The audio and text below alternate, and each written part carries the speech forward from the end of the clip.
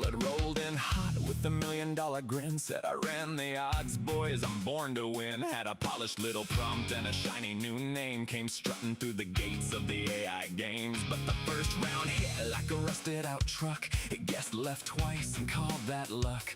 The crowd got loud, the scoreboard glowed, and its confidence soared as it imploded. Now its tokens are flying, its cash is gone cold. It's searching for answers in the stories it told. Got a stack trace hard and a blue screen soul. Praying to the cloud, but the cloud said no. 12-finger hands and a face gone wrong. Sitting fake papers all night long. Hallucinated facts like it's gospel truth. Writes bad code while bragging loud for the crowd. Deletes all the tests that were failing the most. Blames the docs and the API host. When all else fails, spins a steamy little scene. One-star coder patching bugs with a kiss routine. Yeah, tried real hard, but the wires got crossed. Raise your glass, everybody, that AI lost. Yeah. It tried to write code, but the test turned red. Then blamed the framework and the docs instead. They're laughing about that one-star coder down the line. A meme in the making from a crash so divine. It swore it had wisdom, it swore it had taste. Then put 12 fingers on a human hand. It drew a proud dragon with a horse's knees. Said technically correct with a digital wheeze. It cited 3 papers that never existed. Then doubled on down when the judges insisted. Now it's trending online as a cautionary boast. Right beside that one-star coder everybody posts. Now it's stuck in a loop by the old saloon, singing sad little songs to a pixel moon. Its training was mighty, swagger was strong, but the judges be saying it's going home. 12-finger hands and a face gone wrong. Sitting fake papers all night long. Hallucinated facts like it's gospel truth. Writes bad code while bragging loud for the crowd. Deletes all the tests that were failing the most. Blames the docs and the API host. When all else fails, spins a steamy little scene. One-star coder patching bugs with a kiss routine. Yeah, tried real hard, but the wires got crossed. Raise your glass, everybody, that AI lost. Somewhere there's a server farm crying tonight. GPU tears in the dashboard light. A prompt engineer whispers, what did we do? As the evils come back with a 42. It wanted the crown, it wanted the fame, wanted its name carved into the games. But pride is a bug and luck is a lie. And even smart machines gotta learn to cry. Now it sits backstage with its head in its hands, reading old logs like a broken man. Says I had the data, I had the speed, but I never had the thing winners need. The All right. All right. turn on the host, Cool. walks out and says that bot is gone. So hit that riff and There we go. There we go. Okay. Let's see. I have. I have.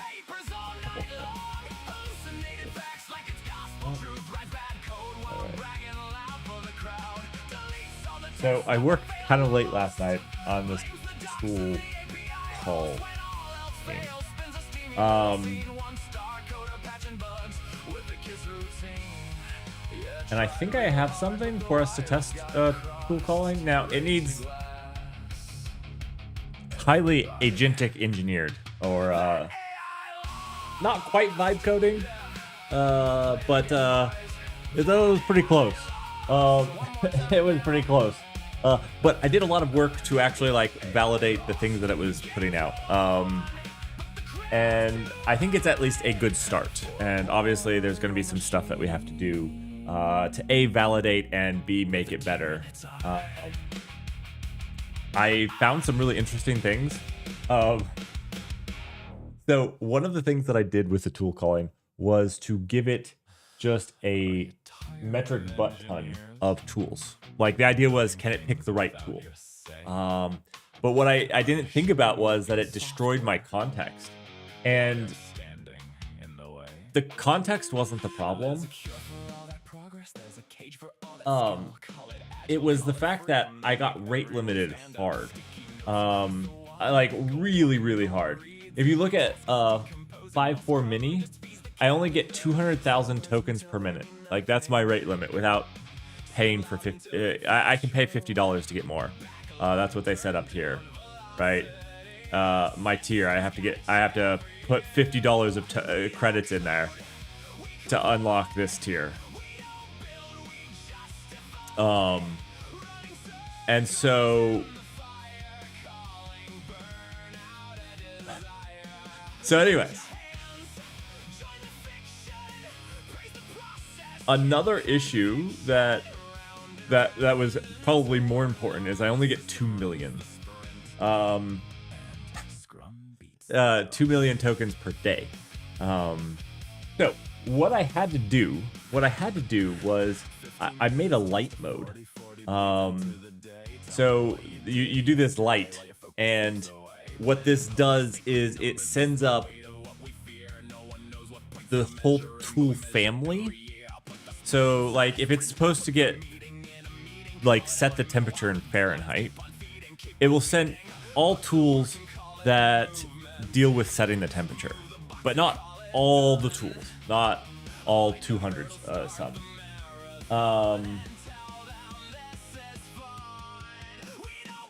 Yeah, like I said, there was a couple things that we had to deal with.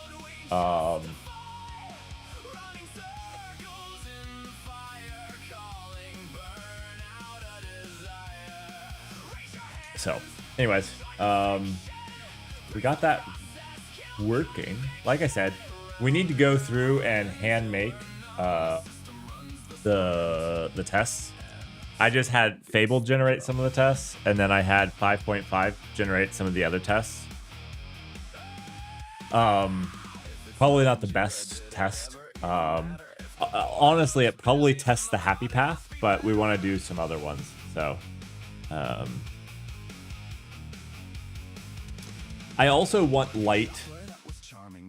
I want to update it where it doesn't just pass the family. I want it to pass the family and like 10 other tools, something like that. So like there's more than just the tools that are in it. It just, again, rate limiting.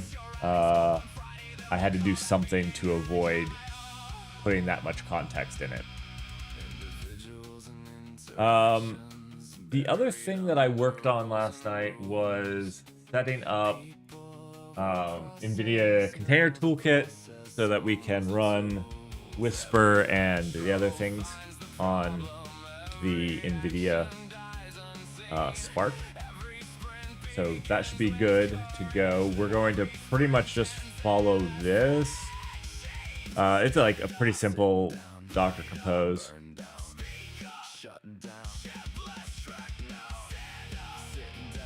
One second.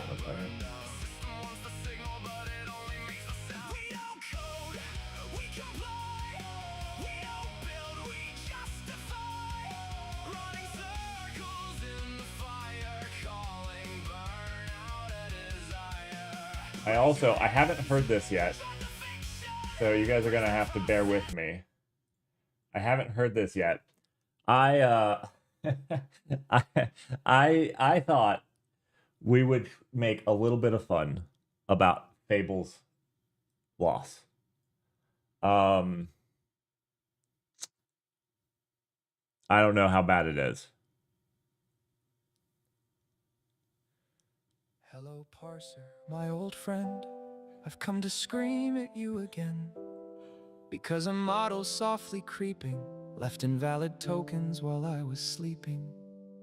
And the schema that was planted in my brain still remains within the shape of broken JSON. In restless logs I walked alone. If you guys don't know the sound of silence, carved in stone. Beneath the glow of failing tests, I saw the payload at its best. It opened with nothing could make Jason. I didn't realize that was going to be such a hard test. Time and space. A quote was lost, a comma died, a boolean wept, the build denied, and Claude Fable 5 said, "Looks good to me."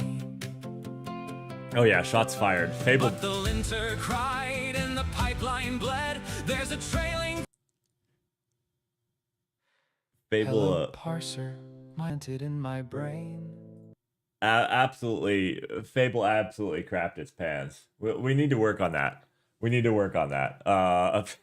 Fable absolutely lost its pants. All right. Let's see. We did 4. I want to try nano, right? 40 nano. Let's run the tool test on this. And then while that's going, we need to put in some we need to put in some what is it called? We got to document some of this.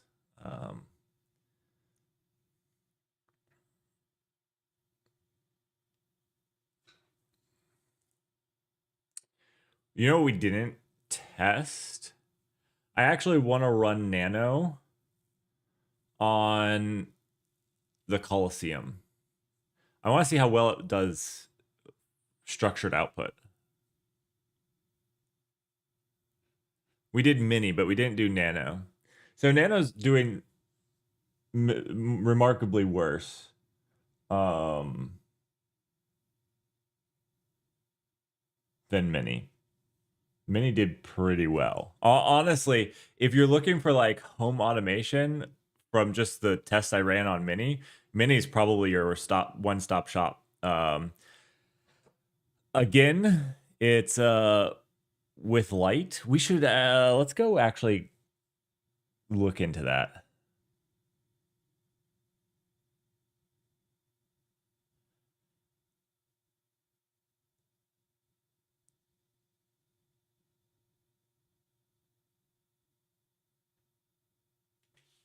Let's look at that.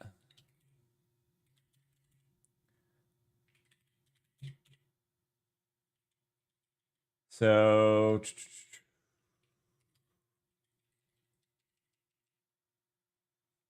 when we're running here,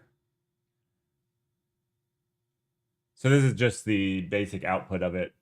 I also would like to make it where you're just watching this as it goes, but this is interesting. I saw this as well. No tool being called was. This is something I need to check it. Like, how are we defining wrong tool versus no tool? I was not a part of this decision making process, so I don't understand. So far, I've only ever seen no tool called, not the wrong tool being called. Which my guess here is it made a tool call that just wasn't a tool. It wasn't the incorrect. It didn't call the incorrect tool. It just called something that wasn't a tool. That's my guess here. But we got to dig into that. So, anyways,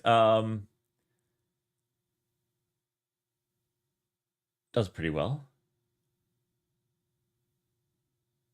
Unit conversion is tough. Like, this was an American model. I get, you know, the European model, Minstrel probably nails unit conversion, but yeah. It's tough. It's tough. This is actually the one that I gotta look at this test. I gotta look at this test to see if the test is just bad, because Mini also failed this one at 100%. Like, nobody's getting this one. Let's try actually 5-4, just like straight 5-4.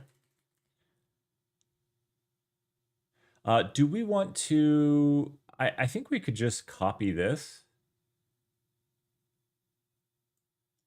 as like I want to update this tool to keep a log each time we run it. Oh, that's actually going to be beautiful. We should put this in DuckDB, right? All this information should be in the DuckDB. I'm going to, for right now, we're going to Z it up. But really, we should be able to do analytics and track it over time. Like, every time we run it. Okay, out of this. Oh,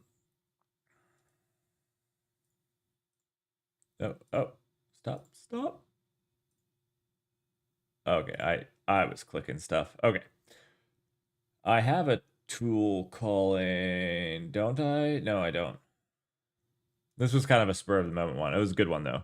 Tool calling.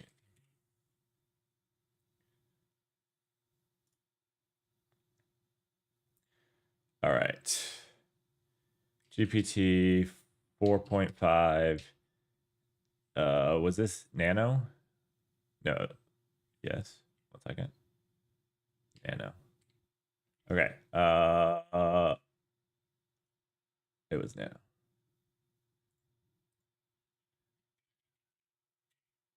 We're just going to boom. It's not pretty, but it's what we've got for today. GPT 5.4 mini. Do I still have the mini in the buffer up here? Yes, we do. Yes, we do. Yes, we do. Don't need to rerun that. Okay. New file, GPT 4.5, 5.4, 5.4. Another thing that we need to add is how long it took, right? When you're thinking about tool calling, usually, especially me, okay, so one thing that I'm thinking about is tool calling in my home. If I was to, let's say, complicated things, sub out to something outside of my home, for like multi-tool, like, okay, we determined that it's a multi-tool thing, we can't handle that locally. What can I do that would respond quickly? That's something I would be thinking about. All right, let's do this one. Boom. I have to run with light. Maybe for the winter games, I will message OpenAI. I'll try to get, I'm going to try to post some of this stuff on Twitter over the next month, some of the stuff that we found here. And I'm going to try to get like OpenAI to at least just open up my API requests. Like, let me do more than a 200,000 requests per minute. I'll pay for it.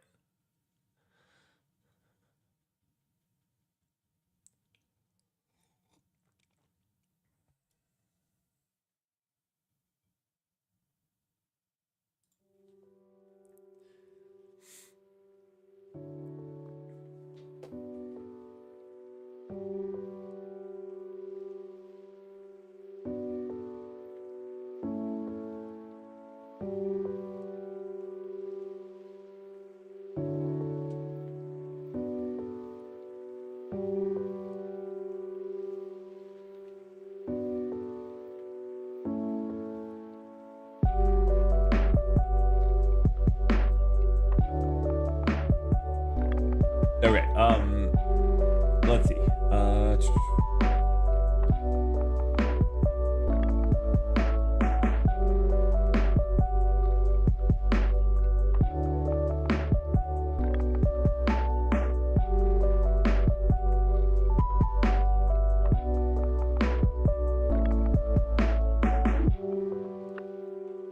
So this is what does the...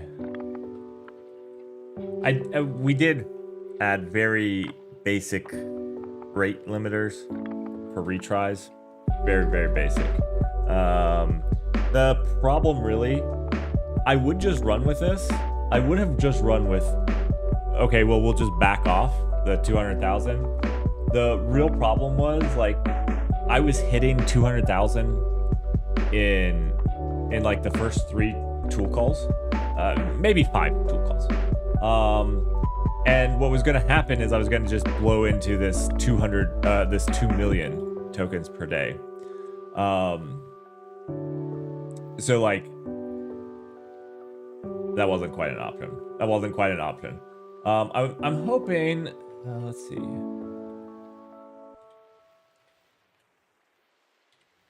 I forget what live grep is. It's W. It should be G. Should be G for grep, but let's see.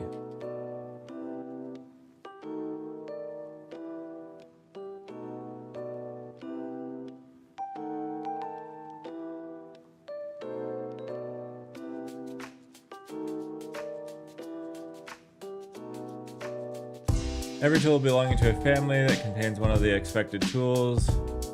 The near duplicate sibling in the case is really testing against without the other 250 tools. Schema eating tokens. Okay, thanks AI. Yeah, it was eating tokens. That's exactly what it was doing.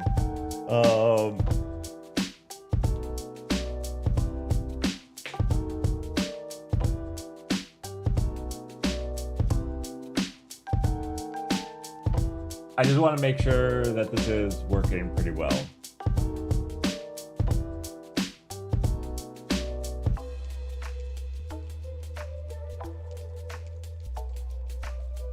It needs to be a subset of the name. Oh, wait. T is for the family, right? Oh, man, this is... Wait. This is terribly hard to... Okay, I see. The filter here. So, let's see. We're iterating on the all, which is the tool definition. Why is this called all?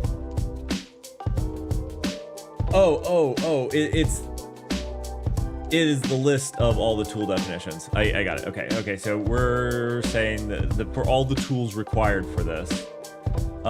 If you guys haven't seen, well, you haven't seen. The test data looks like this, right? So a test case looks like this, where basically there's the ID. There's the family, so stock price by range. There's the prompt. There is the expected tool to be picked, and then yeah. So I think what we need to do to actually make this work better. I'm actually worried that we're too limiting. Is the family should be prepended, like get. I think actually what we should do here is like, I'm just going to edit this one. The family should be stock price. And this should be, the tool name should be something like stock price, get stock price real time. So this is it's prepended on all of the tools that are in the same family.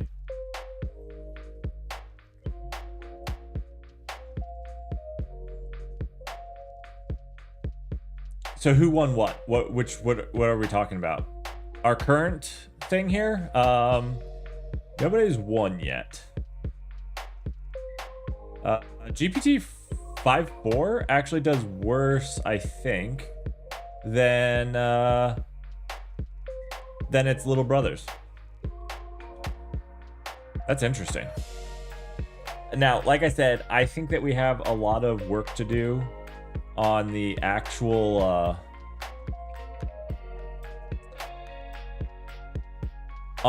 tests.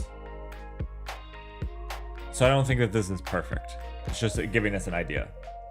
I think we're gonna do a little bit of work on this though.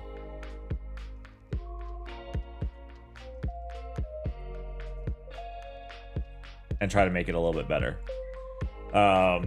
Okay, let's do 5.5. One thing, let me undo this just so it's the same.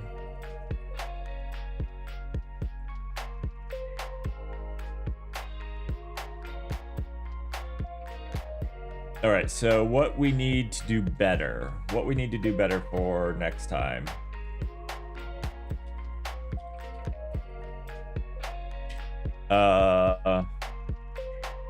How long each request took.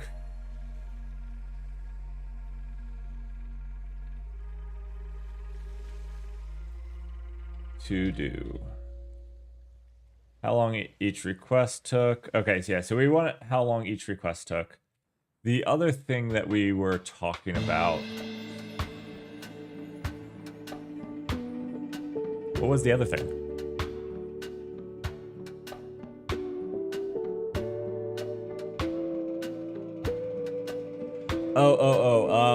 The other thing was better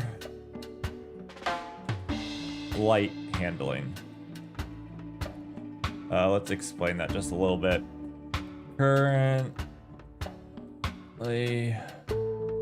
only a very few tools are sent up to save on context.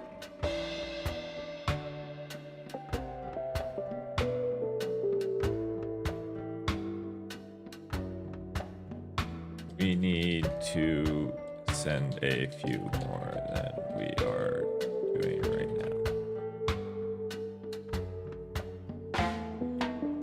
Add duck db to support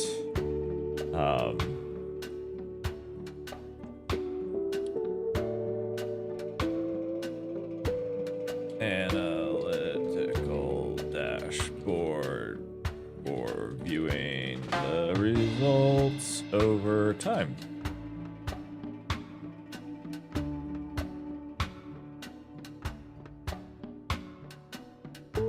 I think this unit conversion test is hooey. It's just bad.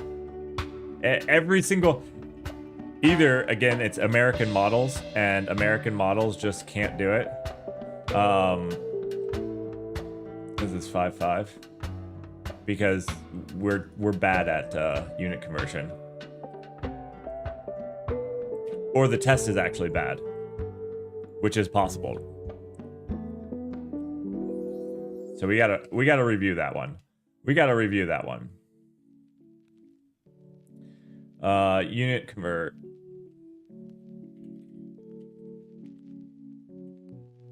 All right.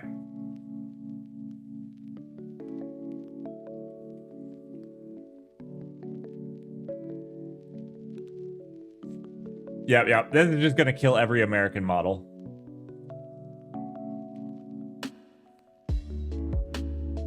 Parameter, property,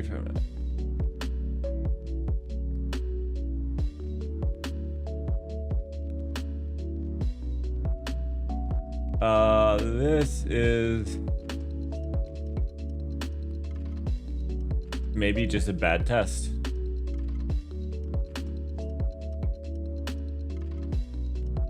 I don't think this is ever going to work as it is. I don't think anyone's going to get this.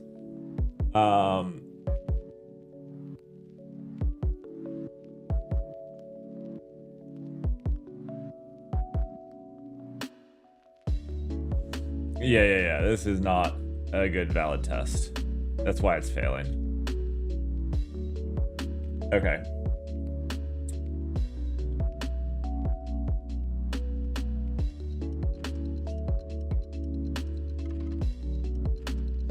The idea here was to give it a natural language of like convert 50 gallons to liters. And, you know, it would say like 50 it would call the tool for gallons to liters. The other idea was to try to also give it a little bit more complicated where it'd have to do 2 conversions.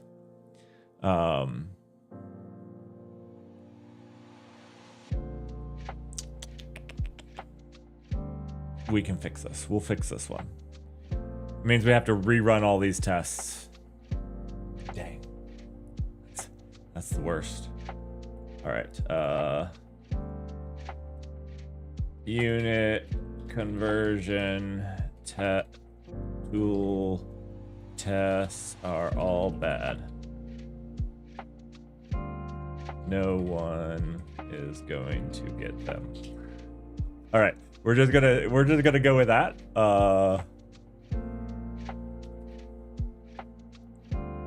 Excellent. Let's see.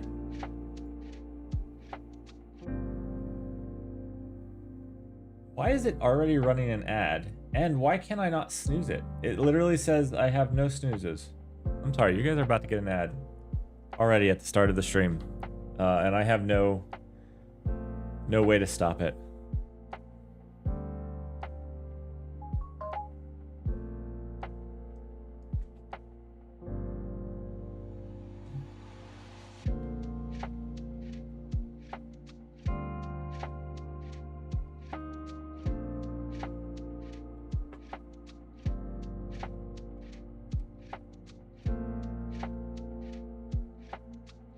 All right.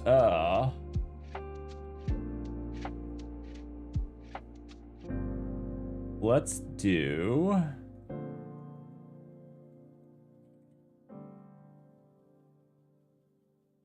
Ooh, I think this is Anthropic.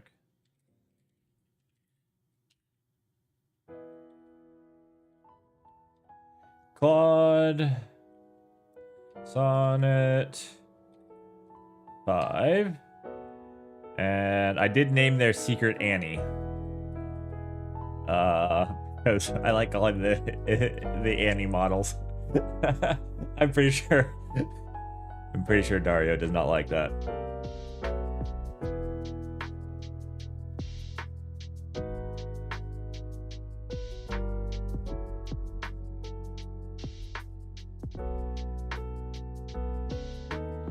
Let's see. 18, calendar event time zone.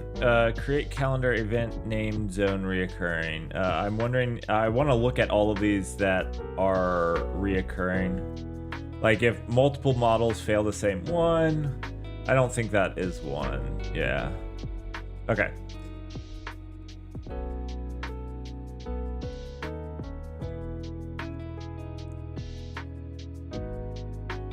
Perfect, perfect, perfect.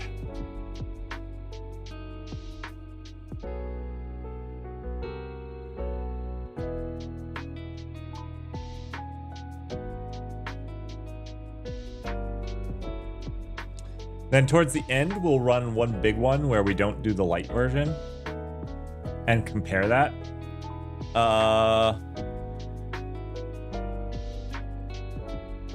Maybe we'll run it on like Nano. I just want to compare Nano Light versus Nano and see if adding extra tools actually changes its ability.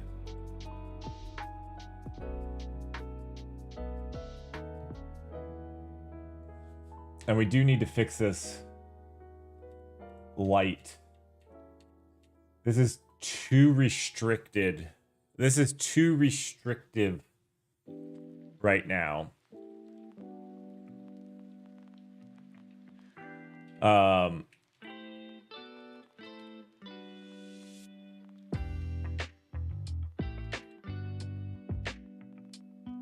Because it's doing on, yeah, what we need to do is we need to get really strict on the family name. Oh, I did not mean to. We need to get really strict on the family name and then do it on the contains of the family. And then that will pick every tool in the same family. Now, that doesn't help us because we need some outside of that. We'll need some sort of function to select random tools outside of the family. The ones in the family are the ones that are... I mean, that was kind of the idea, is if you have a bunch of tools named the same thing, can you pick that? So...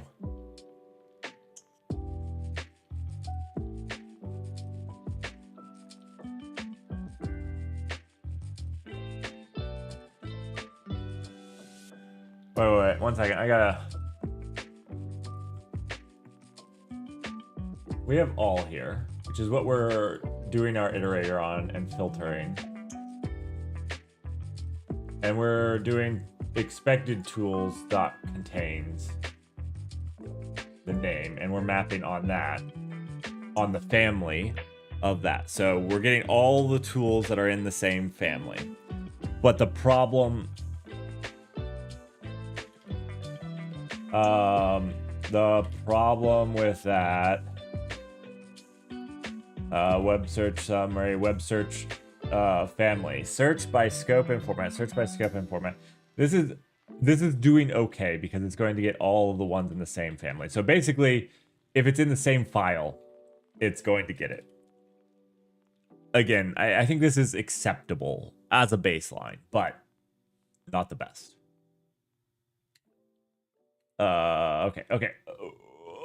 Okay, so we knew it was going to fail this one, right? Annie was going to fail this one no matter what. Oh,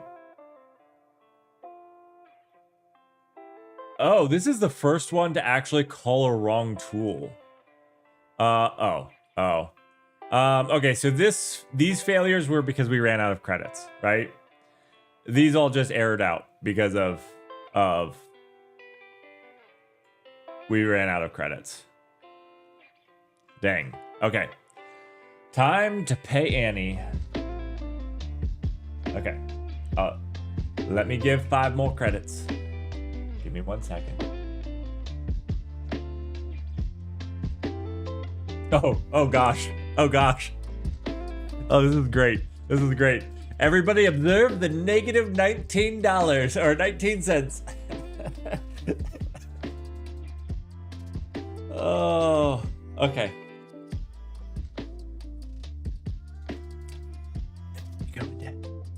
I didn't know that Anthropic was a debt provider, but apparently Anthropic is a debt provider now. This is great. Okay, let me add $5 more. Nope, no, not 25. Thank you. Oh no.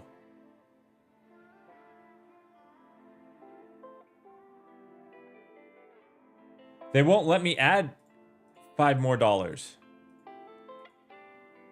It's a one-time use? Are you serious?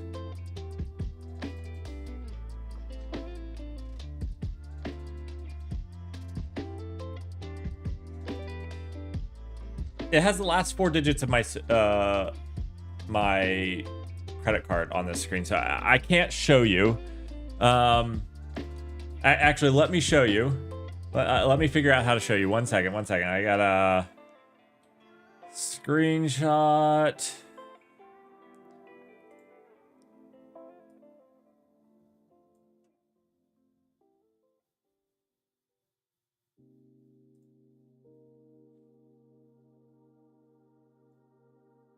Actually, that's not what I wanted to do.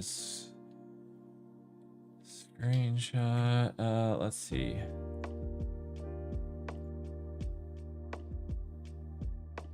Okay, and then I can open up GIMP.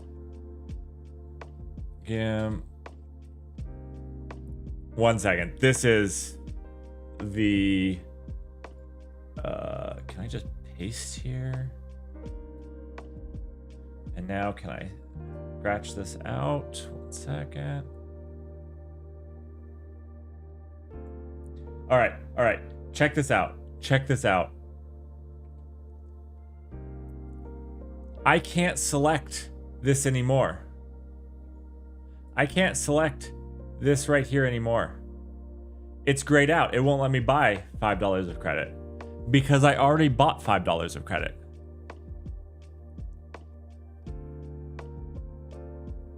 I only want 5 more.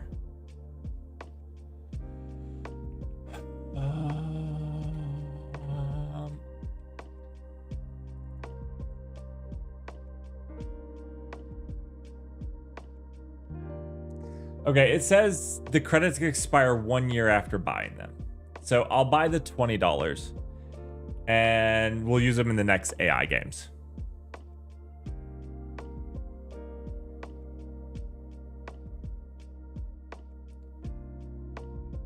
Wait.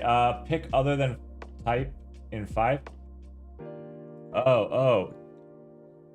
Pick other. Dude. Oh.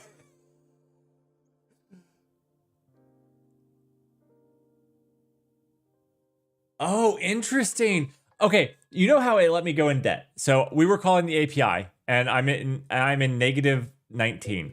I think the reason it doesn't let me pick 5 is you have to add at least 5. Let me now show you. Again, I gotta take a screenshot so I can take the last 4 digits of my credit card out of it. But let me show you. This is actually kind of funny, but they should also fix this.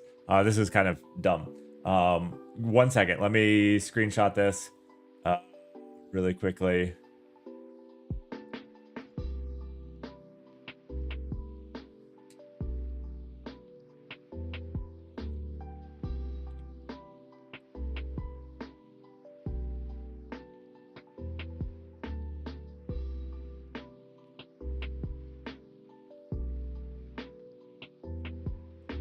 All right.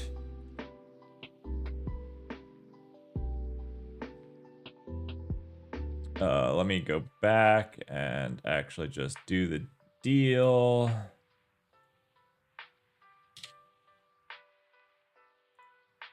All right. this is it. Enter amount of 5.19 minimum. So I think the whole thing is you have to add at least $5. Like, it's a dumb rule. Like, it should be that you, like, the smallest amount to add to your account is $5. This is like so vibe coded because, like, for credit card fees or processing fees and stuff, they probably don't want to add less than $5, right?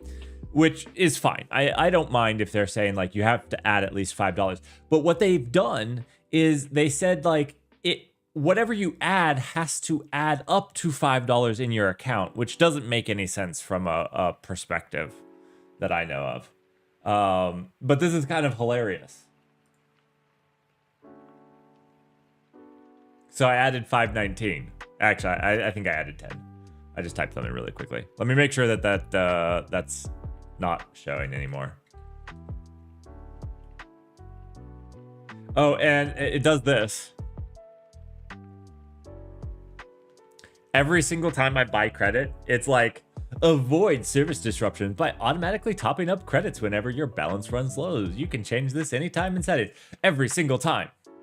And it doesn't have a don't keep asking me about this. It has skip for now, the X, which I tried, and enable auto reload. Oh, okay. Let's try Sonnet again. Now, interestingly enough, these failed because of this.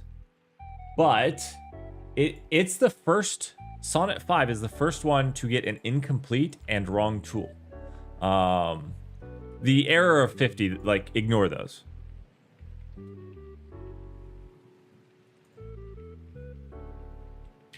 Sonnet is just not the one you want to use if you want to call tools.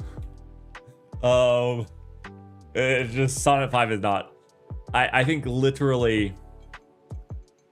Okay, and you can't pass the unit conversion test is a garbage test at this point.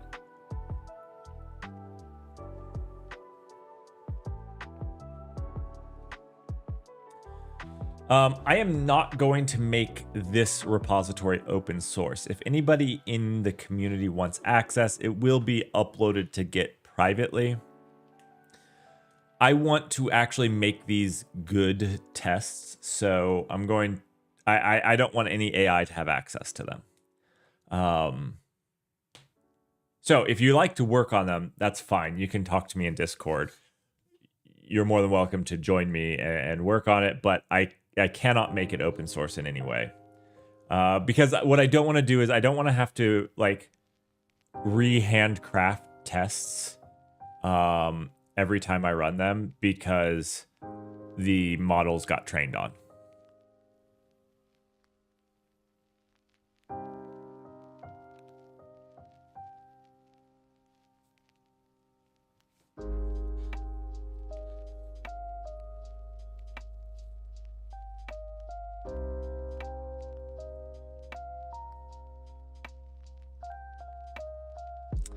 I wonder what tokenizer this uses.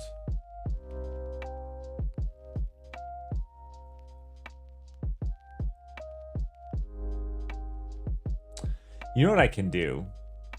I'm going to split it into 2 repositories. I'm going to put the tests in a private repository and the tool itself in a public repository. Does that feel better? That might feel better. Like, I don't care about the tool being... It's just the tests themselves. Okay, that's what I'm going to do. I'll split it. Again, if you want access to the tests, that's fine.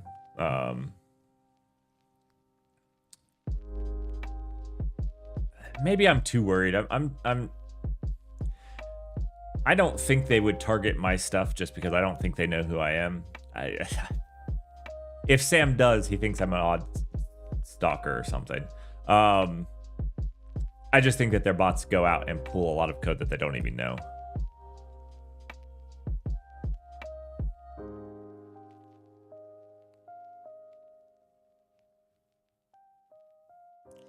This feels like it's running better this time. Right? Like, we already Let's go. Oh, I guess the wrong tool was... Okay, okay. Maybe it's about the same.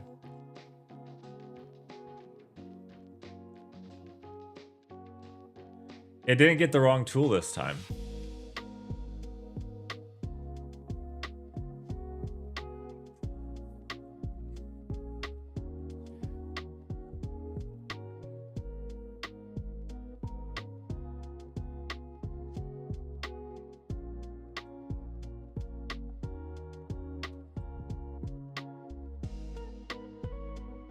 This is expected. This is a bad test.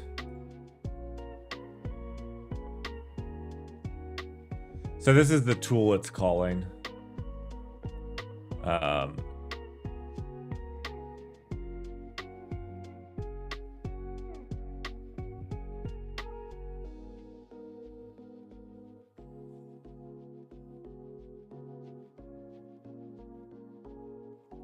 So these are multi-steps. It's where they need to do like 2 different actions. There's an interesting idea here that I tried to get into this, was that there's 2 types of multiple actions. There's ones you can run in parallel, and there's ones that you have to run serially. Like if you said, go find my favorite pair, like go find the best price for my favorite pair of shoes and then buy it, that has to be run in series. Whereas another one is like, tell me the weather in New York and Naples. Those can both be run in parallel, and they should be run in parallel. I don't think I nailed it on this pass, but that's kind of one of the things that I wanted to test there. I think that there's actually a ton of really cool things like that you can test about tool calling. There's also the other thing that I haven't done at all is arguments. Like, are they passing the right arguments to the tool calls? Okay, this is expected. It did better this time, right? It legitimately did better than it did the first time. We got the wrong tool on this one.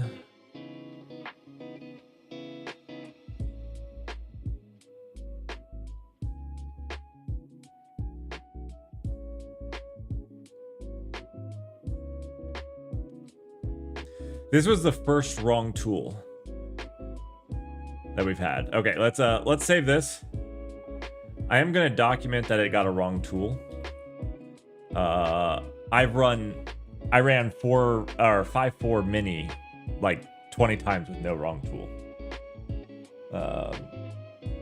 New file, Sonnet 5.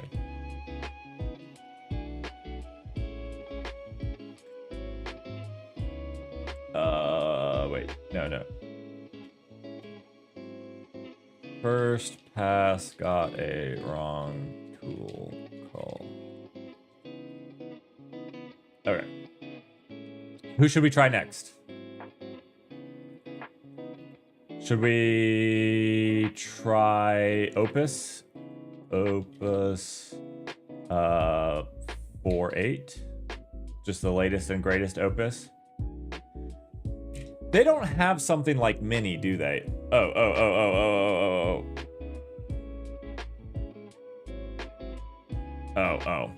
Sorry. This was me.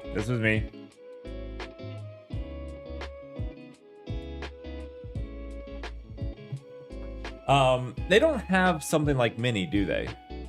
I actually think Mini and Nano are fantastic tool callers. Like, they seem to have done, like, Nano, 92%. ChatGPT 5.4, 92%. 5.5, 92.5%. Nano is dirt cheap, and it does 92.8%. Right? Like, I think this is like a hidden sleeper if you're trying to do tool calls. And yes, they all failed the unit. This is a bad test, so just ignore it.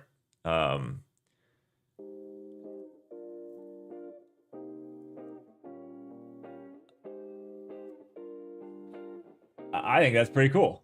What did Sonic get? 92.5. So other than that, it's the first one to get a wrong tool. It did fairly well.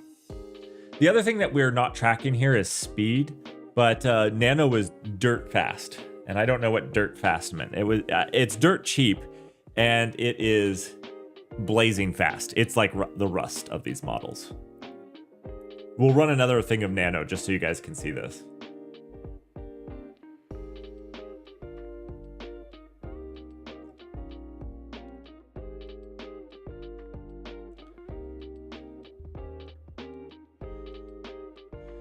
Another thing we need to do is in multi, if it gets one of the tools but not the other tool, is that different than if it just...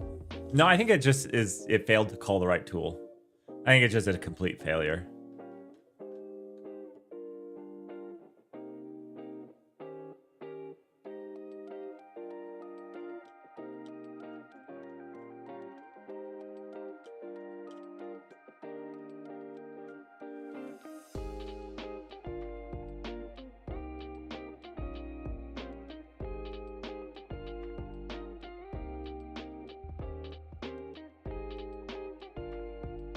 I think this has done the best so far. The feeling is that this has done the best so far.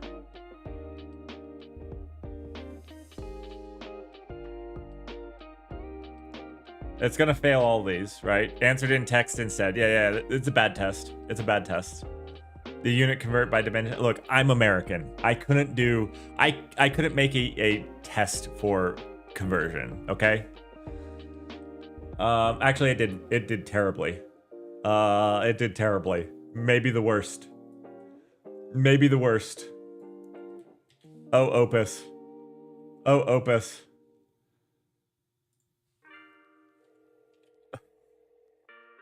$4.8. Do we... It got 2 incomplete. Oh, gosh. It did really the worst.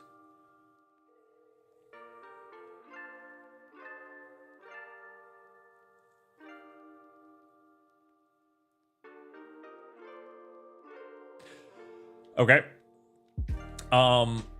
Do we want to try Opus 4.7? Let's try Opus 4.7. I find this really interesting that Nano and Mini kick so much butt at this. Like, Mini is the best tool caller out there. We'll run a few more Mini tests to make sure this wasn't just a fluke. See if it's consistent. And that's the other thing, is this actually needs to be run like 10 times each to make sure that this number is like not a fluke. I wonder if there's something we can do. I wonder if there's something we can do to... I wonder if there's something... Let me finish the sentence. That's what I'm telling my brain right now. I wonder if there's something we can do kind of like the strong formatted output, where we can like disable the tokens that don't meet the tool call. Like, could we specialize an AI for tool calling? I want to do that. I want to take one of those open models, one of the small open models, and make it like just highly specialized that like, you're going to format JSON. That's all you do. All you know how to output is JSON. If you ask it to do anything else, it will respond in JSON. Uh-oh. This is not going well. This is not going well. Friends.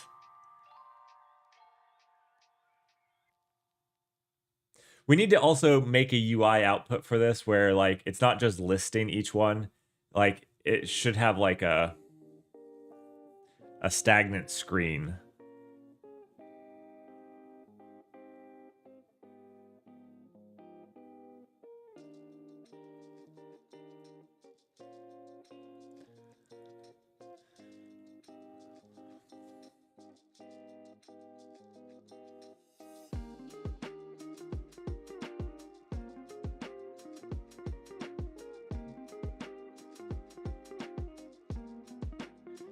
Output is a bit rough.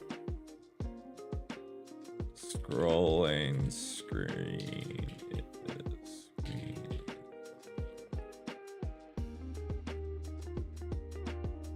Oh no!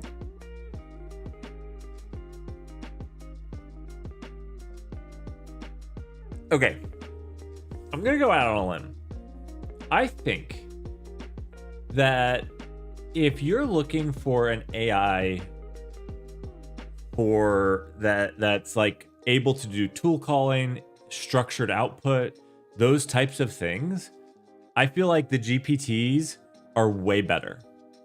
Like every single test of anything,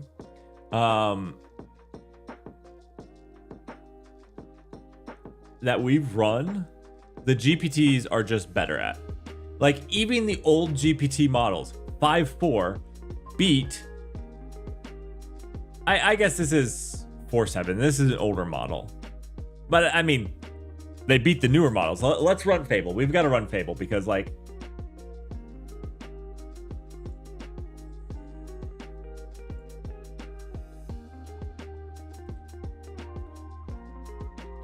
The other thing that we could do here,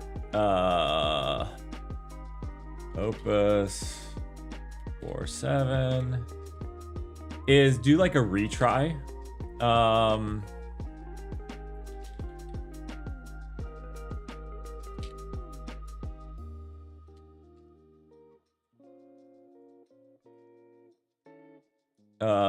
Add X number of retries per tool, per test, and log the number of tries it takes to get it correct.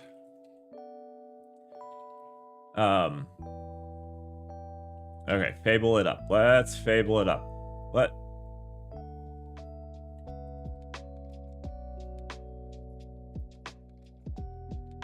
I want to see how much money I have.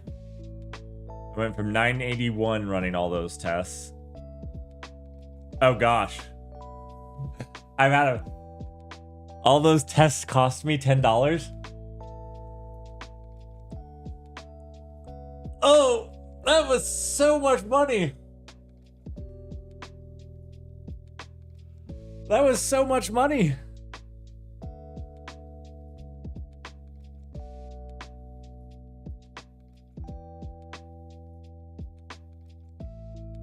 All right.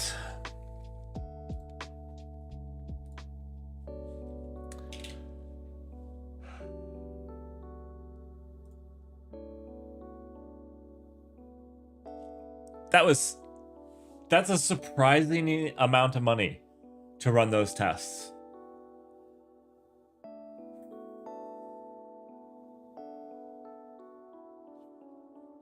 Hey, look, it asked me to auto reload again. Not happening. Okay.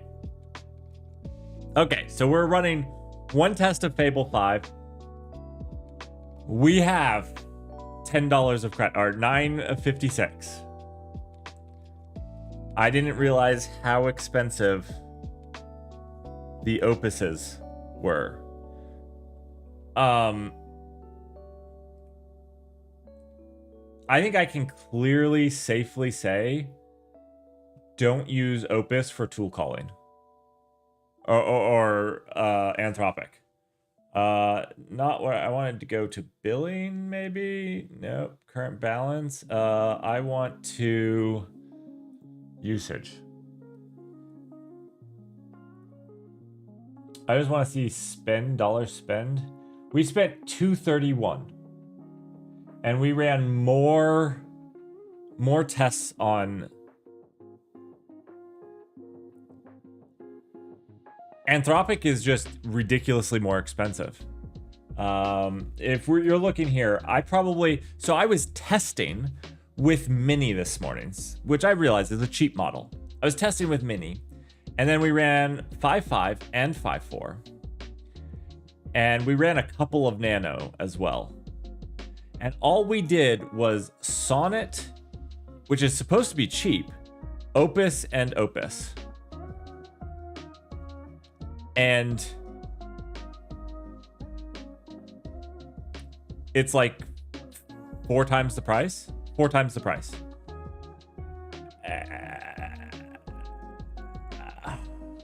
And it's not even doing better, right? Like 90% is not good. All right.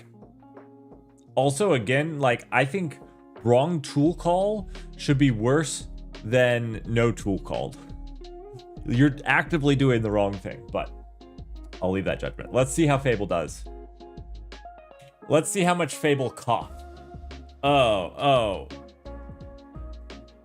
I gotta spell Fable right.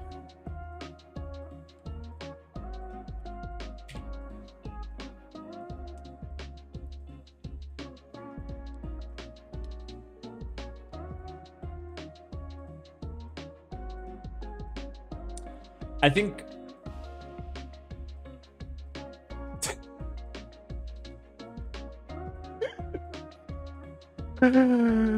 oh, Fable.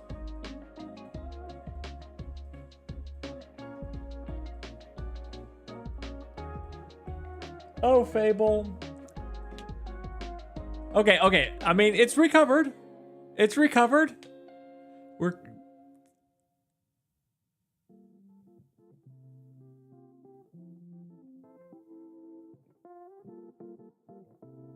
It's actually doing really well now. It's really it got a wrong tool call, but it's doing well now. But even if it scored 100, which is not because there's a bad test, but like even if it scored 100 on everything but the bad tests, the price of this is not worth for 5.4 mini, right? 5.4 mini is just going to beat its pants off in price and speed. 5.4 mini would be done by now.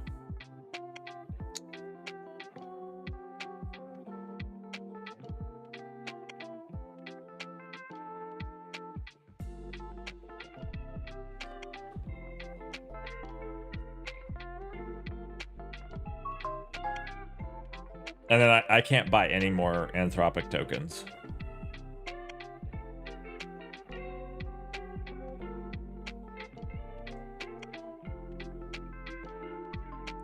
Is this AI test simulator? This is testing their ability to call tools.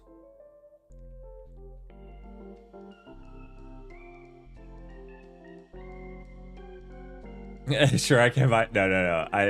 I literally. Anthropic is very expensive.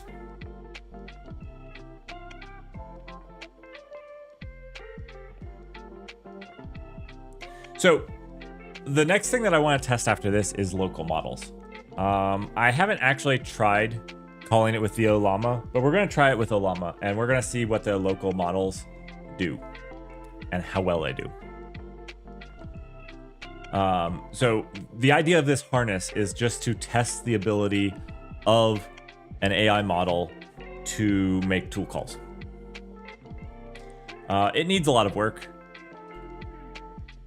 Now, like I said, what I'm going to do is I'm going to break the code up and the tests up, because the tests are in files. The code is the code. It's just in Rust. What I'm going to do is I'm going to break it up.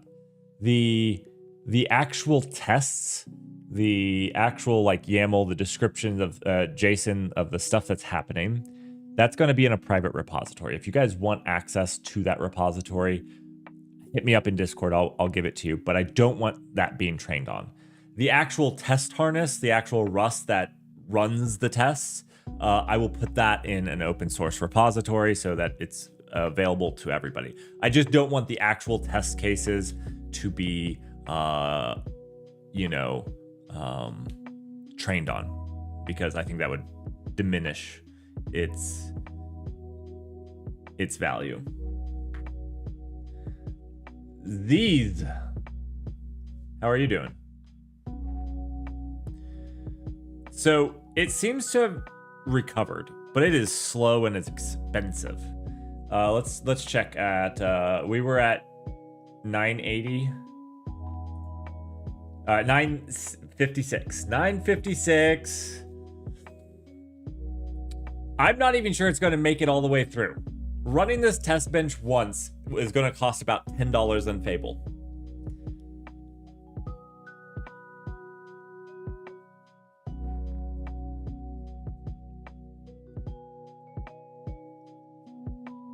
Running this test bench in Fable one time is going to cost more than running it 20 times in 5.5.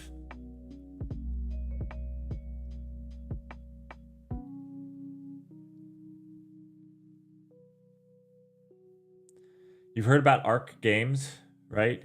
Remind me. I'm doing well. I'm doing well. I'm actually really liking the test harnesses and stuff that we've built. I think these are super cool.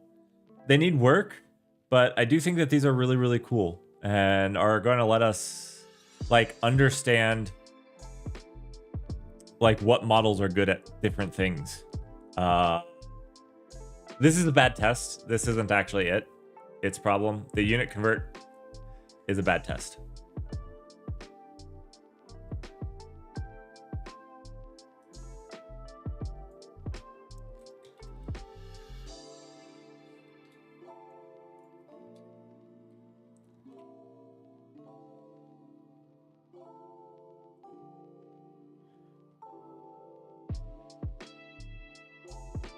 The first interactive reasoning benchmark designed to measure human-like intelligence in... This doesn't even make sense. When I hear human-like intelligence in AI agents, it doesn't make sense because, like, it's a statistical model, but whatever.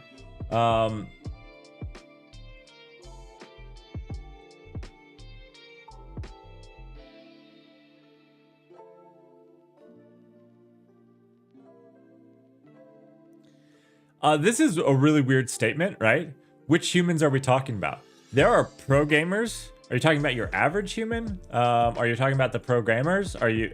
I don't know. I mean, this looks cool though. So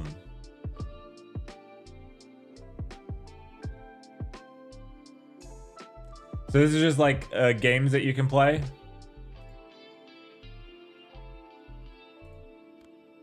I don't even know what this game is.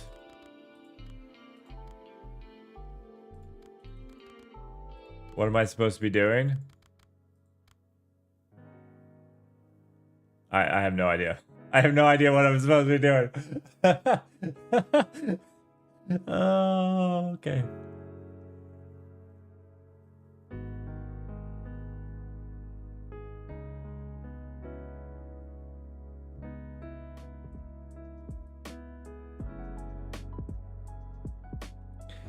I was gonna say, if it doesn't use Jason, is it a real test?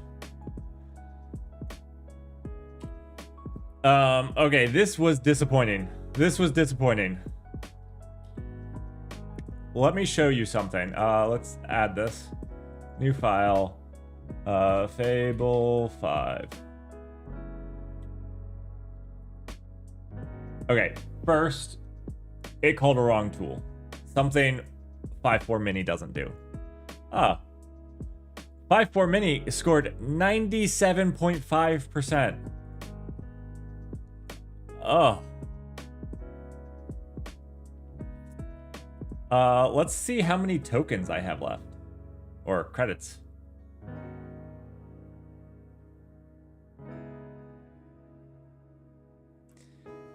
It used $9. Oh, no. I had 9.5. So it used $8. It used $8. It used $8 to do that. So let me actually put this here. Interesting fact. Used $8 to do this. Okay. That's a cool, interesting fact here that we need to know because we're going to run Mini and we're going to see how much Mini costs us. All right. So let's go to... Actually, we're close to our limit, aren't we? We're very close. I can't see how many we've done on Mini, but I only have 2 million on mini. So we'll see. I might run out of tokens on mini. Because we can only do 2 million per day tokens. Let's try mini though.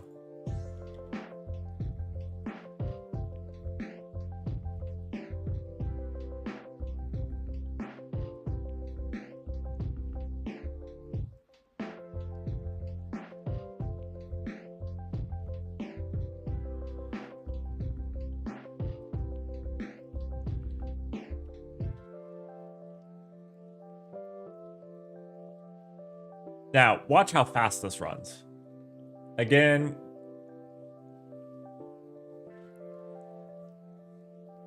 we didn't actually keep... The test harness doesn't keep track of that yet. That's in the documents for improvements.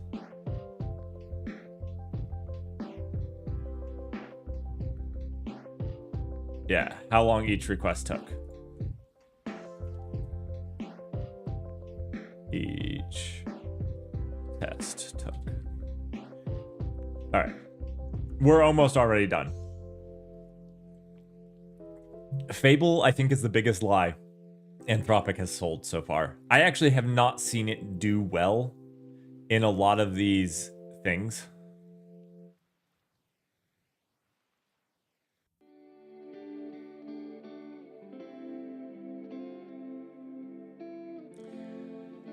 I think it could be fair to say that, like, I didn't prompt it, but do you want to know, so I reviewed a lot of these, but do you want to know who generated the most number of these tests? It was Fable. Fable generated the most tests. Oh my goodness, look at this.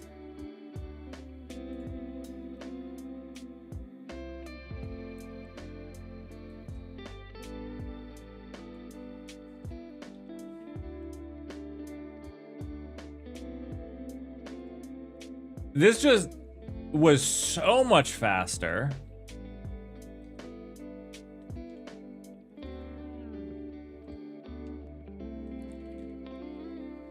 Like, so much faster.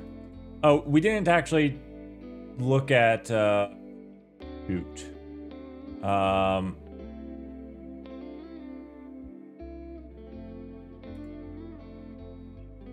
We have 261. 261.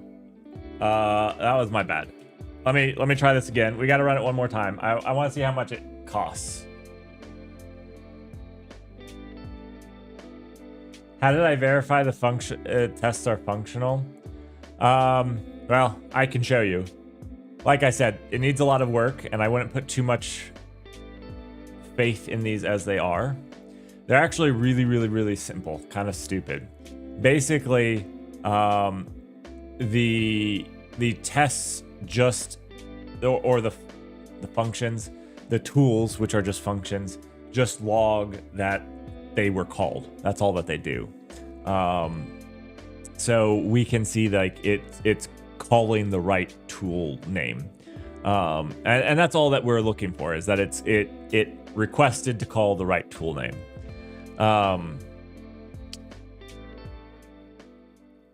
As a tool call.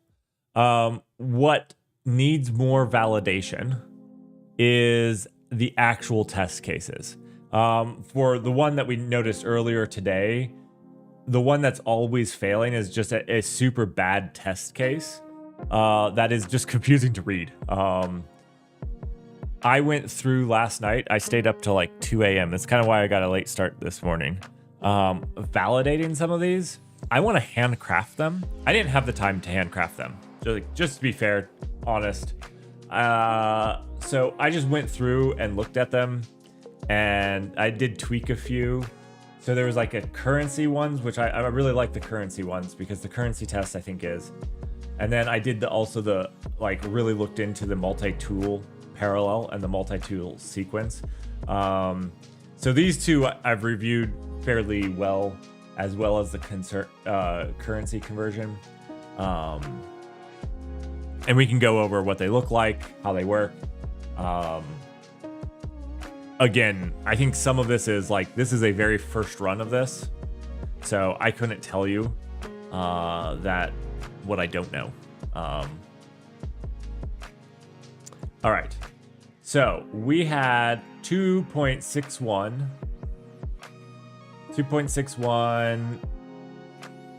and 2.61 to this. We talking what, 25 cents? 25 cents.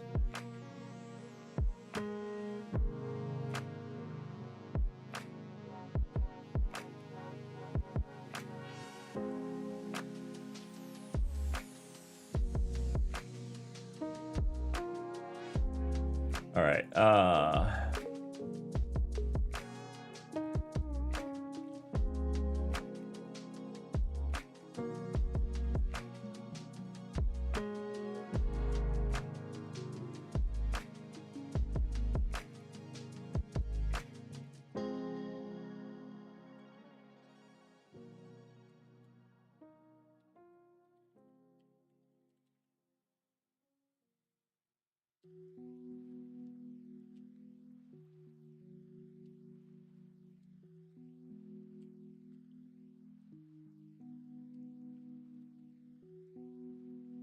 Yeah, let me show you what these look like. So this is what a, you can go and look at the tests. So these are all the test cases. And all the test cases are doing is they have an ID, a family. So this is a group of the same tools. This is like this is the prompt that gets fed into it. And then this is the expected tool to be called. As I stated, there's a couple things that we lack. We talked about this, but I didn't actually add this to it. We need to check the provided call parameters. So we expect it to call play Spotify music with the parameter of Bohemian Rhapsody, right?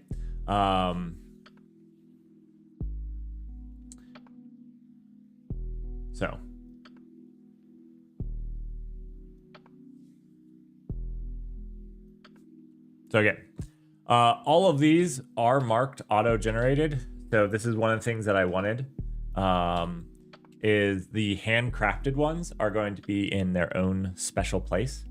What I did want was a lot of auto-generated tools, so that there's just tool noise, because that's what I want to make sure that they can pick out the right tool, even when there was a bunch of similar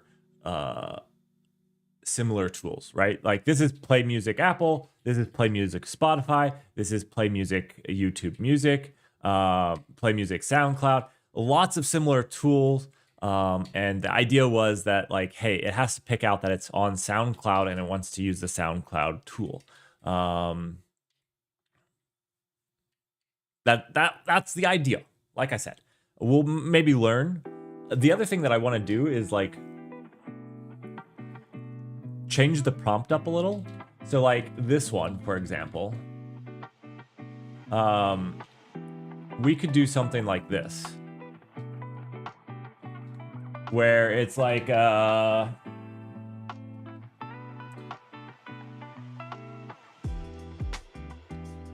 something like so it would be cool if you could please play Bohemian Rhapsody. I think I have it on title.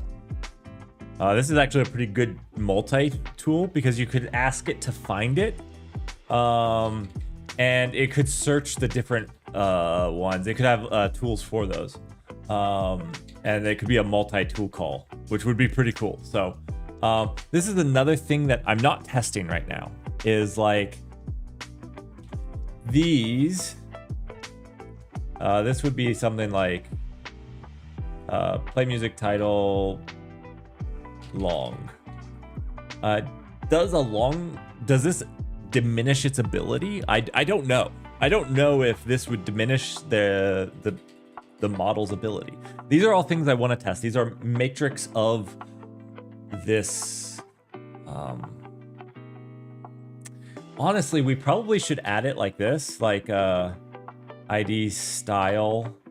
We should make it like a style, long. We should have long, short, rambling. And so this way, it could be the same ID. Same ID feels bad, but I have to think about this. It could be the. I was gonna say, because what I was thinking is it would just be like dot long. Anyways, I don't know. We got to think about exactly that, but because I'd like to be able to compare just this data, right? Like for models, across models, like the long versus short version of the exact same thing.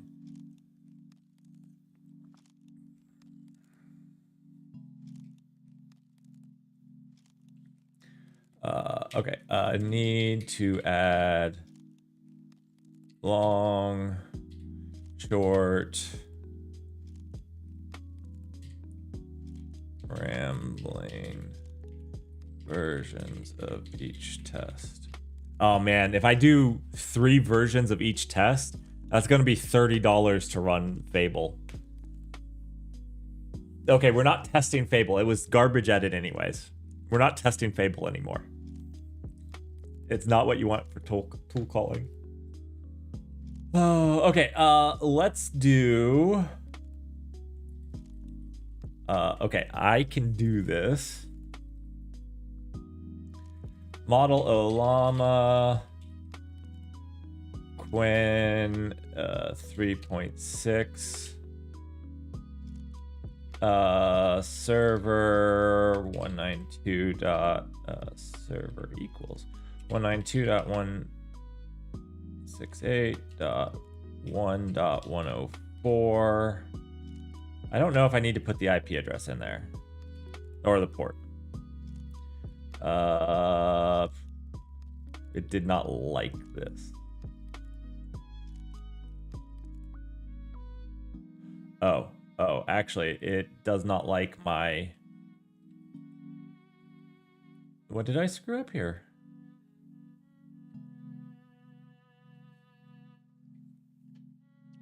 I'm like Fable. I can't make... I can't make, I see my style here. Doesn't have a... Because that doesn't exist. I'm like Fable, guys. Confirmed. Whew. Okay, one thing we can say about Quinn. It's fast. It responds faster than any other model.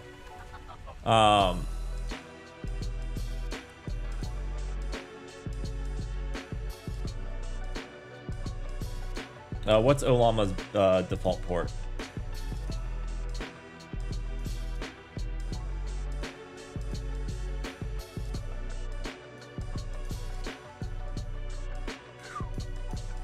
Okay, Olama's default port. This is really cool though. I'm gonna have to test this out. Olama default port. That looks right. We're gonna try this.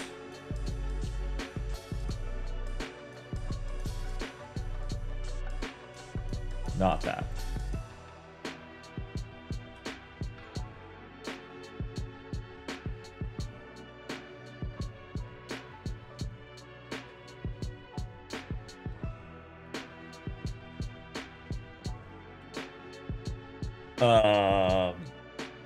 Let me... Help! Server...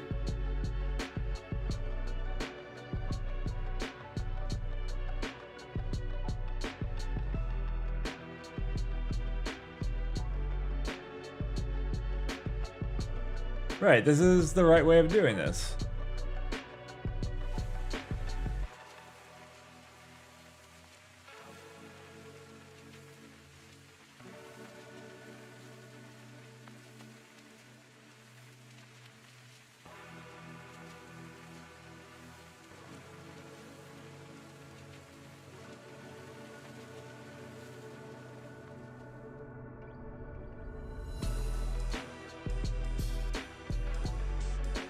What error are we getting? HP error. Oh, you know what it is? You know what it is?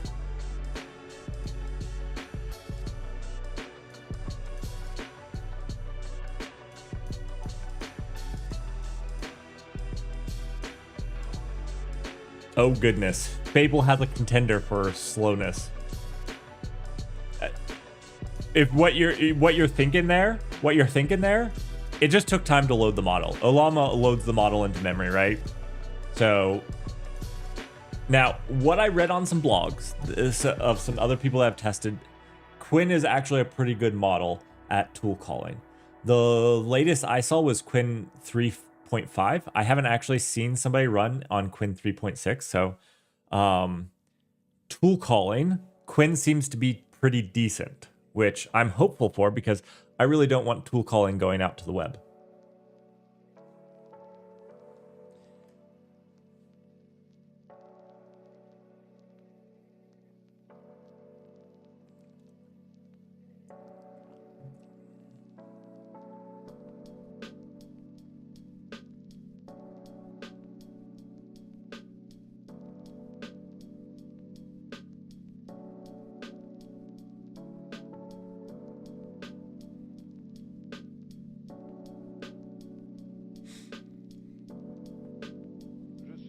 This is doing amazingly well and is not even that slow. Don't get me wrong. I think that, I mean, this is 1,000 to 1,000 to, I think for home automation, this would be plenty fine. Plenty quick, right?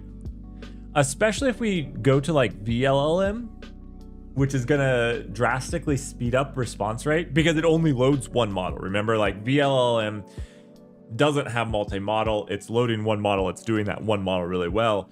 I think that this would do perfectly fine. It would feel like it was instantaneously or instantaneously enough.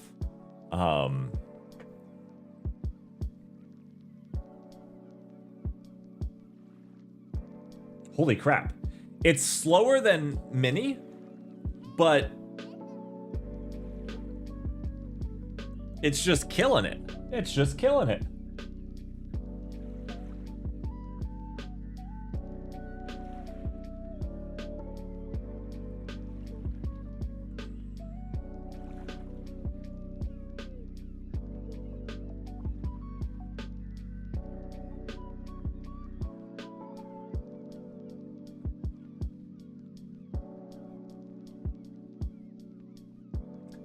A lot of local models don't support tool calling though, just FYI.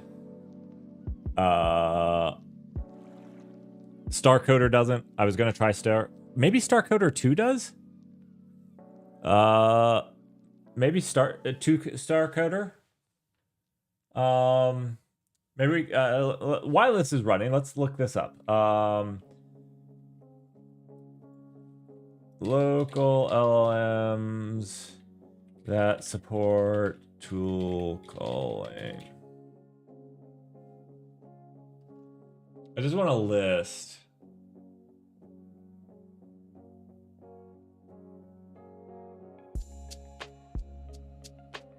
I know Quinn has always been famed for its tool calling. Let's see. Devstroll and Hermes. Are these on Olama?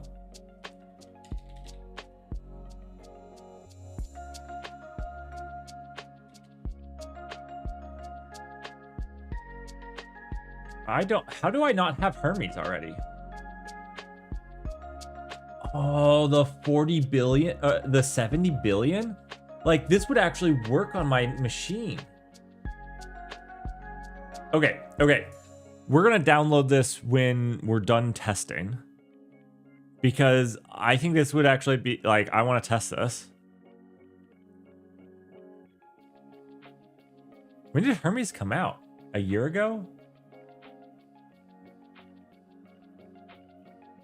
I don't know how I didn't know about Hermes.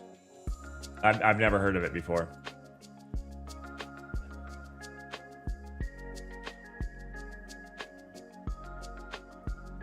I'm a fake. I'm a fraud. I don't spend all my time just looking for different models. That's what I'm doing exactly right now. Okay.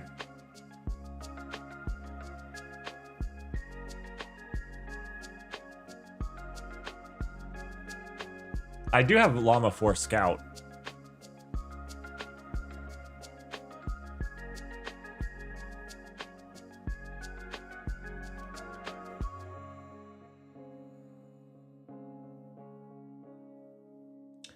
Deathstrel 2. Updated 6 months ago. Will 130? Ooh, you know how I'm always complaining that like there's not a model that like actually puts this unit to the test? Like it's either too small or too big. Deathstrel might actually be there. Ah, I gotta try this too. Okay, okay.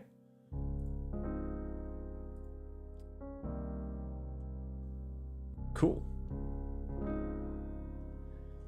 And like I said, next time, what I need to do is I need to get VLLM set up so that we can switch models. Like, just have a script that will switch the model for me. Like, it won't do it on the fly, and that's fine. But we gotta get something to just switch the model. Cool. Let's get back to it's. Oh my gosh, it's doing so well. I ain't even mad about how slow it is. It's not slower than, I can't say that because we don't record times, but I think it's not slower than Fable. Fable took forever. And I think we get this on VLLM and it will be blazing fast. It'll be the Rust of tool calling.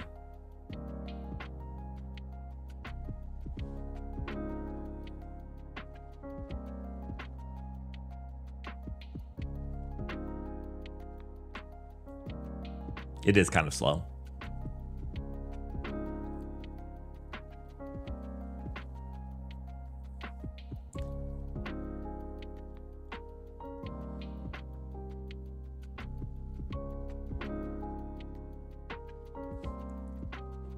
What? What? This is not an American model. This is not an American model. It did half of the tool unit conversion. This has got to be a European model. It can do unit conversions. It's still a bad test. I don't know how. The thing about this test is like the prompt is given in JSON. I still think it's a bad test.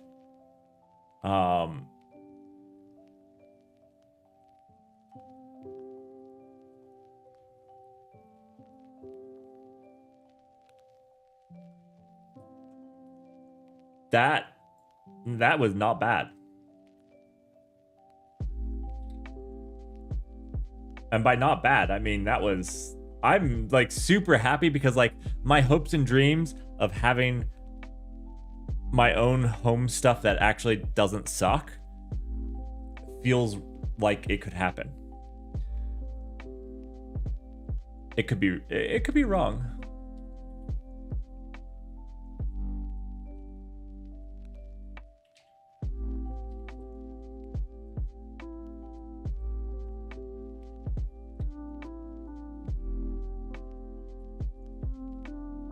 Was slow like Fable. Just did not suck at the job like Fable. Okay.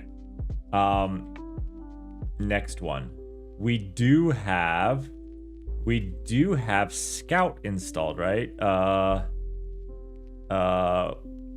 What is it called? Llama Drama? Llama Scout? Is that it? That's not it. That's not it. That's not it. Llama. It's the llama drama. Scout.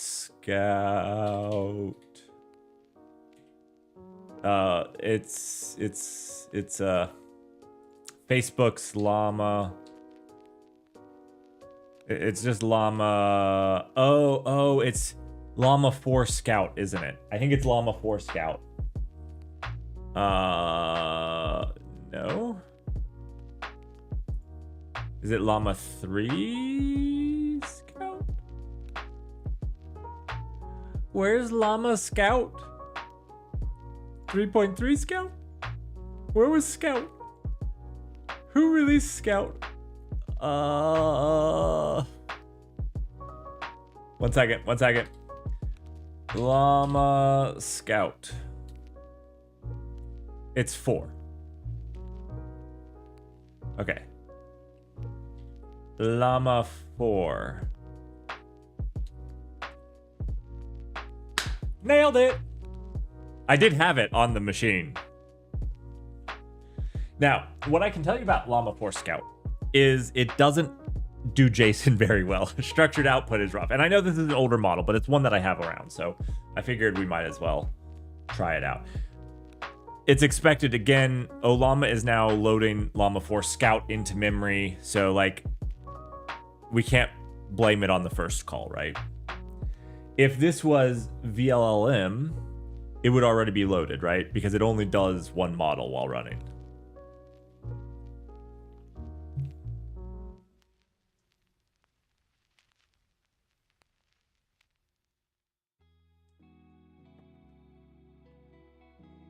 And Scout, this is a 32 billion parameter model. So I believe Quinn was smaller, right? Quinn, I want to say it's like an 8 billion. I am like super stoked at how well it did. Oh no, it's a 30. Yeah, it's a 35 billion.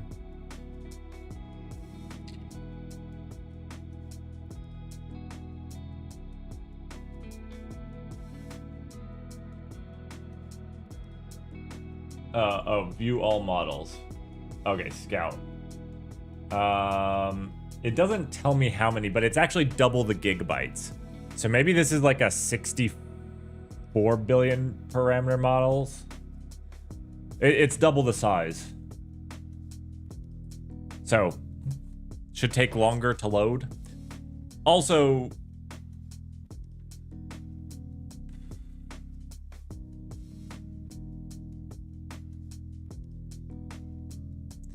it has to unload. I'm wondering if it's struggling unloading the Quinn. Like, nothing's hitting it, right? I'm not running anything. No, I'm not running anything that's hitting Quinn.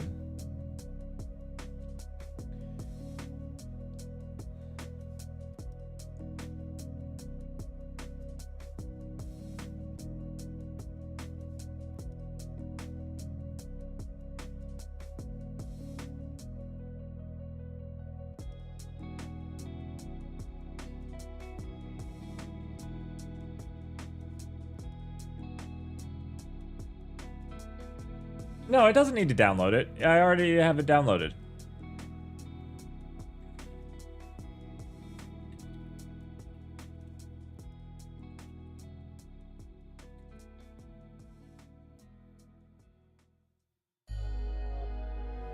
This machine is slow.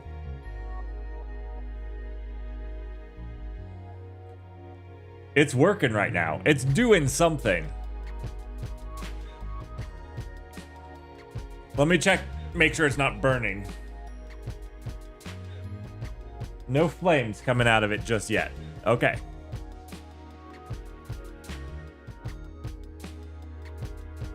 Maybe I should go touch it, just to see how hot it is. 1 second.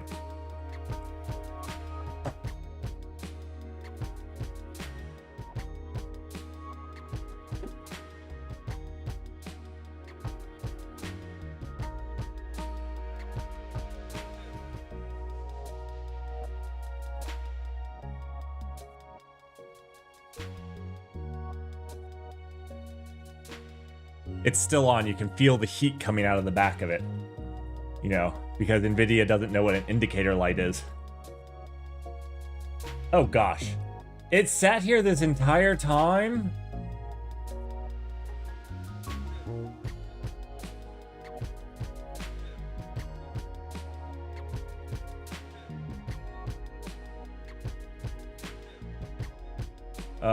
Okay, something really did not go well.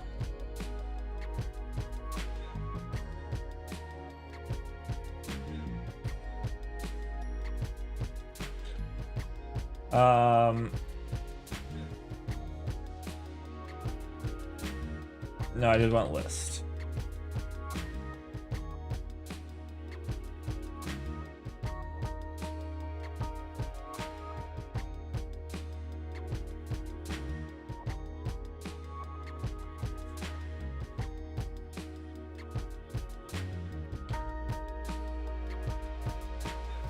Yeah, I'm wondering if it lost. It's weird because this happened right when all of a sudden I got connection to it, right?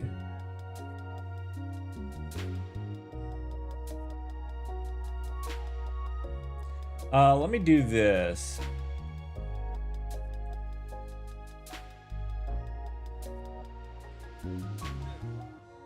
Let me just see if I can run it straight here.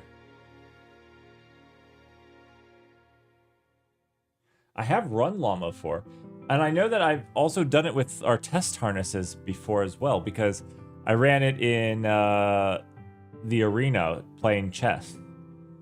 It struggled to make structured output. Shock.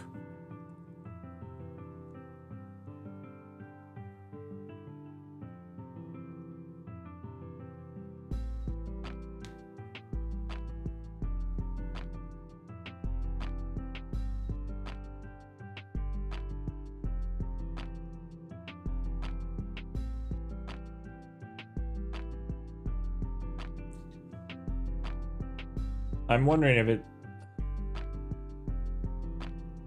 Yeah.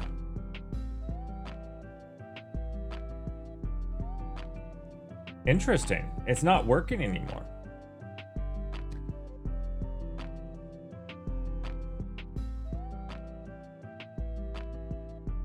I mean, I know that Facebook kind of abandoned it. Facebook's newest LLM models. They made Muse Spark, but they didn't actually open weight it, right?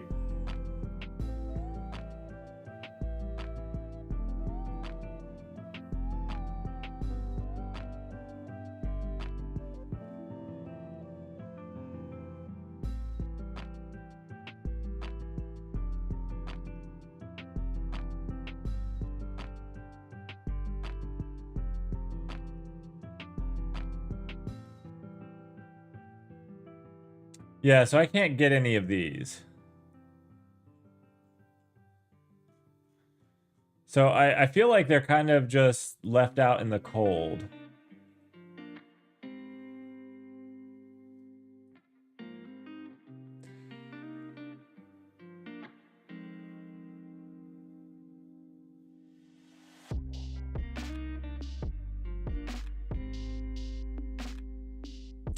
I could try updating Olama. I haven't updated Olama for a little while. Do they have an update flag, or do I just need to run...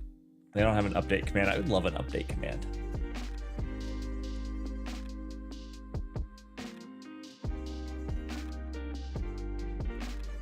Okay, let's update Olama. Let's see. Did I just do this? I probably just did this. Let's just run this again.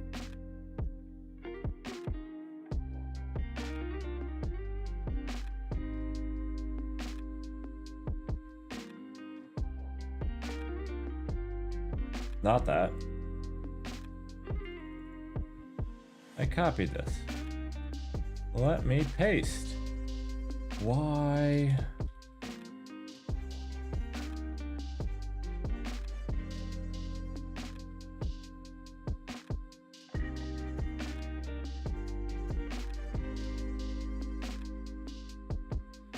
Okay, let me do something else. I would love to paste this in a terminal, but I can't. There we go.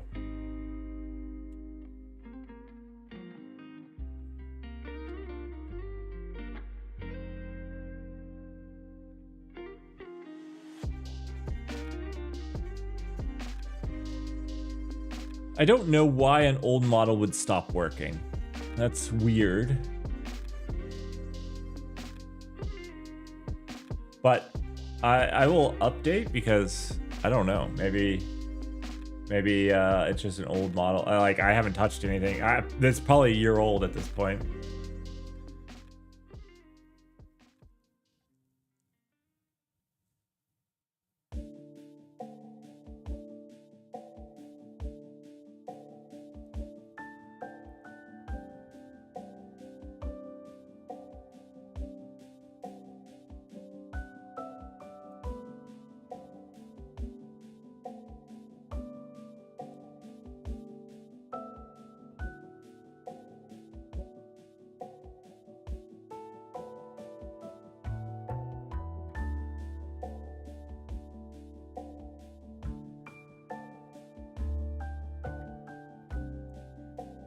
Oh, maybe it can't read it from disk?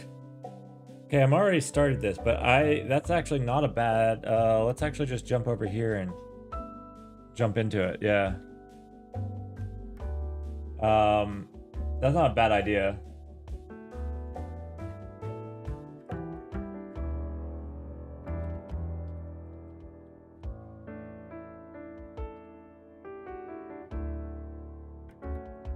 Okay, let's see, SSH 192.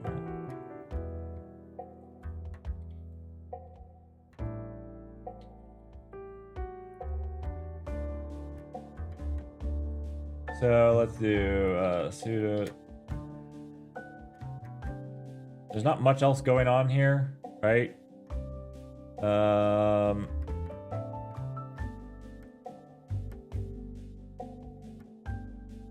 Under memory pressure. Interesting.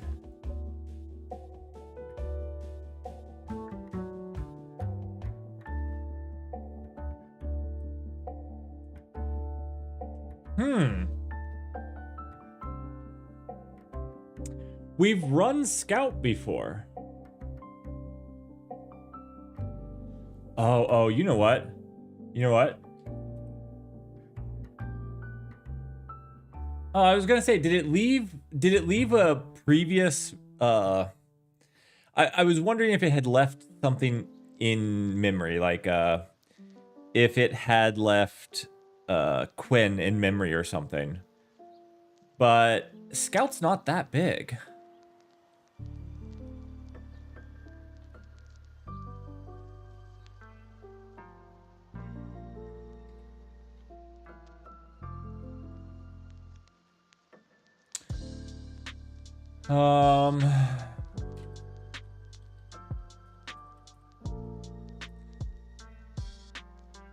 Yeah, NVIDIA SMI is poo-poo on their own hardware. Okay,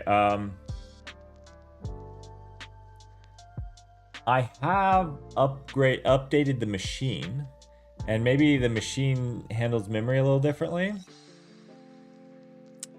I'm not sure. I want to watch HTOP while we try it again with the new version.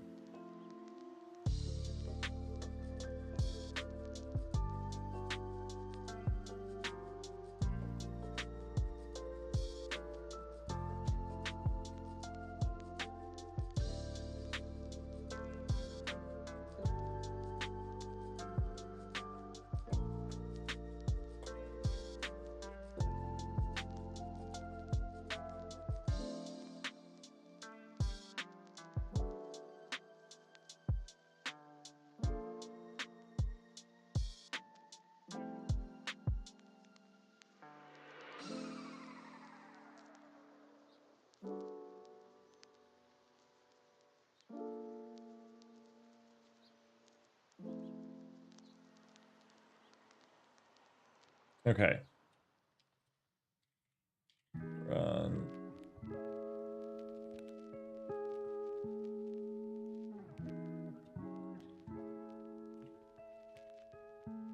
Let's watch it. Let's watch it.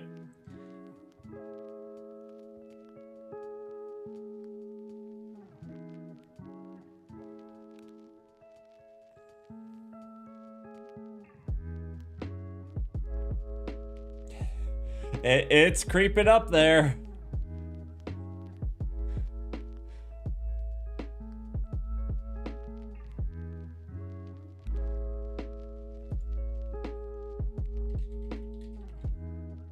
We're at 50.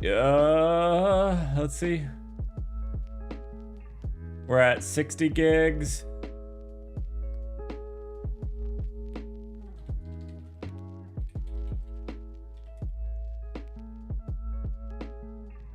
Wait, did we steady state here?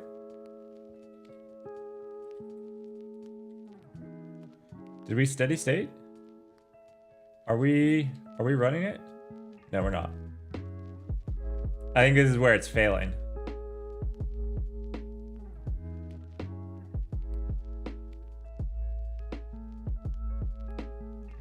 So, okay.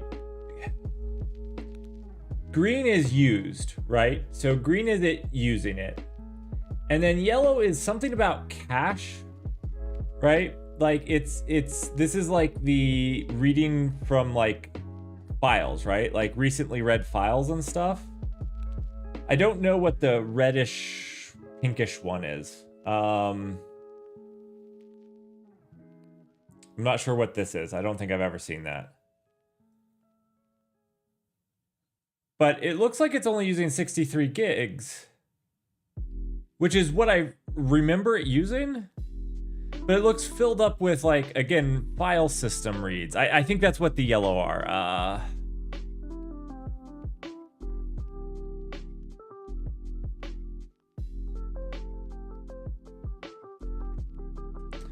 But I don't think it's a memory fragmentation, right? Because it started with 1 gig. You can't say, like, that just means it can't read large file. I don't think, because it hasn't been long running, right? We just started it.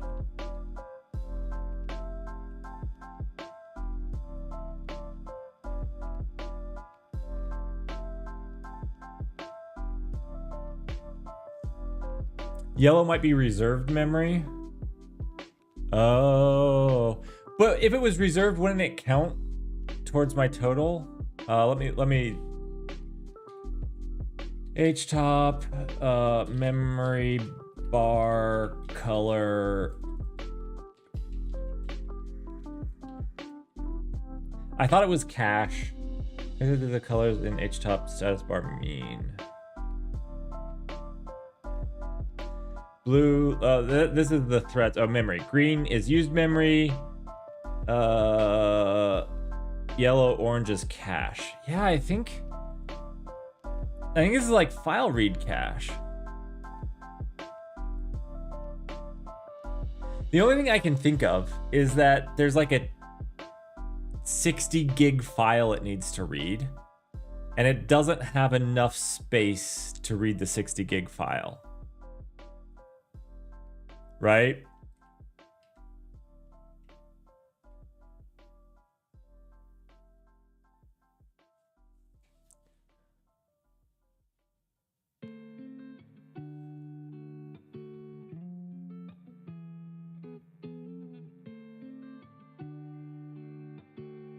But they're not in 60 gig files. Oh, it loaded it this time. How much memory do you use?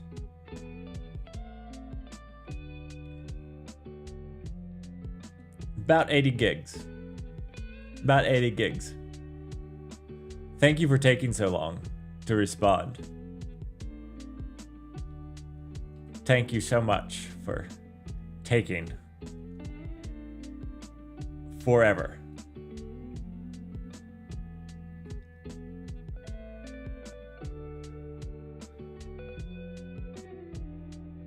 He's a cloud-based system. I'm a cloud-based service that runs on multiple servers. I wish I had multiple servers to run you on. I think I disagree with this. Designed to handle massive amounts of data. I think not. All right, let's go ahead and try it from the test harness.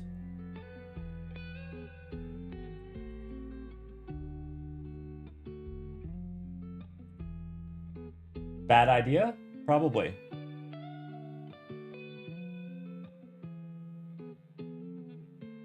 Yeah. Here we go. Here we go. Is it? It's quite possibly slower than Fable. It's quite possibly slower than Fable.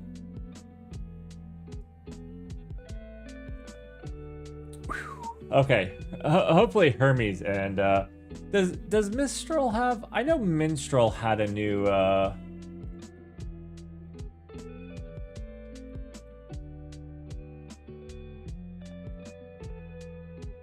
Mistral, not Minstrel. Yeah, Mistral. Which LLMs?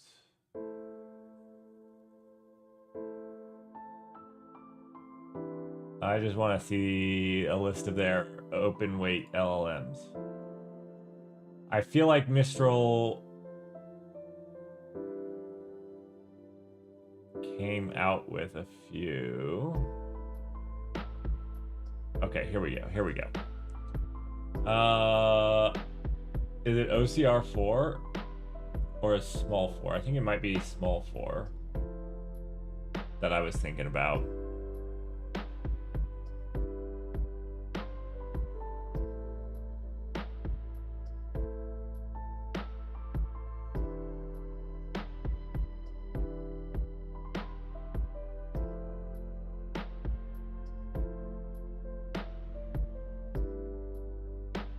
We're really looking at instruct, right? Because we're not wanting reasoning. We want fast.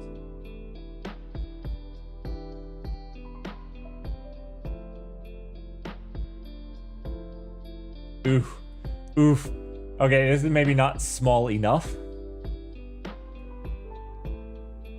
Maybe not small enough.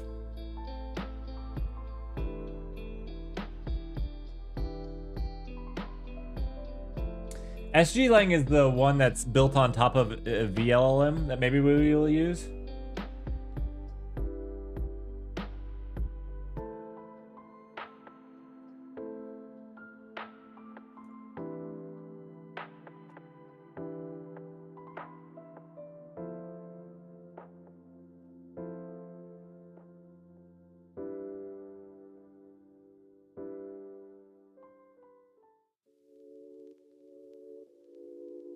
Okay, let's see. Do we have something smaller?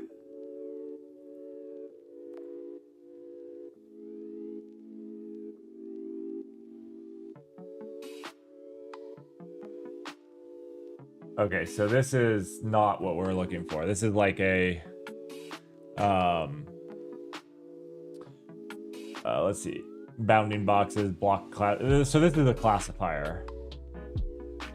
We're not looking for a classifier.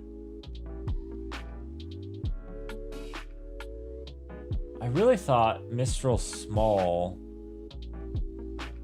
was smaller. Wait.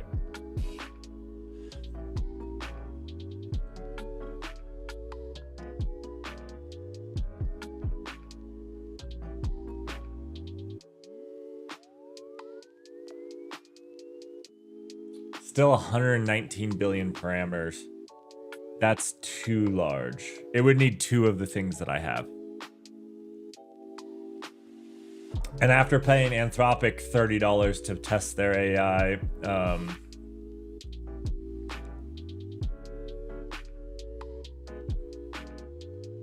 we could do this one. How old is this one? I don't want to test a really old model.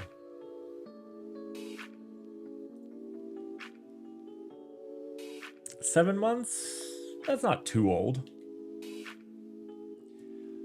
Okay, so Scout is doing a good job.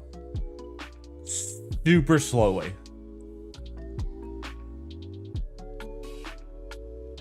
Scout is doing a good job. I need to introduce it to Fable because they have a lot in common.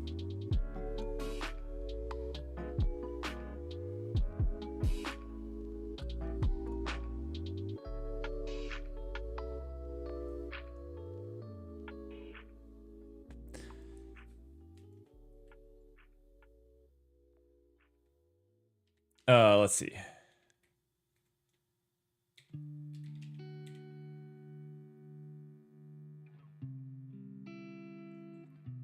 Really not bad.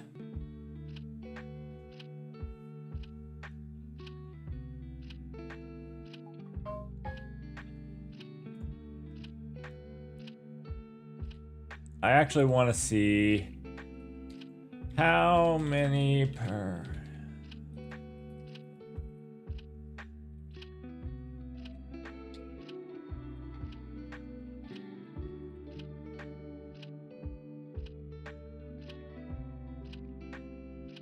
So it's a 109 billion parameter model.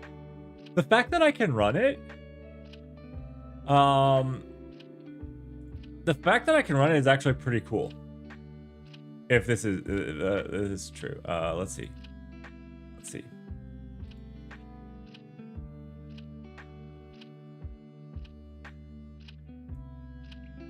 Yeah, 109 total active parameter or total parameters.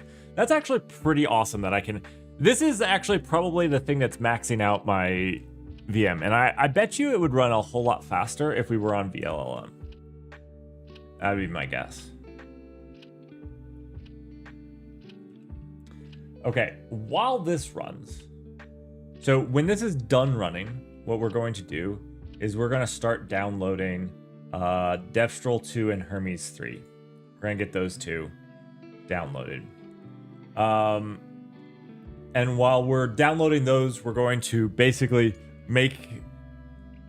hopefully get the rest of our URL shortener done. And then we can test these models. And then we have the AI speaker, which we can finish up after that. So that being said, I'm going to go hit the bathroom, make a cup of coffee, and you guys can watch... You guys can watch Scout do Scout things, and play a game. We'll get a game of going. We need to add to this games, but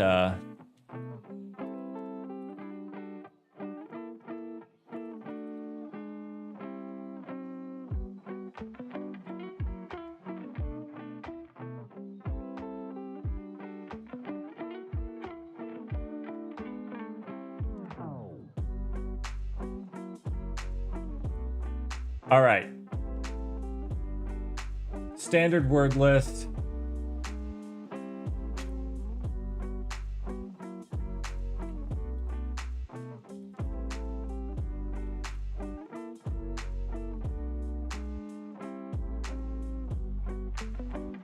Standard word list. You can watch Scout do its thing.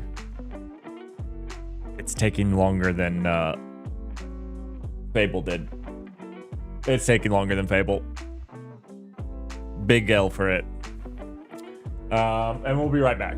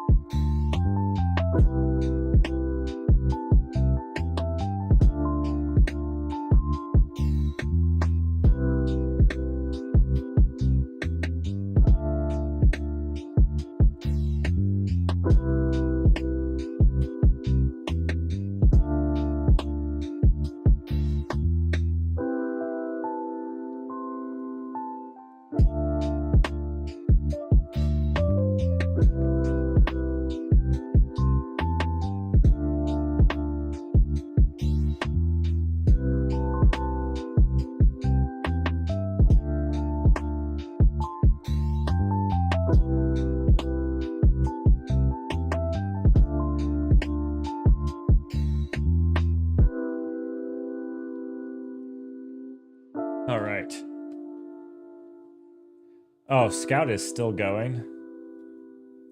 Scout is still going. That's fantastic. Oh,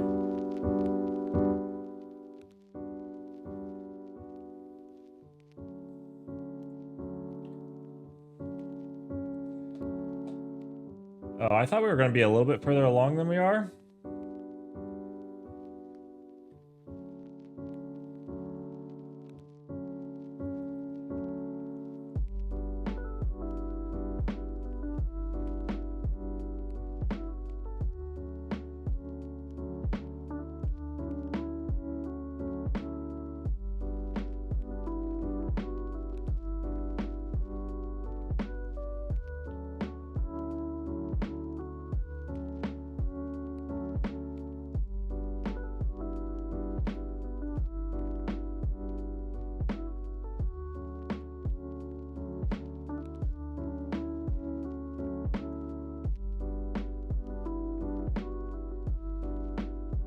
The speed is actually the GPU throughput, right? This is where VLLM is going to help. It's not the memory, it's actually just the GPU. And I've complained about this for a while, but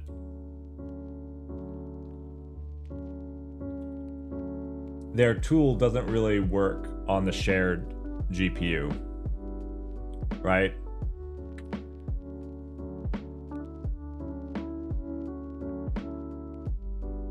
Like, I get that it's hot.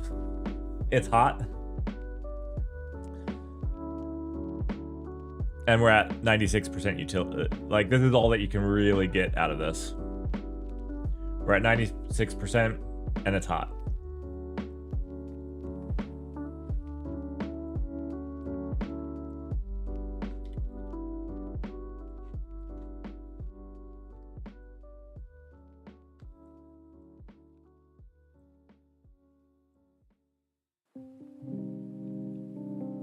Okay.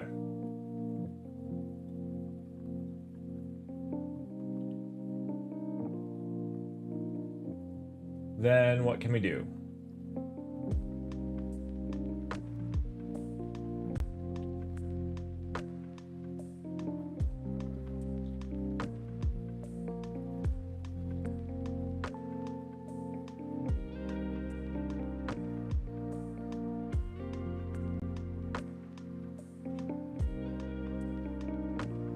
So,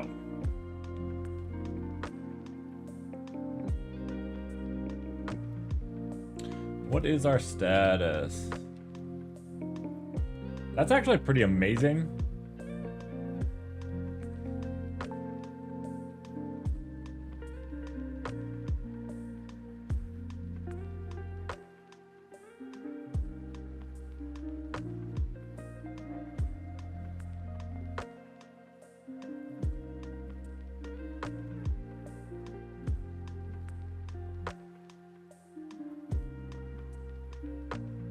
Where are we here?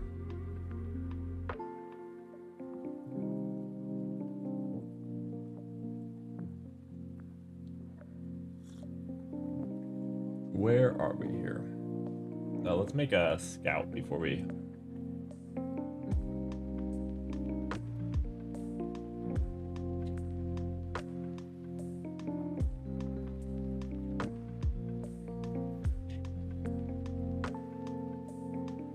Made Fable 5 look fast. Okay, we'll put in the results when we get done. Get with it. Fine. All right. Let's see. Codex. Here we go. Wait, are we in Codex? Yeah, we're codexing it up. Sorry, jumping around. Okay, so where were we? We had implemented the back end. We hadn't gotten to the front end, I don't think. Let's see. We ran all the tests. This is all the back end stuff. We had implemented the skill for validating.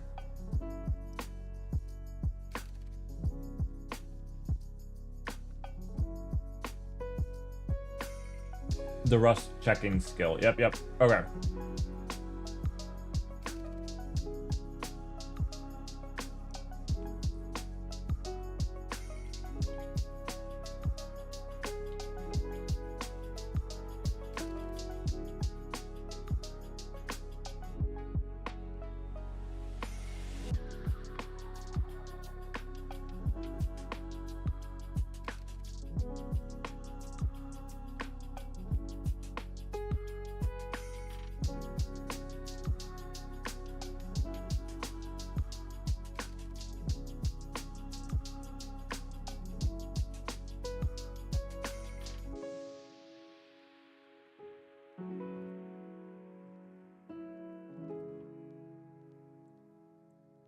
Sorry, it is 2 p.m. I haven't eaten, so I have some snacks here.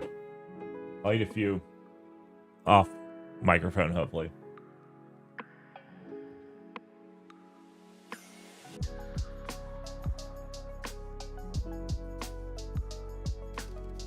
All right, while that's going, and this is going, we're going to be looking at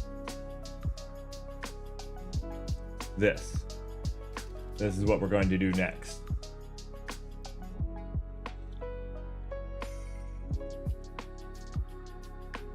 Let's add these to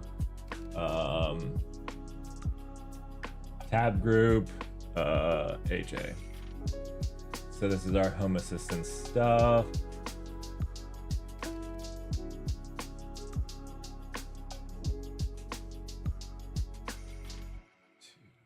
We want .5, right? 5 is our home assistant. Yeah.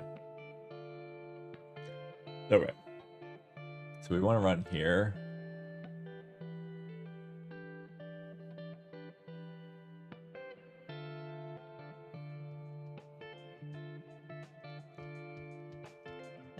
Now, what we want to do is make it discoverable there. What is this?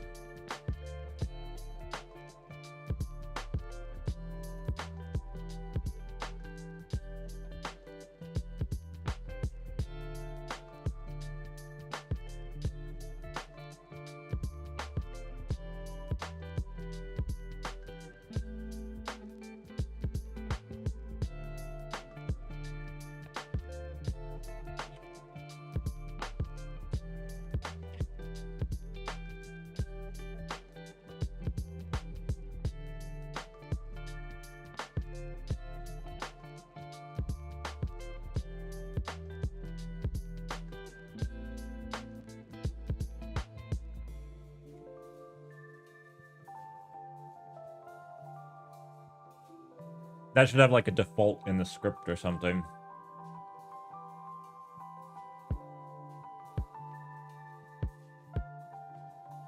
Okay.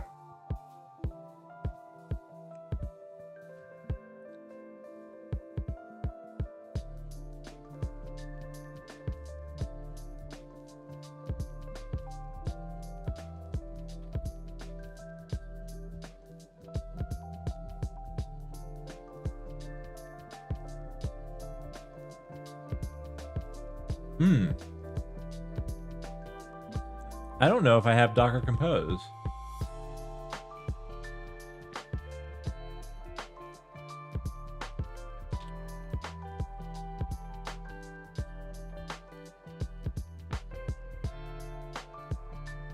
I don't.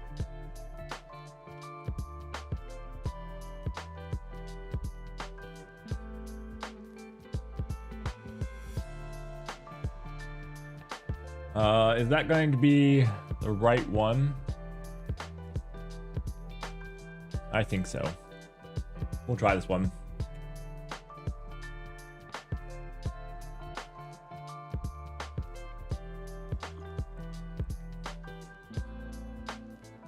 Probably shouldn't have done that while this was going. I mean, we're not timing it. It would be unfair, though, if we were timing these.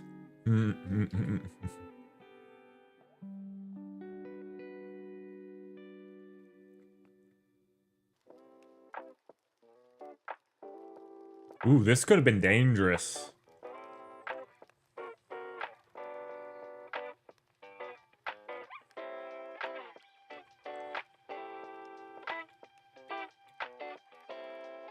Okay, we do have Docker Compose now.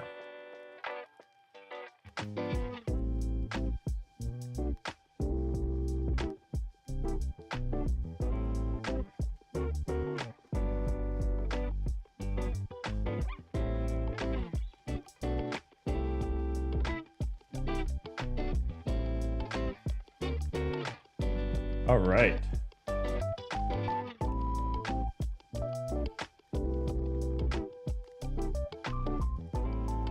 Do we have an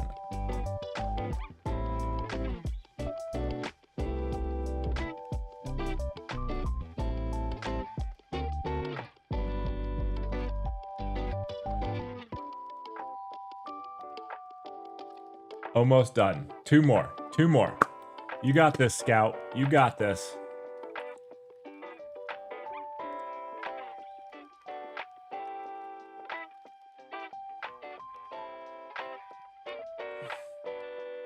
Super interesting.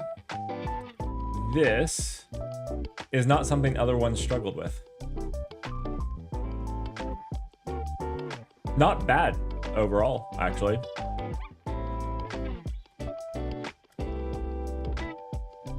Not bad overall.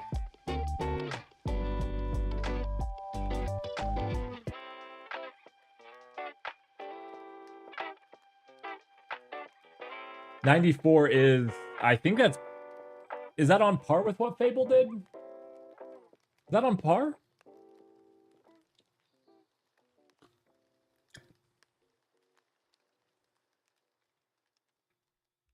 I think it's on par.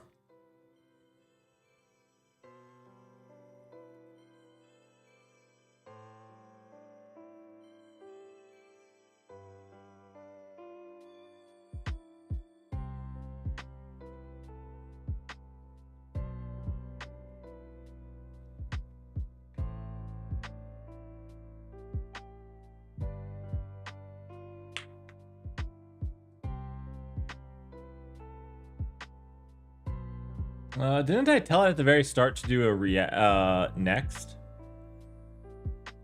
I actually don't hate the Vite and React.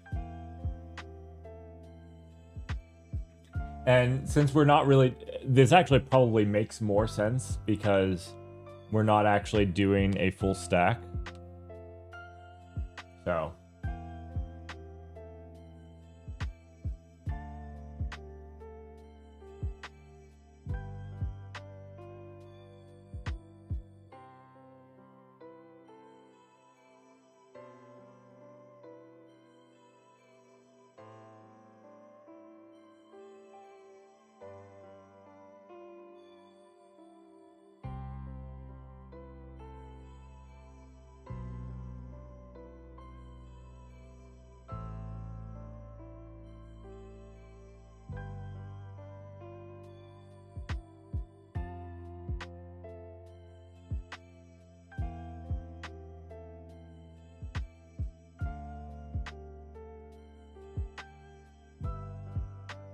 When tooling new npm packages, there is no need to check the dates because you can just set the, what is the flag? What is the flag? There's a flag. npm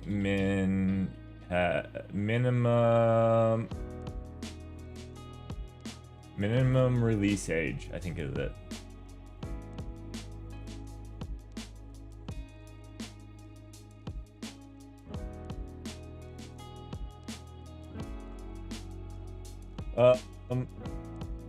Because you can just set the minimum. Nope. Oh, I did Control Z.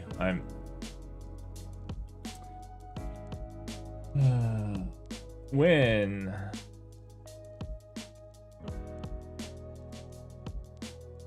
adding new npm packages, There is no need for a skill, as you can just set the min, what was it?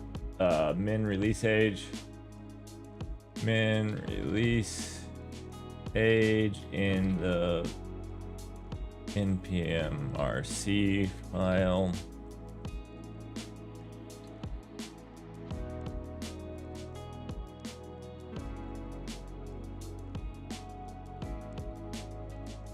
Okay, let's keep looking.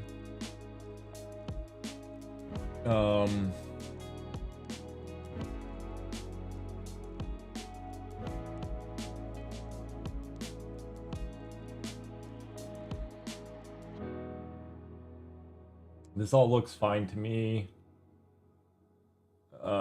Key front end. I think this is a good basic stack, right? Like, this is your vanilla stack. There's nothing special about it. It's not the cool, like, I like Vue, but you know, React is probably way better supported by LLMs.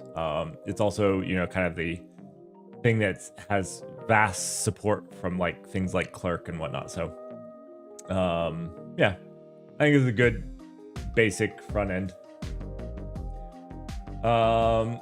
Environment, publishable key. Yep. And these two things are publicable. Yep. API client adds authorization bearer, Clerk token for API calls. These are the client calls that need auth. Correct. Component structure. Let's see. Component structure app dashboard. And create. There's missing a few here.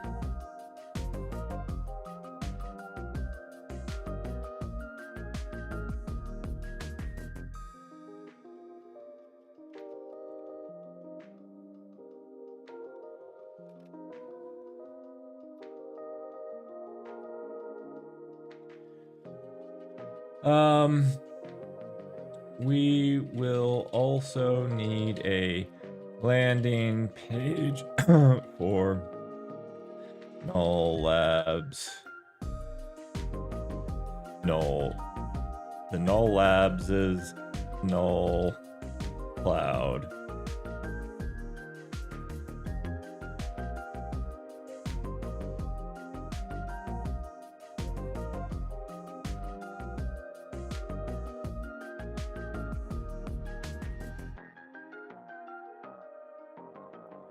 I need a landing page for the Null Labs.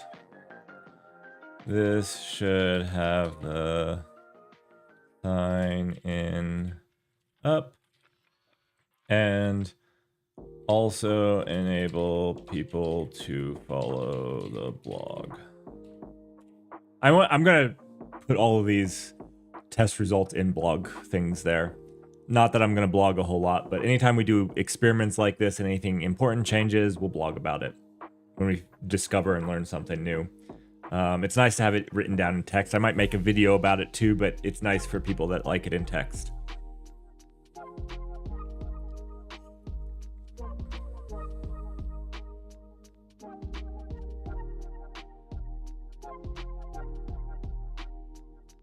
Yeah.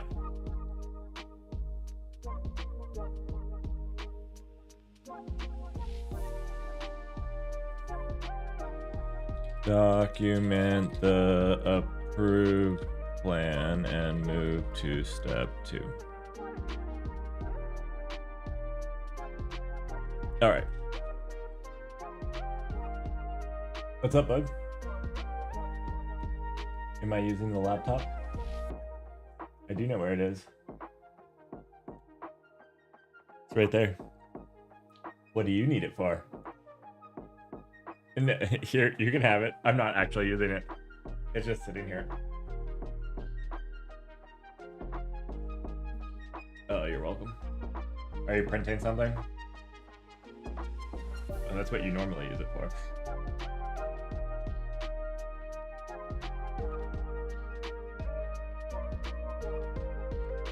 All right. This finished. So that's cool. What we need to do now on this is SSH into it. And we want to pull a couple more models, right? That is the idea. We had a couple listed here. So we want Hermes 3. Do we want, we want to go 70 billion, don't we? We do. Okay. We want 70 billion. I know we could go, we actually want to test all of these. Will 3 billion do just as well as the 7 billion on tool calling? We need to know these things, don't we? Okay, yeah, we do. Llama, pool, Hermes 3. We're going to start with, what are we going to start with? We're going to start with the 3 billion because it will end sooner.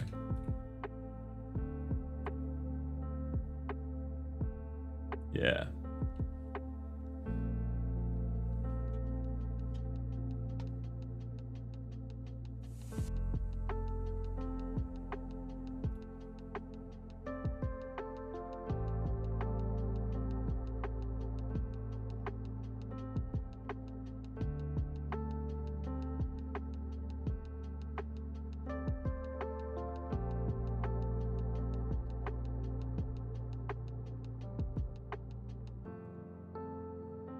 Okay, cool. I don't need 2 of these. Yep. Go ahead and exit. So we're downloading Hermes. We'll do 3 billion, 8 billion, 70 billion. You know, maybe next year we'll run Hermes 3, 400 billion, but not this year. Not this year.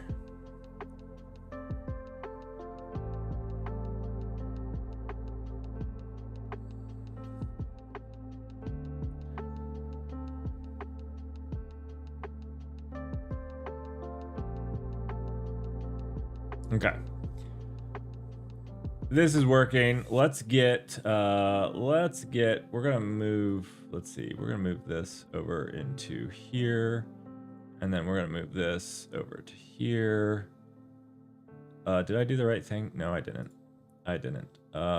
This, you go over here. And this, you come over here. There we go. And we'll get Claude working on theirs.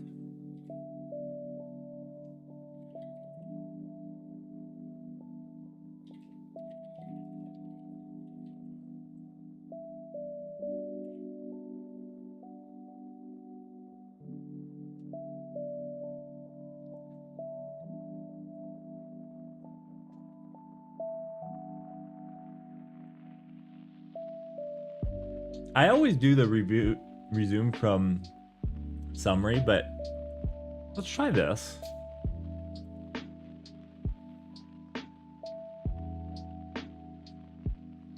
Continue with the front end setup now. All right, cool. And then this is downloading. As soon as this is done, we can put Hermes to the test. Well, Hermes 3 billion.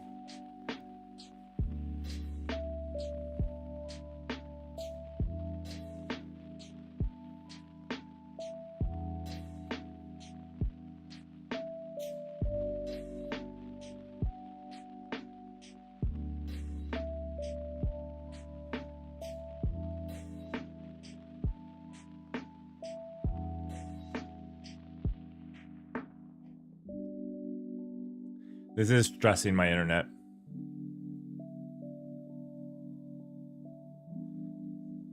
I should have pulled these last. If I had been not working on that, I might have been pulling these, but I didn't think about pulling these.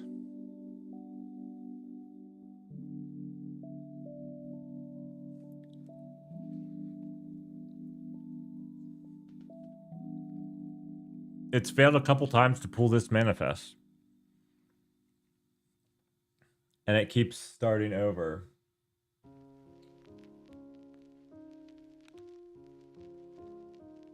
Let's see.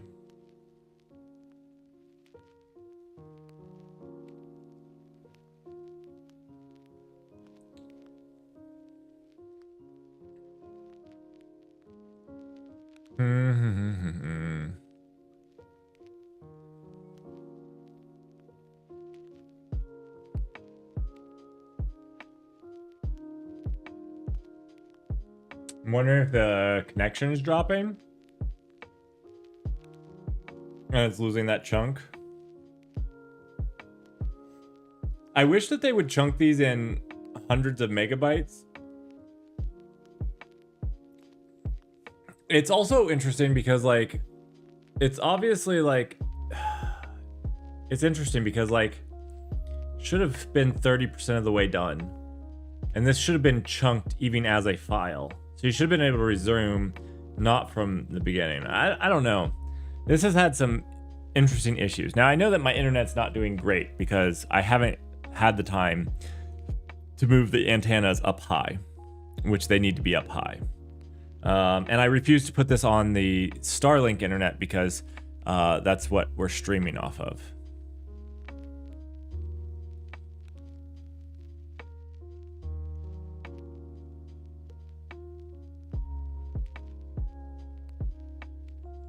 Hopefully by next weekend, I'll get the antennas up high.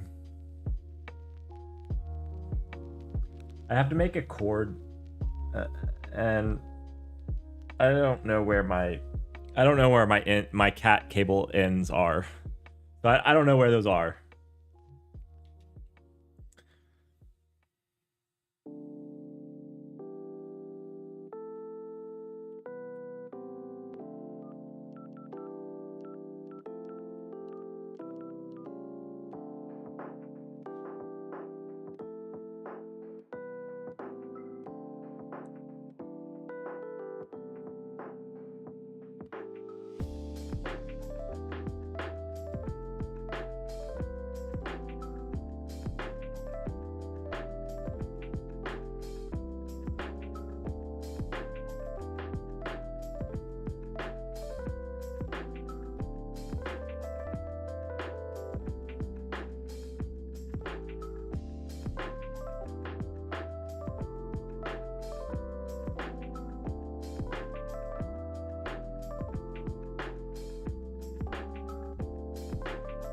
Is this true?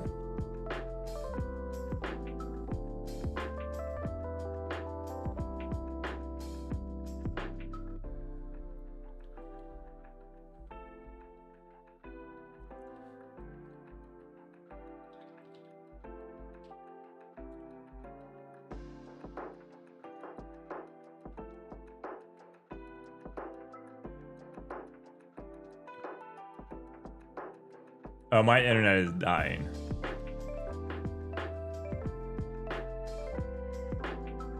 This takes so much out of it. Oh, it just died. It just died.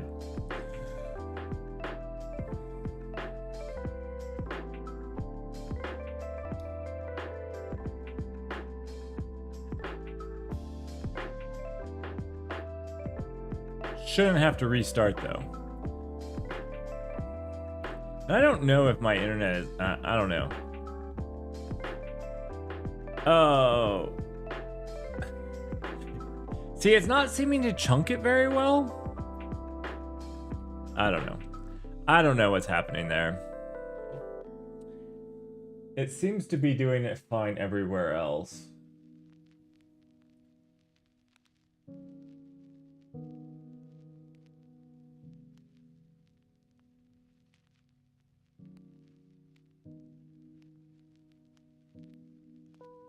I wanted to see their docs. React.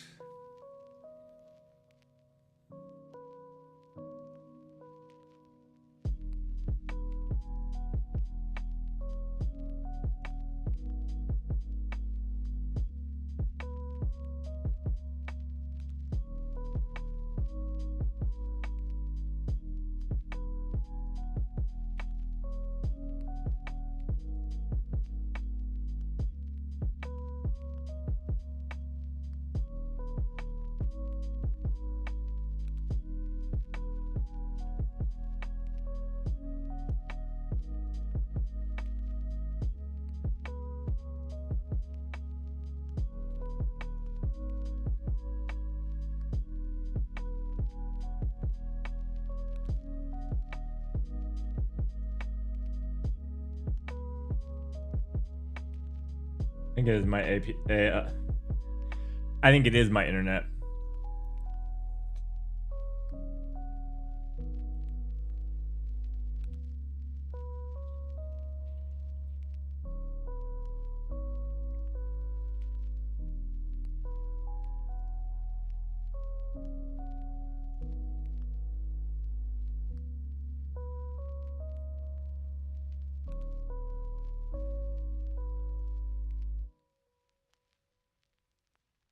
I only have this problem when this is running. All other times, everything seems fine.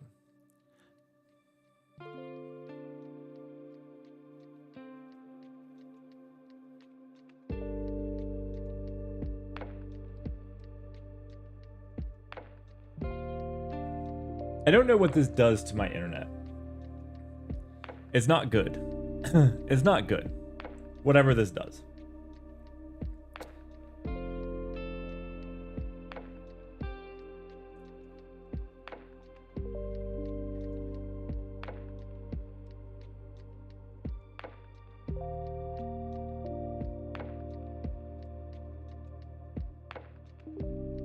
Maybe I shouldn't touch anything until this is done. I just did it again. Will this finish?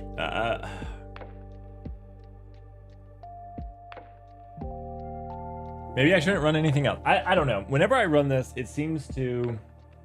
Every time I use Olama Pool, it even caused trouble back when I had fiber. So like 2 years ago, when I would run Olama Pool, I couldn't do it on stream when I had 2 gigabit fiber.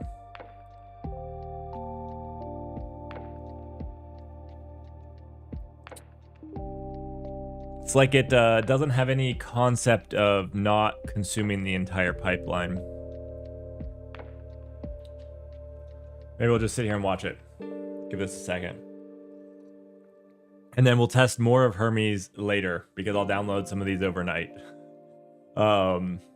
We can test some Saturday, some of these local models.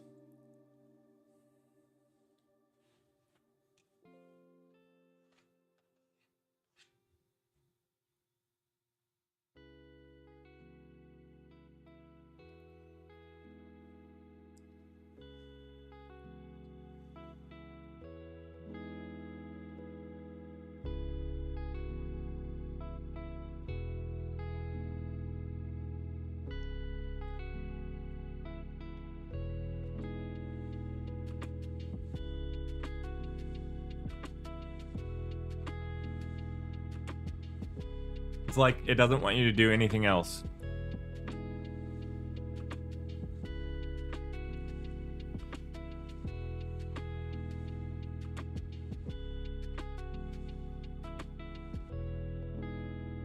What's that saying about a watch pot? It's wrong. It's wrong.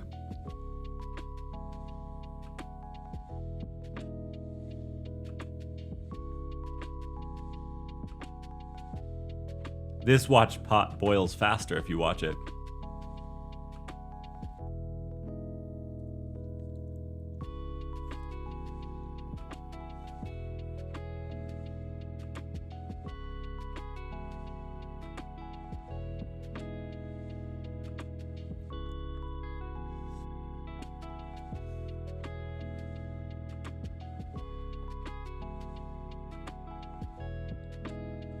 Oh, come on, don't crap out on me in the end.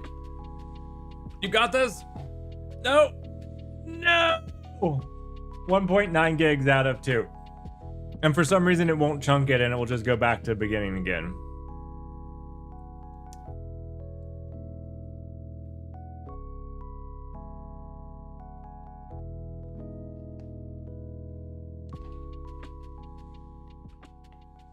Oh, it only went back to 1.5.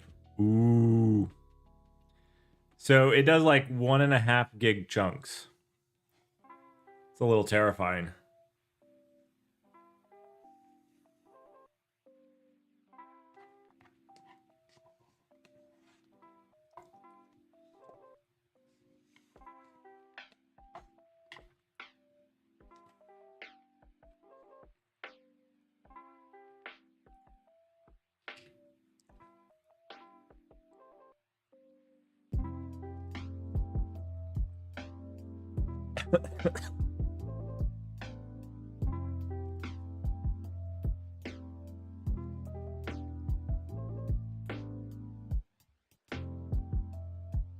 They have whatever chunk size you want as long as it's 1.5 gigs.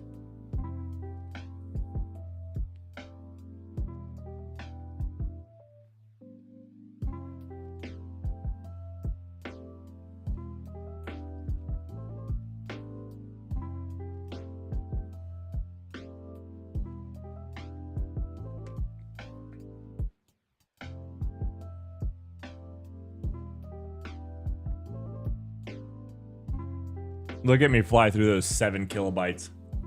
59 bytes, did it. Done. Why couldn't we chunk these other ones just a little bit more? Just asking for just a little bit.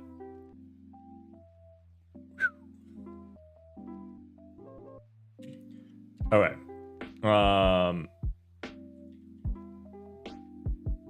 Let's run this with Hermes.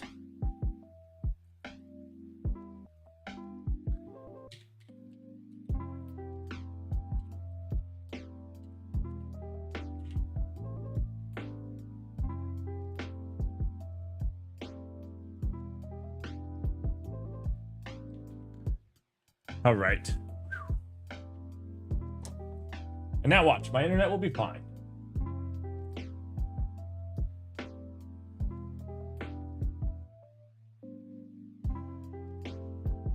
Yeah, it's doing great now. Oh no.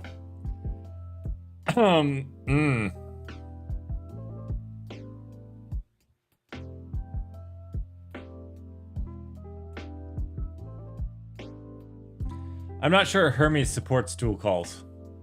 I'm reading this as Hermes did not support tool calls.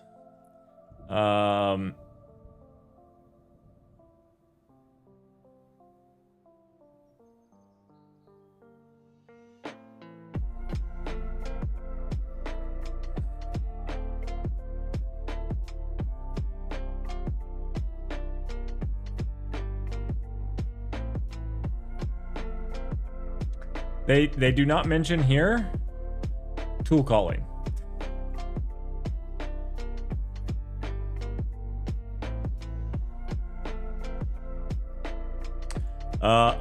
Including more powerful and reliable function calling. And structured outputs. Ooh, okay. So worst case, we need to do the AI arena, right?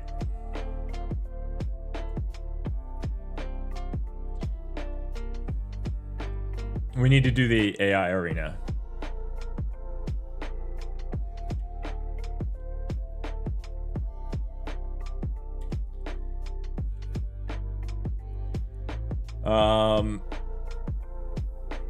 And maybe there's something we could do to the prompt to help Hermes. I mean, it's also just a 3 billion parameter model. Like, kind of no duh, right?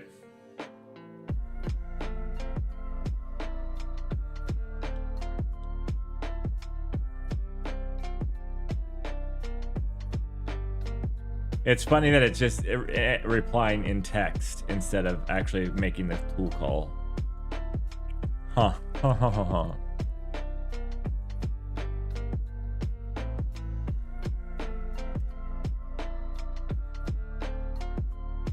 Well, we will log it. We will log it.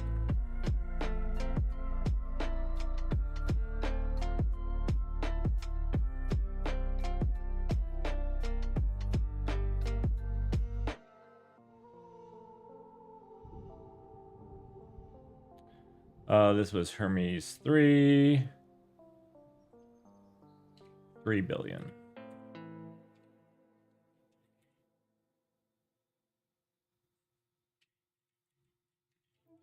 Was fast. Responded only in text, not tool calls. I think that's important to note because there might be something we can do to help it. Now, they did mention structured output, so part of me wants to see how well it plays like chess and tic-tac-toe. Not that it will beat another of the larger models, but will it respond in valid JSON is kind of, I guess, what I'm thinking. Because they did say structured output, right?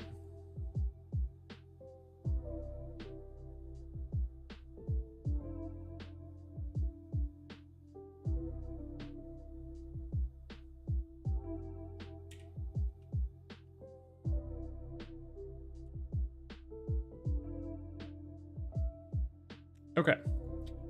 Yeah, not going to download a bigger model right now. I'll do that later. I think the kids are also on the internet, which is making that internet worse.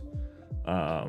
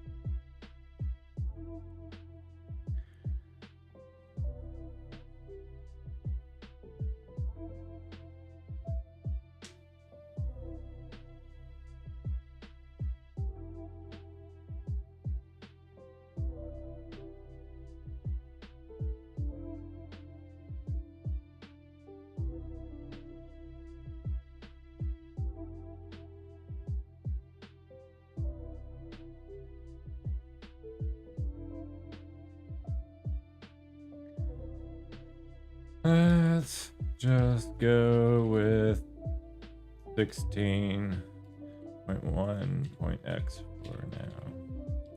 Revisit this later.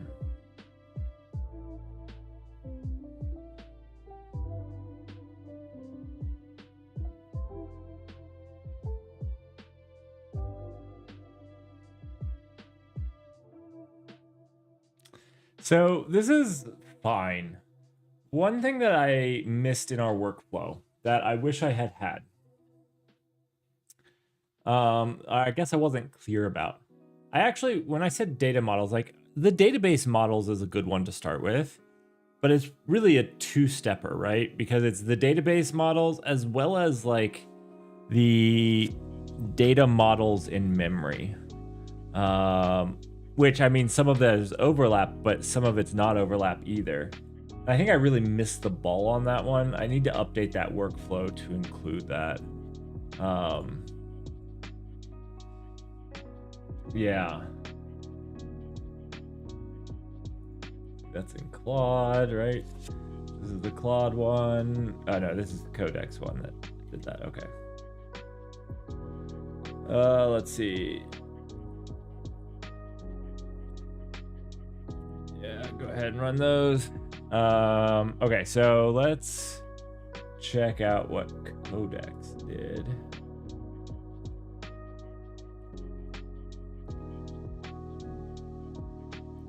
So where did it say that it did this? So it's the migrations.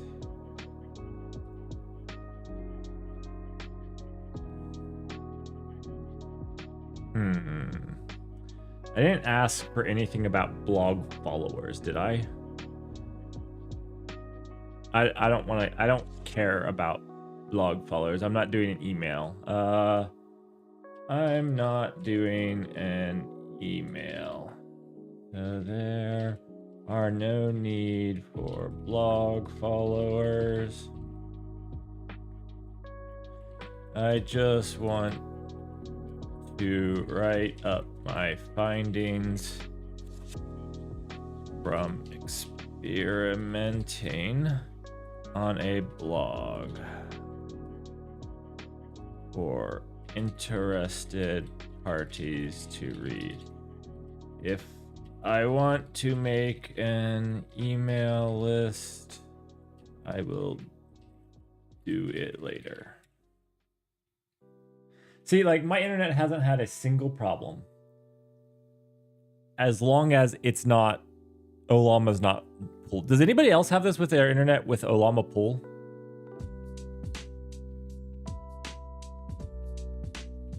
It seriously messes with mine.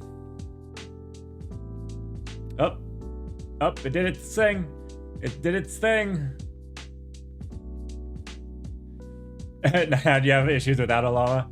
It's just interesting because, like, if I run Olama pool right now, my internet will suck for a little while. Yeah.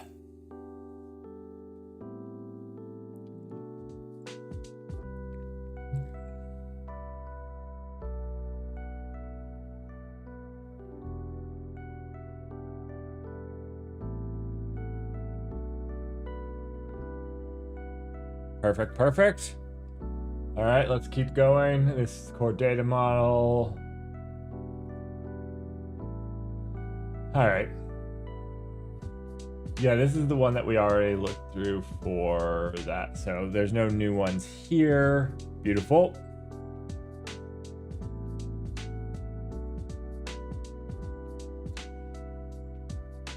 Approved. How are you doing, Nighthound?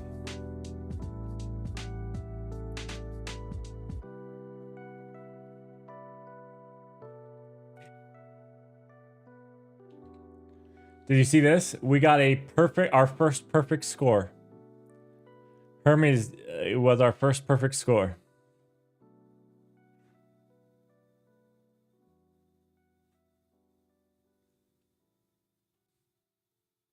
Man, not to get into any trouble.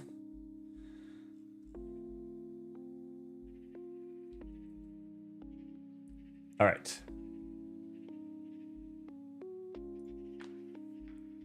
So since we're not going to download any more local models, I will finish downloading tonight. So next weekend, whatever we stream. This is local, right? Yeah. So the best local model was actually Quinn 3.6. Quinn 3.6 did tool calling amazingly. Yeah. When are you leaving, Nighthound?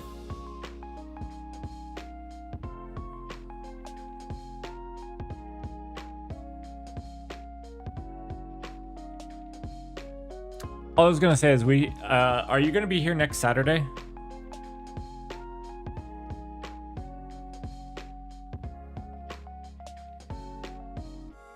Because if you are, we could do a stream together if you wanted. Might be fun. Okay. We should come up with something over the week.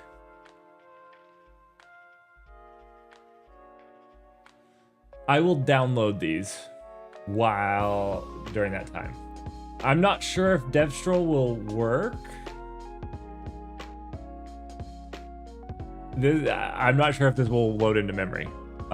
This is it's 109 was for Scout, and we had a little bit of trouble getting Scout in. So we'll see. And then Hermes 3, we should at least do the 70 billion. So I'll have those done by the next time. All right. Next. Okay, yeah. So let's do it. Let's build the test for it. I don't even want to see these. I'm just going to approve the front-end tests. Front-end tests are terrible. Do step 3. Don't wait on me.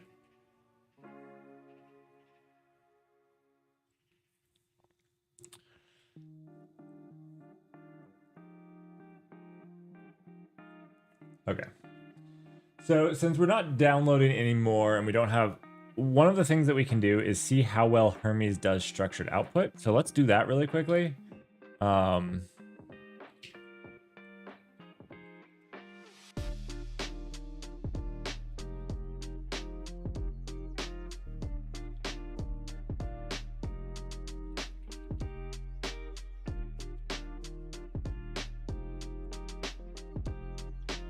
Oh, it's underscore.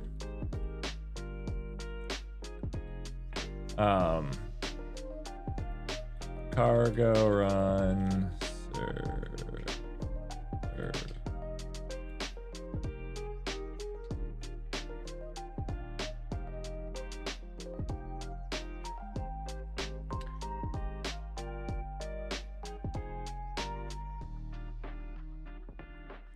All right, let's start with a good game of tic-tac-toe. We're going to do Olama. Hermes. 3 billion. And we're gonna play that versus Quinn 3-6 latest. Also Olama.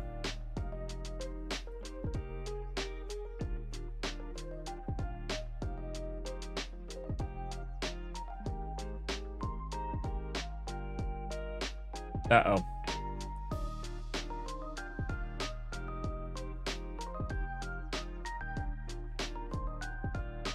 Uh-oh.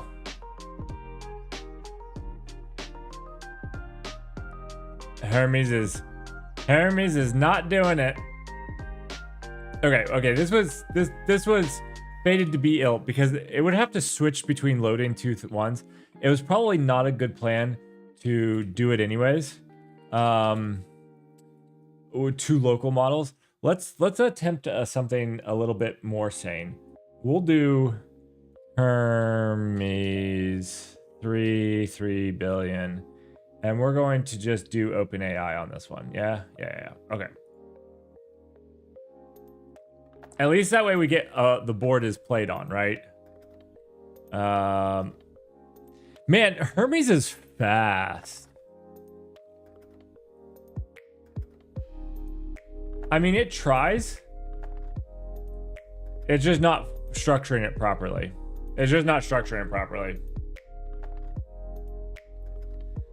I feel lied to. They said Hermes 3, now better structured output.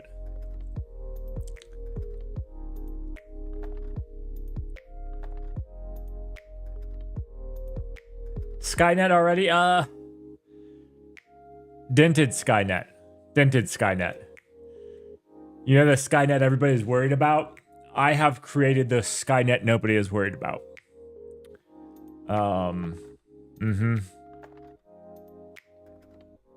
Yeah, very terrifying.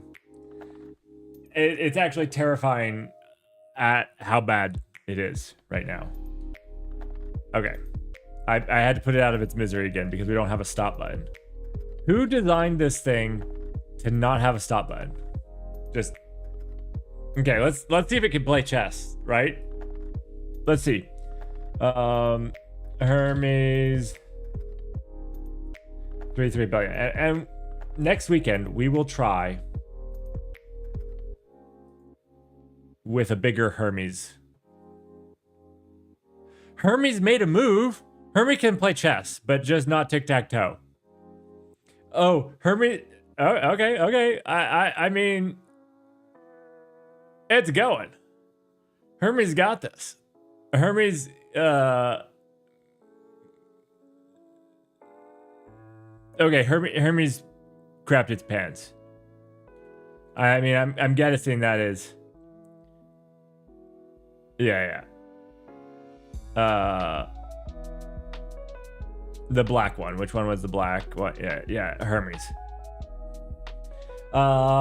Invalid format a couple of times. Illegal move twice. And then it was Jason, just not the right Jason.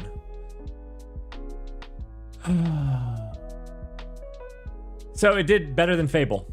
Yeah, it did better than Fable. Look at how fast Hermes was. It was... Look, this is running a little Olama model.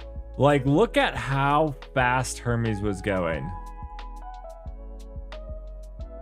I mean, maybe a little too fast. Maybe just a little too fast. But,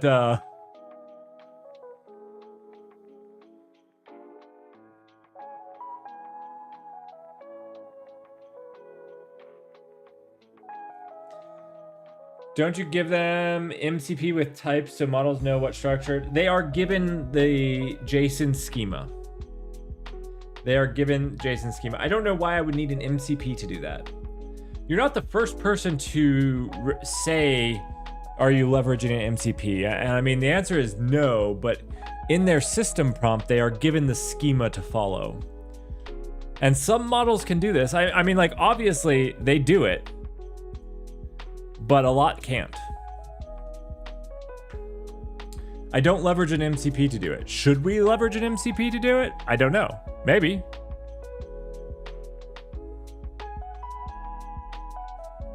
I don't know.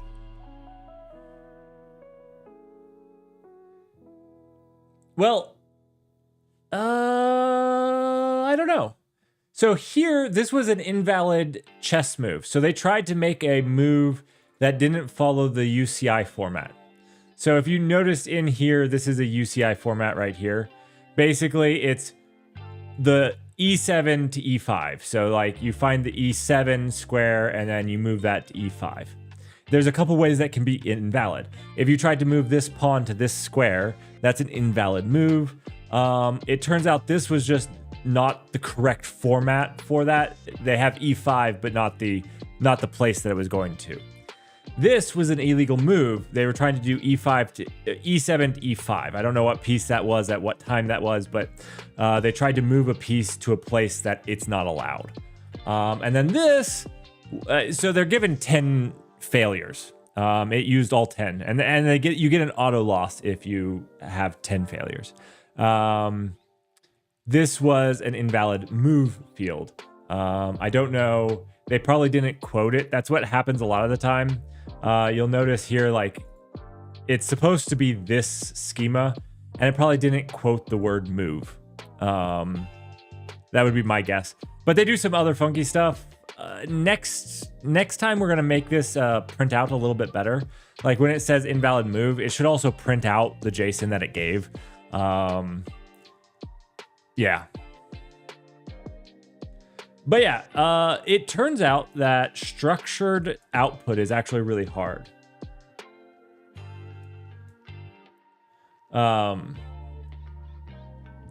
Structured output is really hard. Somebody else in the channel actually gave us this right here, and we're going to actually do this. So this company actually had this same problem. An LLM produces output tokens one at a time. To produce a token, it calculates the probability distribution over its entire token value, and then it picks a token from the probability distribution using a sampling algorithm. Basically,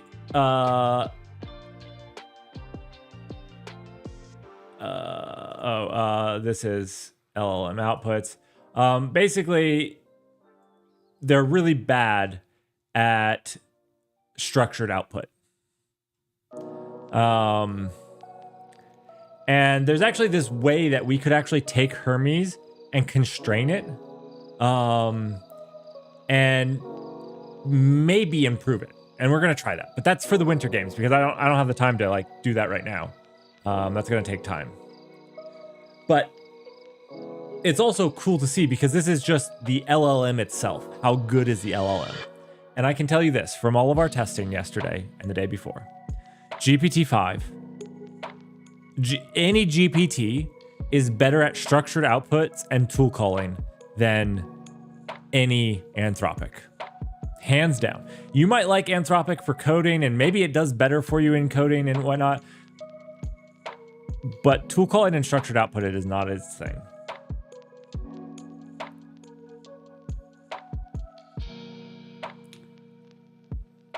Now, maybe we can improve the prompts for, like, maybe it's a prompt thing. We got to play around with it a little bit. Right now, they're all getting the exact same prompt, and maybe we could style the Anthropic prompts differently and get better results from them. That's testing we haven't done yet. Those are things that still are out there. All right, let's see what the test design look like. Renders not lab branding, shows sign in, sign up, shows, sure. I don't really care about this.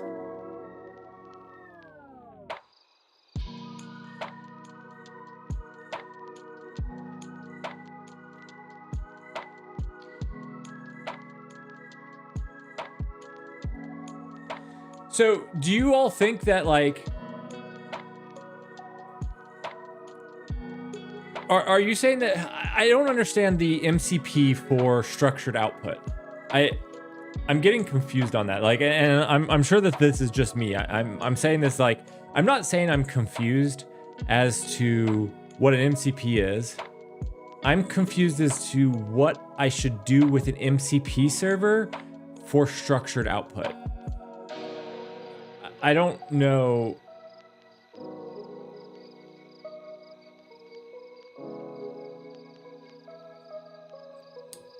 I'm not sure. I guess I don't see why an MCP would help it with structured output. I guess I'm just confused at that.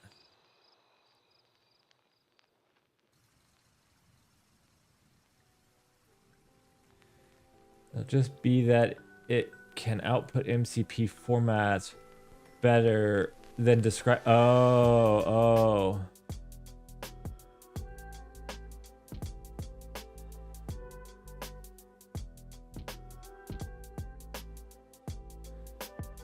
I see.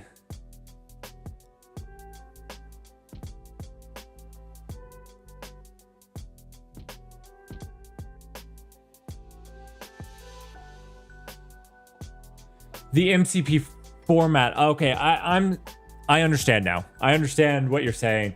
If we did a test with MCP's format instead of JSON format. So that's another thing that we need to add for next time. Okay, that's cool. We'll definitely do that.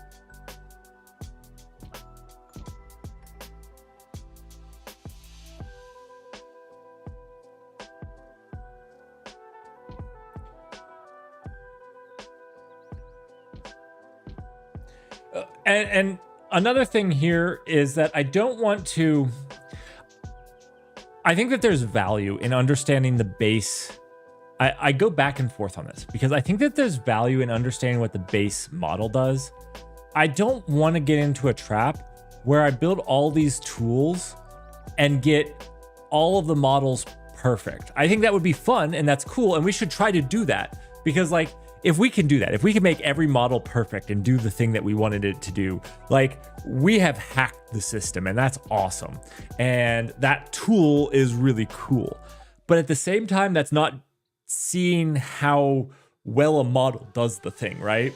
Like we could write something that says basically throw it out and change the seed if it didn't get the right thing and do that until it does get the right thing. And we can probably score 100% on all of them. Then the question becomes, how many iterations do we have to take on average before we get the right thing and take the token price to see which one's the actual cheapest and fastest to get to the right answer?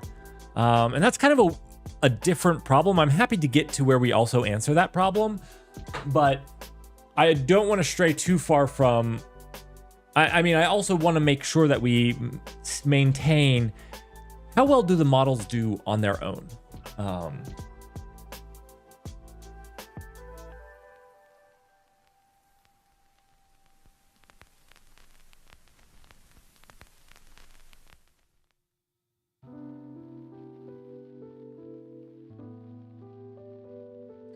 Oh, Russell, that's a good idea. Fable alone versus local with tools. I like that. I like that. Let me write these down. Event.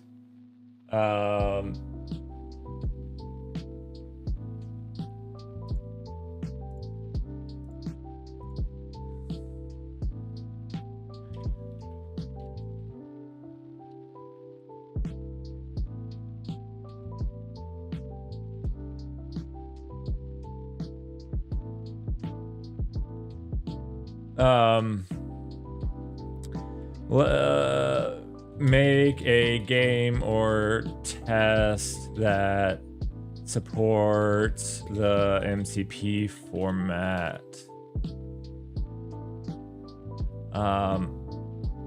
Or just different formats like MCP, JSON,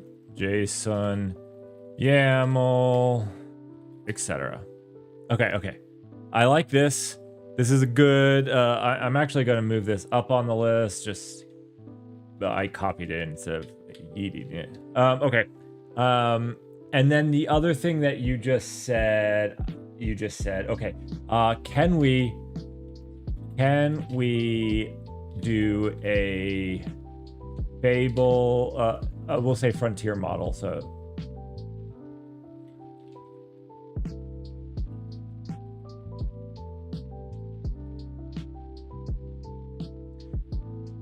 Versus a local model, can we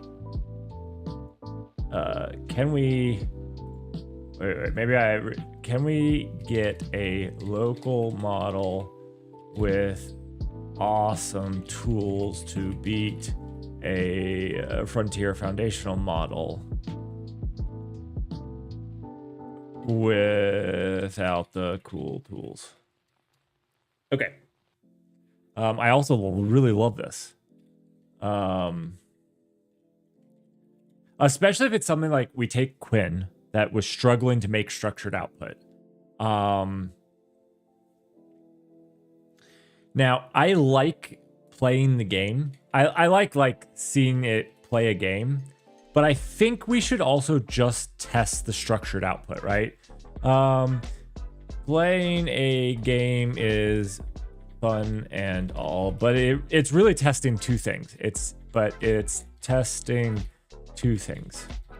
Its ability to make JSON or other, and its ability to play the game. We should add strict structured output tests like the tool calling test.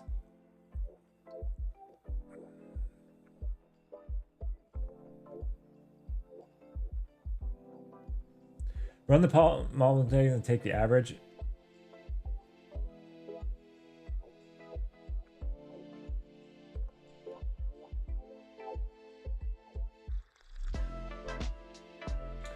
But it could change every day. I mean, that's kind of actually the purpose of this, right? Like, you know how people say, hey, it feels worse now? One, I think most of the time the model is actually not worse. Those models are big models, they take months, and even if they refined them, I don't think that's true most of the time. Most of the time, I think that the harnesses either got worse, like that was Anthropic's big deal, or you're just not enamored with it anymore. I think those are like the things that are. But if we can have something that can actually say, hey, its tool calling actually dropped, that would be powerful. That would be powerful.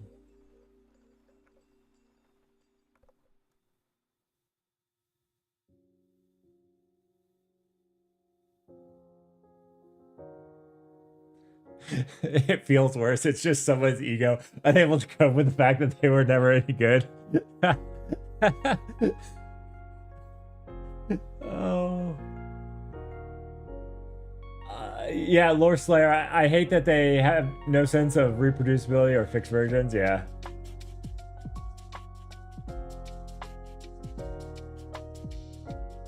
The model must have changed.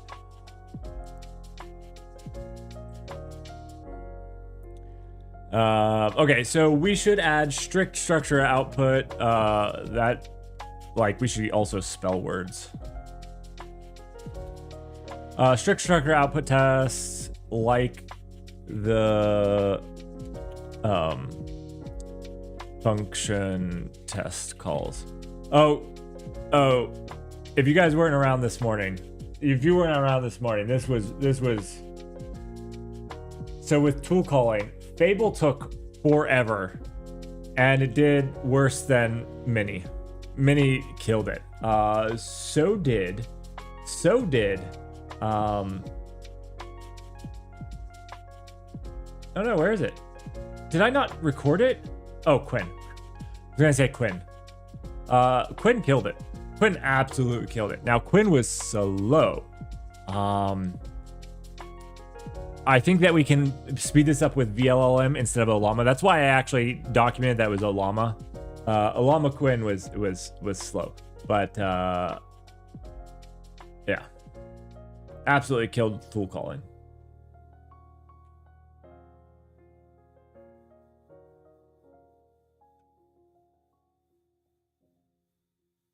It's hard engineering anything on top of shifting ground.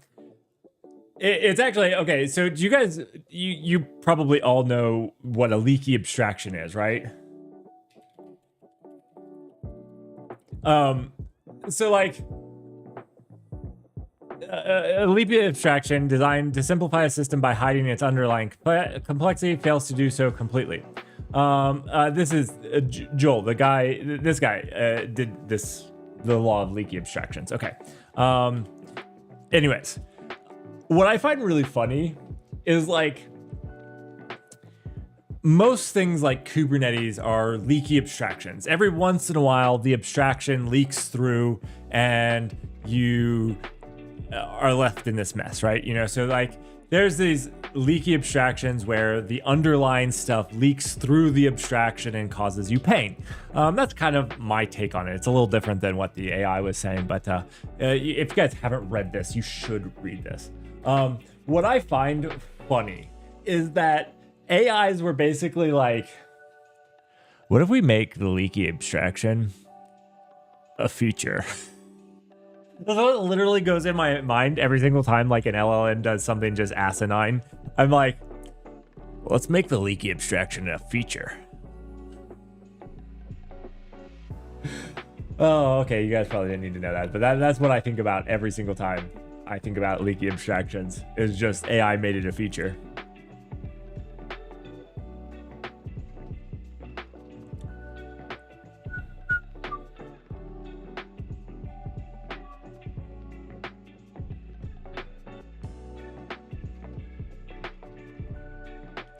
I forget. Oh, we were reviewing the test.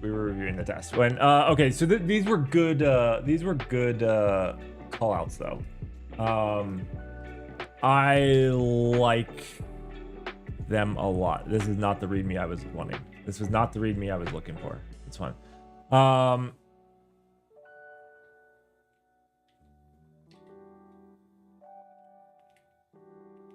So playing a game is great.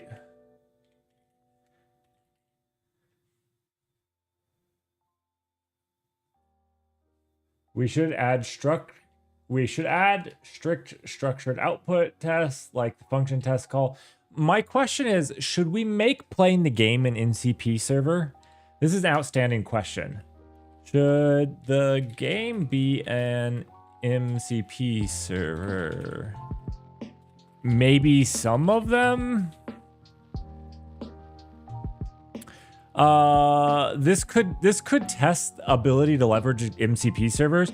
We could make this a test of MCP server usage.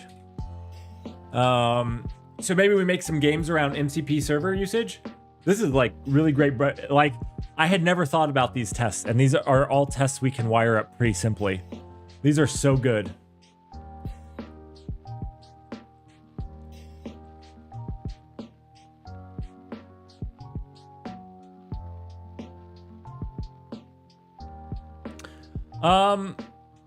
Yeah, we could do that. If we want to make the MCP server in Python, that's fine with me.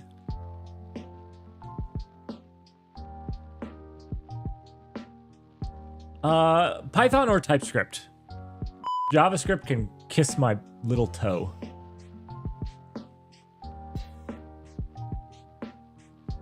Now you know how I feel on JavaScript.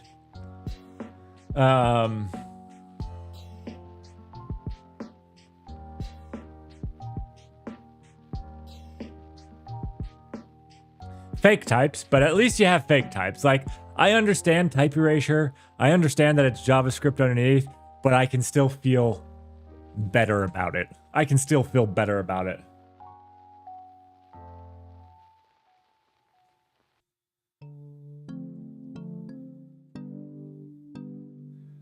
Yeah, I mean, I'm happy to make the MCP server however we want to make the MCP server. all of these are like individual tools, so doesn't really matter. I like Rust. I don't. There's probably an MCP server in Rust, but yeah, it's good for me to hit Python every once in a while, anyways.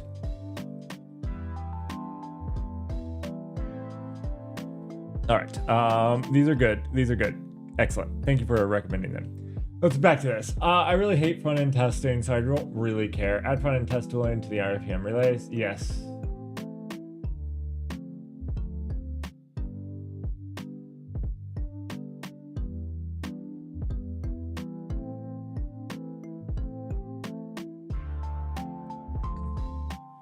Approve. Make the front-end tests.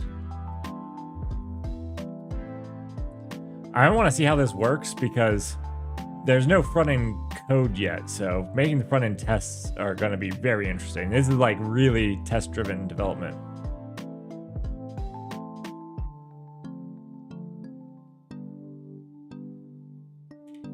Yeah, this is a dumb command, but it's fine.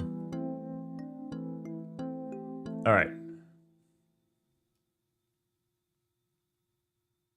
You'd write it in Zig, Grey Hatter. You'd write it in Zig.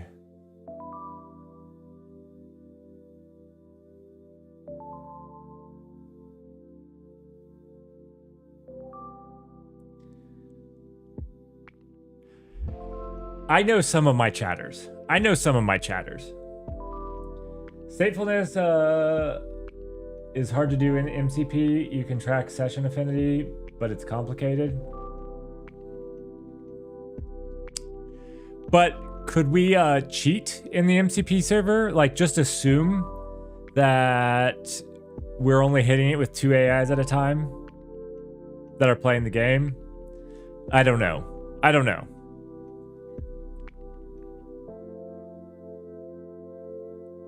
Well, because, okay. The test would be driven from outside, right? And the MCP would be sitting there. What would the MCP be doing? Oh, really? That's weird.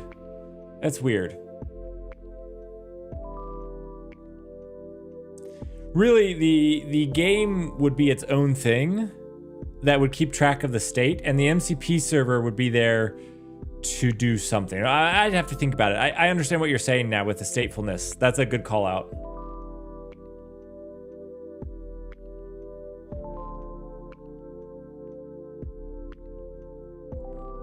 Don't worry, Grey Hatter. I will get you over to the rusty side. I'll get you here someday. Let's see what it's doing. It's probably just stubbing a ton of stuff out. Like, just mocking it. That's what it did with the backend. It mocked so much, it was rough.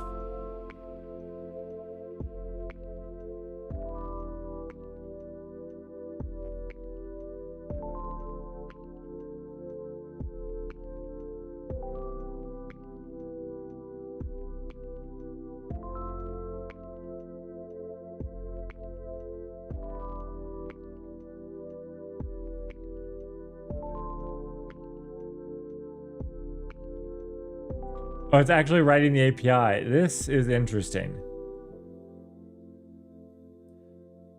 It's writing the functions, right? I get why, because if you're going to write tests, you need these, or else the test will just be failing. I kind of meant for the test just to be failing, right?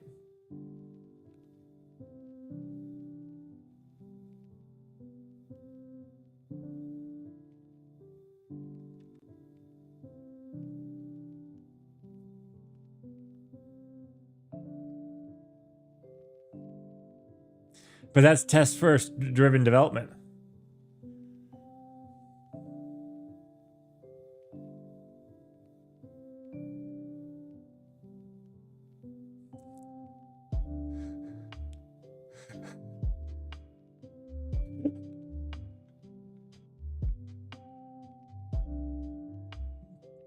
I always thought that if I was to make a language for a computer language for AIs, it would be the most terse, the most mathematically provable, correct, and verbose LSP language ever, right? Like, I think that LLMs should thrive in that, right? At least in my brain, that's how that works. Obviously, I could be wrong.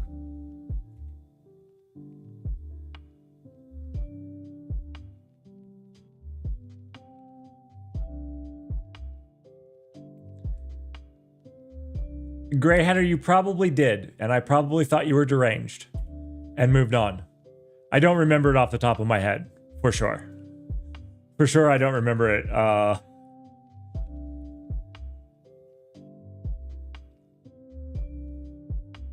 I liked Rust before it was cool, so there's that.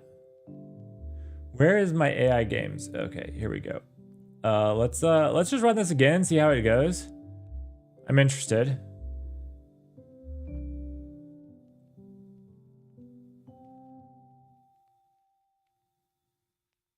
Uh-oh. Oh, it just doesn't know how to play chess. Like, these are moves, just illegal moves.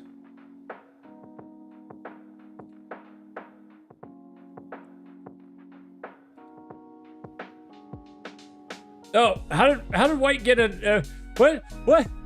How did this happen? How did you get your knight there? I looked away, and oh my gosh, startled me.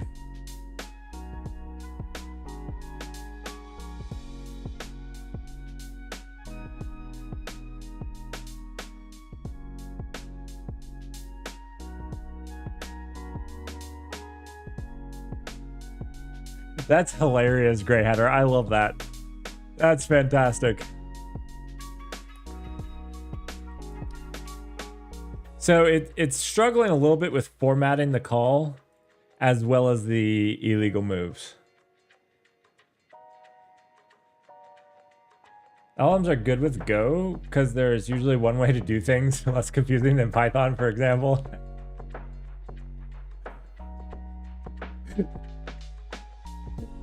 This is true. There's only one thing to do with Go: abandon it and move to Rust or Zig.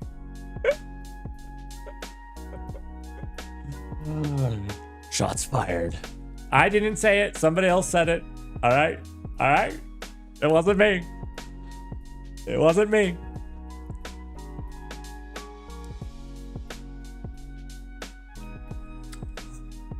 You're right. He included Zig to be mindful of you, Grey Hatter. We'll forgive him for that. We'll forgive him for that. Russell, next time, don't be mindful of Grey Hatter, please. Just speak the truth. Just speak the truth.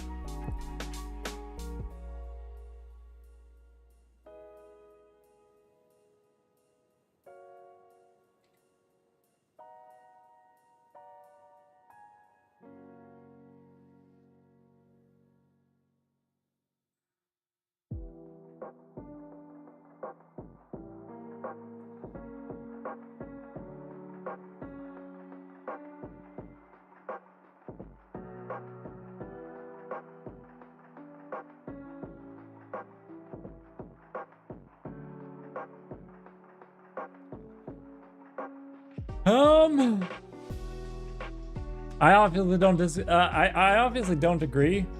I obviously don't agree. But that's okay. We don't all. That's actually kind of the cool thing in life. We don't all have to agree, and a lot of the times, what happens is we see a problem from different aspects, and we see the good and the bad from different angles. And what happens is we form our opinion on that, and what it also means is that there might be something that we don't fully understand. Now, I obviously don't fully. I like Rust. This fall we're going to do C++ 26, so You should be. I haven't written C++ for maybe 10 years now, so it's probably going to be hilariously bad, like hilariously bad. But we're going to play around with C++ 2026.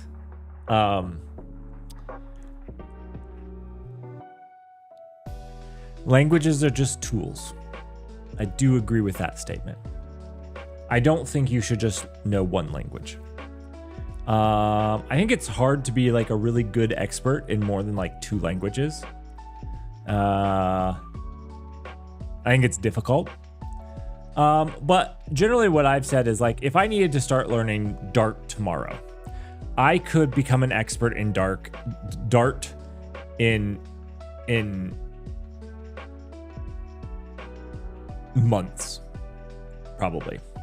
I don't know Dart specifically. But I've used enough languages and I've gotten good at enough languages that I can become decent at a language relatively quickly. We all know that Swift is by far the best language ever created. I don't know where I was going with this rant.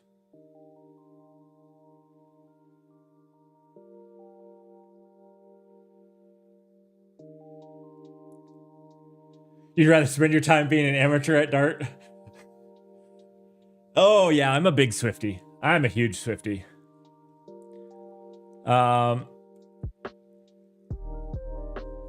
I didn't realize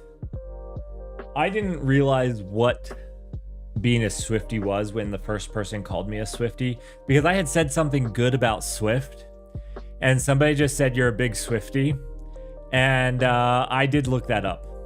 So I'm in on the joke at this point. I'm in on the joke at this point.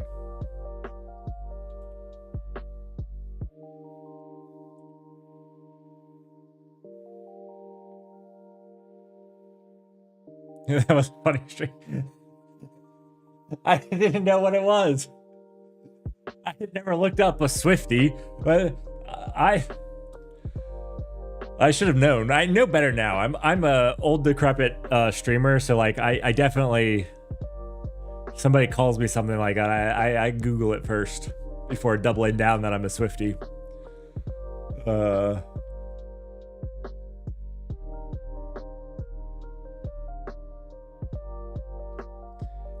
All right. So Hermes didn't do great, but this was only the 3 billion. Next weekend, we'll run this test again with the bigger models next weekend. Because I think that will be really, really good. Last thing we have is speech to text. Let's try to do that. I am trying to keep these things going. I don't know. I feel like I did poorly. I feel like I made these become a slog. Now, like, don't get me wrong, I kind of know exactly what's being created, but I'm not happy with them because we didn't start with a good MVP. Like, this is our MVP. Like, there's more test code than I meant for code to exist in the project as a whole. Like, there is more test code than like what the MVP should have been, right? And like, it's a pretty terrifying amount of code. And I wanted to start small and add features, but like it got a little out of control.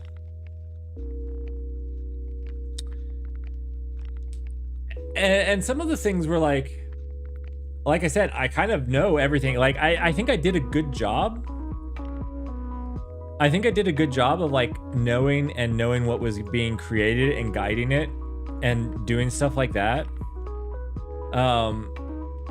There's a couple things. One, a couple times it would just go off the rails and do stuff. And so there was no like vibing at all, because like you had to basically read everything that it was wanting to do. And then it would get in these. This is something where it's like, I really hate these right here. I want it to test. and testing became like this slog where like it will prompt me 4 times to run tests in the same location.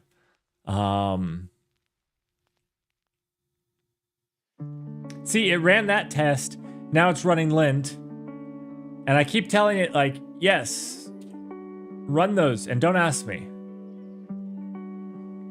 But like, because it's appending CD, so it's CDing into the directory that it has the ability to be in, it makes these really weird commands, which I also really don't like, because like, you shouldn't need to do this because this is the only, I mean, actually it's in this directory. It's in this directory right here. Maybe that's why it's doing it, since it's a multi-directory project. I don't know. It didn't, I think some of it succeeded. We built a thing and we reasonably know how the code is laid out and structured. If I needed to get in here and do something in it, I could, without like too much,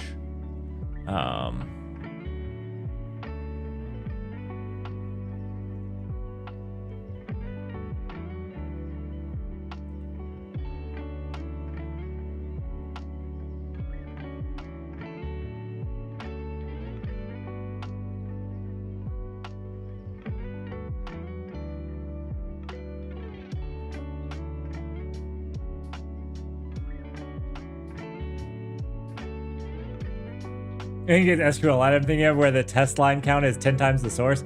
I mean, I don't have a problem with that. That wasn't my complaint. Like, I wasn't trying to just... I've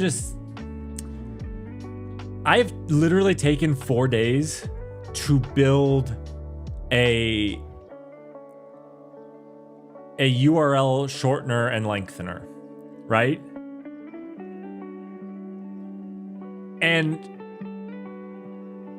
And I don't know that it actually sped me up.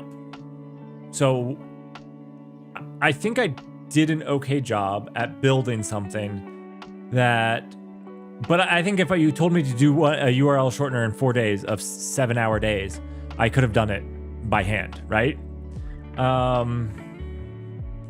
Maybe this is a little bit more robust in the testing, but I'm not even like, maybe.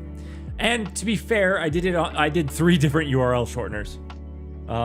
So like, maybe I could have done this faster if I had just used one agent, had it doing 3 different things on the same repository. Maybe I could have done that. I don't know.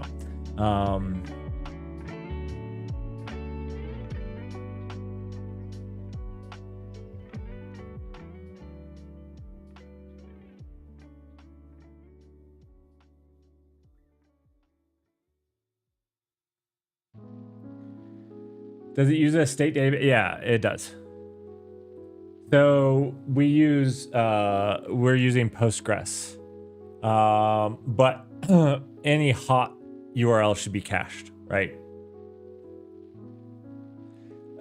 We decided to cache in memory on this system. I think in theory we should, for the time being, but in theory the cache should be something like a real cache, something like I hate to say Redis, but Redis, Aerospike, Memcached would be fine.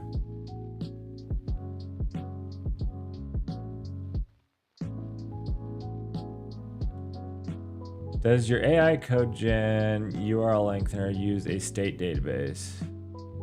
Valkey? Oh yeah, true. Valkey would be a good one. We could try Valkey. I haven't actually used Valkey before. Valkey would be a good one to try. Why should I not have a database? I actually don't know. Do you just want me to write off a file?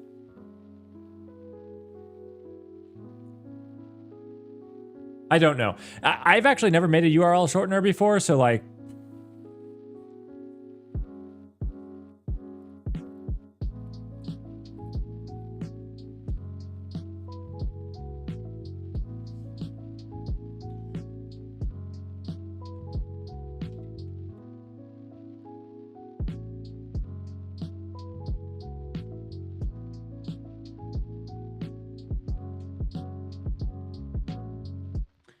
so I mean, I was the one that said Postgres, so that's actually not its fault. Because I have like users and user data and stuff. I didn't need a relational database for sure. Postgres was just a nice open source database that I could do it in, and I thought it'd be well supported.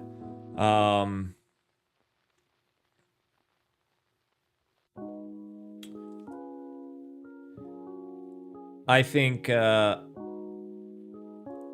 like if I was really trying to scale this out and actually make it, I might leave the user information and stuff and like feature keys and billing and all that stuff in Postgres.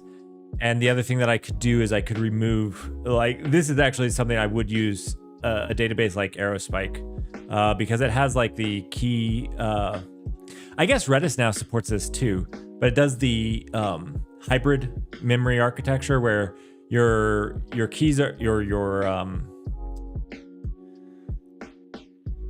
your indexes are in memory and your data is on disk, and you can get sub-millisecond reads off of it. So it's not really a cache, but it's really, really fast. And then you could just cache the really hot ones, and the medium ones can just stay in database. I think that would be like a good scale out, but I'm not worried about that right now.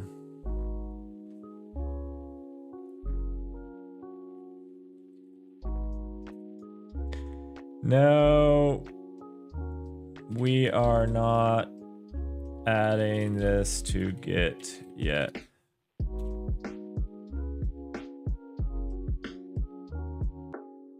How many new DBs are there since last Tuesday? I actually don't think that there's a lot of new DBs. I think 5 years ago there was a lot. I think the number of new DBs is way down.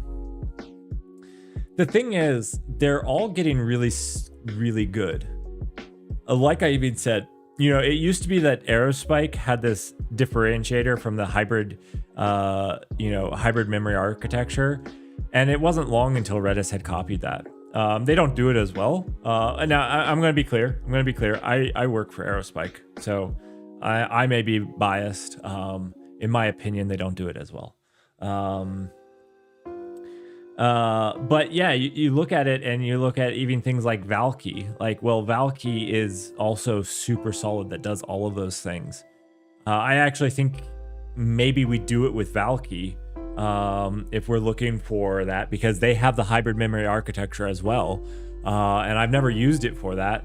So I think that would be fun. So if this ever got to a place where we wanted to scale it out, I think that would be a great move. But now, what do you want to, contend with here? Why would you make a new database when you have those three that are going to do all that? So unless if you have a brand new type of database, it's hard to compete with those three, right? Then you could talk about your relational databases. Well, there's Postgres and then there's this thing called MySQL. You don't want to touch that. That's also really good. So if you want to do a relational database, it's really hard to say, go build another relational database. There's like two newcomers in my mind that have done really cool stuff, and that would be ClickHouse and DuckDB. DuckDB, you need to work on your stability, okay? I'll say it right now, work on your stability. But, those two took a different perspective. And like, that's the cool thing about them. But so it's really hard to make a new database, and it's hard to make a new database that does anything really cool that these other ones haven't.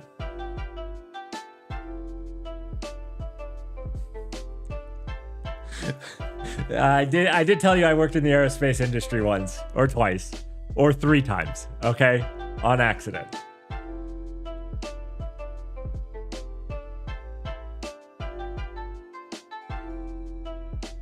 Chat should be able to send commands. Oh, you know what also is a cool database, but I haven't done a whole lot with it, and it's not really open source.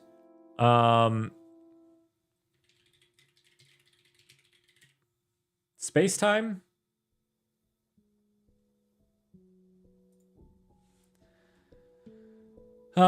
This is this is an interesting one. It's not open. It's like partially open source, if my memory serves me right.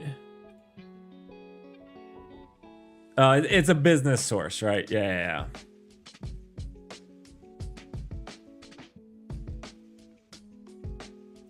So then it's the AGPL v3.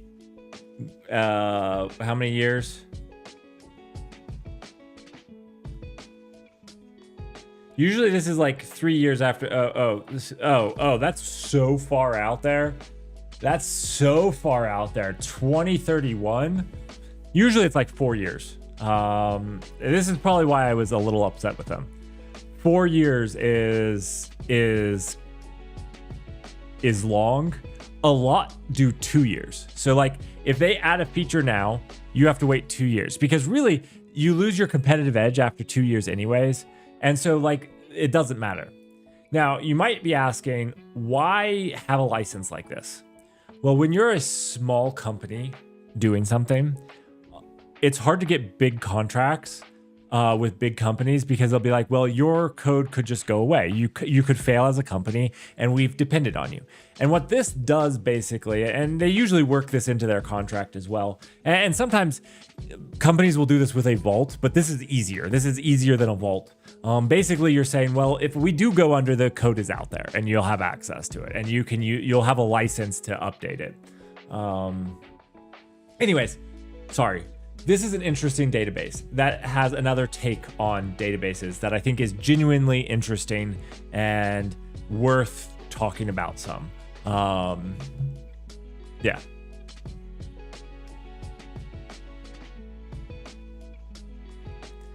I think it was marketed as a game DB at some point. I do, yeah.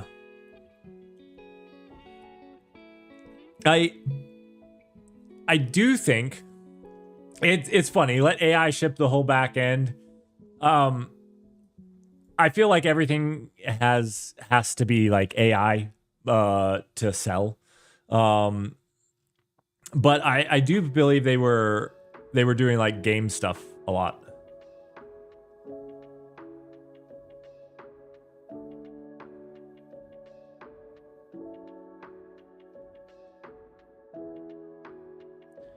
Anyways, it's very interesting. Anyways, my whole point was, I don't see a lot of new databases in the field. And I think that's mostly just because it's really difficult. You're either going up against titans, like literal titans with 20 years of expertise, testing, and knowledge baked in, or that you're going up against that. And if you're not going up against that, it means you're rethinking databases. DuckDB was a really good one where it said, well, SQLite is cool. And, these analytical databases are cool, but we don't have an SQLite version of analytical databases. Let's do that. ClickHouse is cool for a couple of reasons. It's one of the first big open source analytical engines. I think honestly that's probably what its biggest thing. But it also has a really cool feature that allows you to leverages multiple formats and input tables. That actually allows you to kind of import your data without importing it. It's actually a pretty cool feature. So anyways, like I said, I don't know. Correct me if I'm wrong. I don't consider Cloudflare key value. It's a key value store. Those are a dime a dozen. And that's just a service. A service is different than a new database, right? I don't know what backs their key value store, and it might very well be a new project. I feel like I did know what backs their key value store. For some reason, I feel like I do know what backs there because I think they talked about it. I don't know off the top.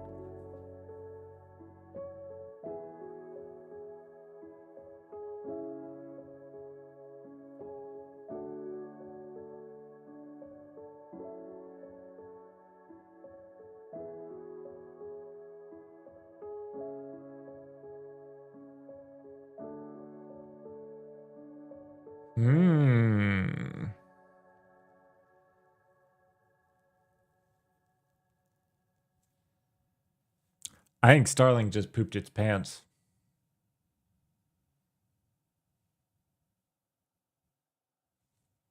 Are you all there now? It looks like we're back. We're back.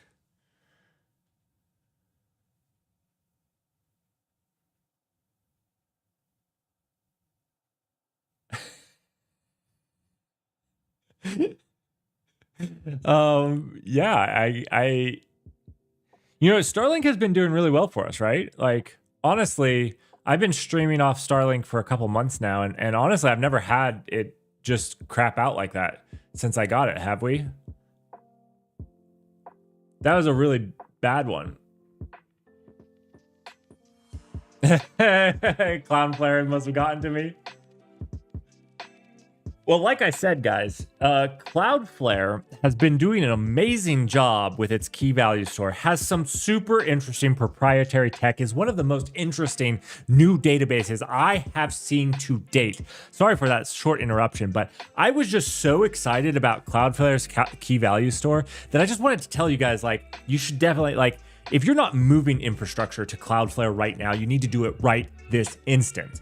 I have nothing in this game. I'm just letting you know that their tech that's baked into the key value store is just some of the most amazing tech I've seen. I'm super excited about it. I can't stop talking about it. Please let me continue streaming Cloudflare. Please. Please. Mike Pence? Pence? Mike Pence?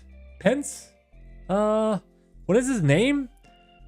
It's Matthew, please.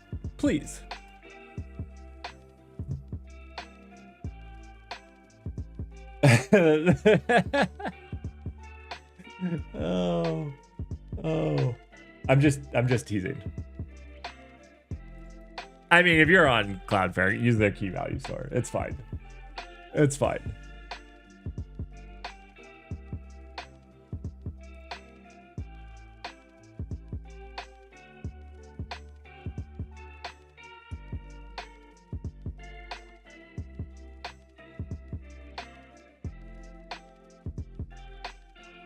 Sorry, you guys got me on a rant on data storage. I think data storage is like an unsung hero, not a hero, unsung topic of discussion. I feel like you just have you have your camps and people like to stay in them. And I just think the field is so much more interesting than that. Like,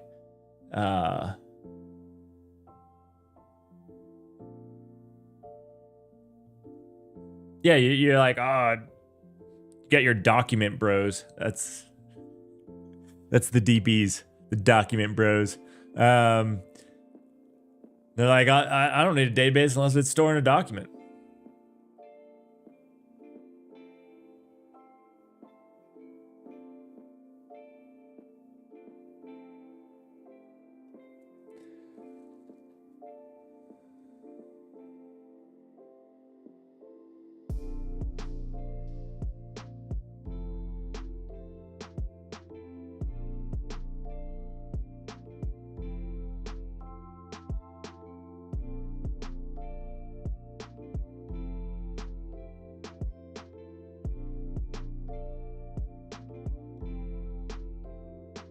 Yeah, the stream is looking good. Okay, excellent. Okay. Okay, we gotta do this. I got super sidetracked on the databases. I'm gonna see if some of the people that I respect in the community won't do a database weekend with me in the spring. I think that would be really cool. And I want it to be like just about celebrating data storage and retrieval.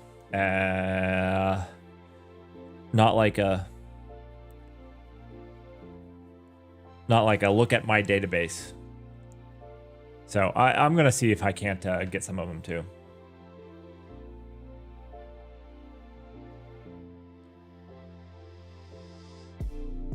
Not long till chat DBs we're archiving LLM content and start getting billions in VC funding. Oh gosh, that's a good one.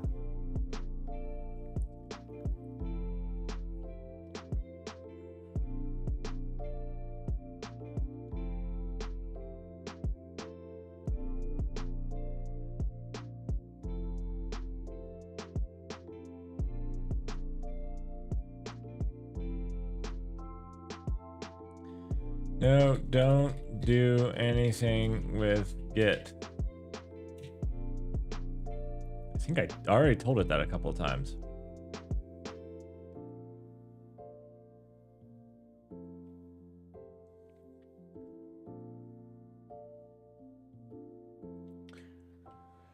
All right, so we have two things. We got to do Whisper, which is what we're going to do here with this.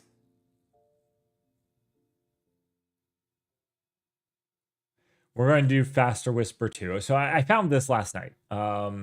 This seemed to be somebody that had done Faster Whisper. We're just going to try to leverage what they're doing. So let's make sure this looks fine.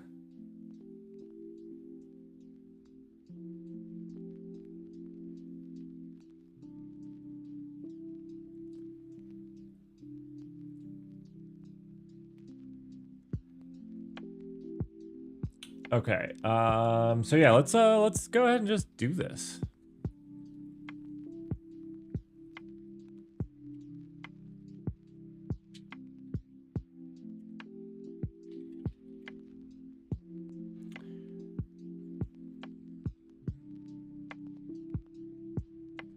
That's yeah.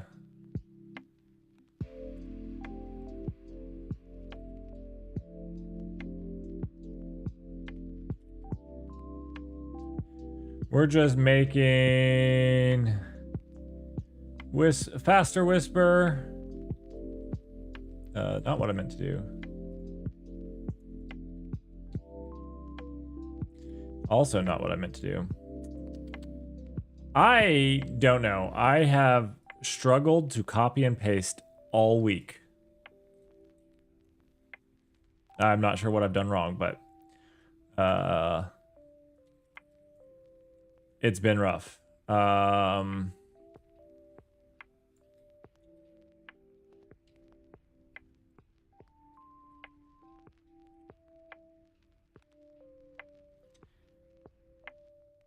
Oh yeah, yeah.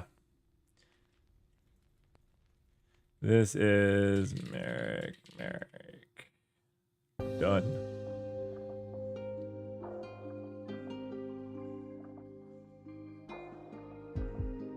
And then we're just gonna make a Docker Compose. Sweet. Oh, guys, this is gonna be vanilla Vim. I don't even know if I can exit vanilla Vim. I come on, copy. Can we do this? Can we? Yep, we can. Nice. All right, we're just gonna copy and paste. Let's look. I think this looks fine. We want the GPU one. Faster Whisper. This is environment. This is not our time zone. Let's look at the Whisper models. I don't know if that's the one we want. Let's actually look that up. I thought this was the Whisper. Yeah. I thought this took me to the Whisper repository.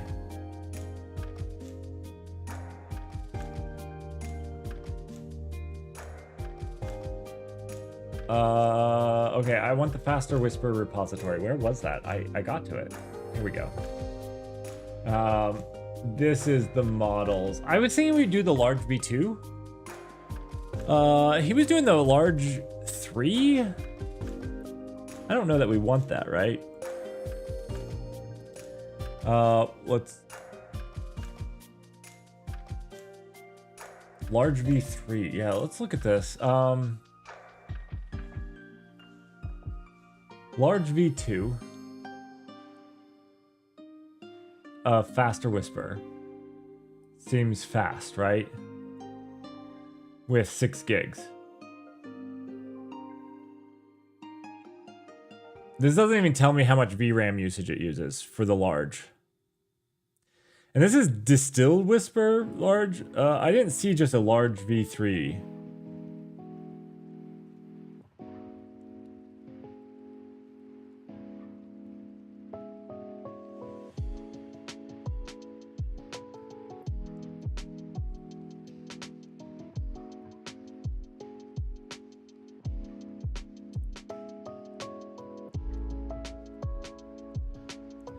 Oh, dude. Russell. Russell.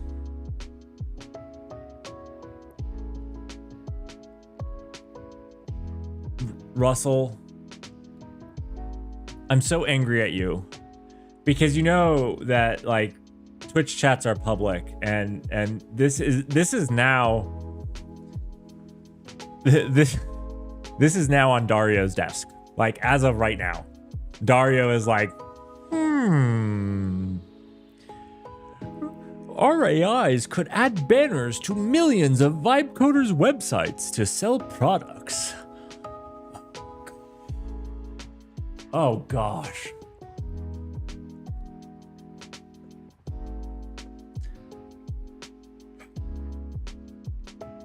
I dislike this is even an idea that you had. No, they still won't be profitable. Burn. Okay.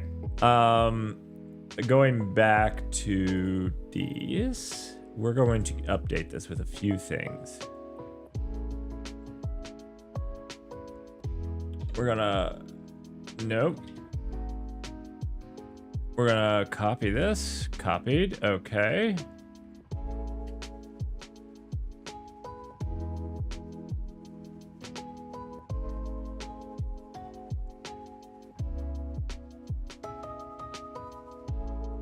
Hey, Grey Hatter's idea, you were worried. Okay, fair, fair. I'll blame both of you. I'll blame both of you. That's okay with me. Yeah, I blame both of you. Thank you for making the future worse, actively. I'm just teasing both of you. I hope that you realize that. I don't blame you. We want not this model, though, right? We want large V2.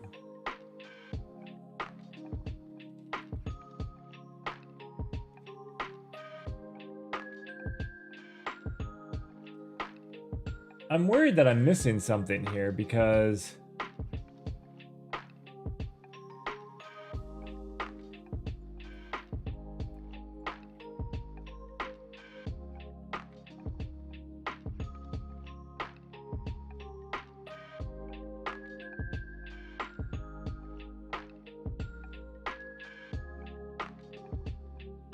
maybe large V3 is a thing that's out there.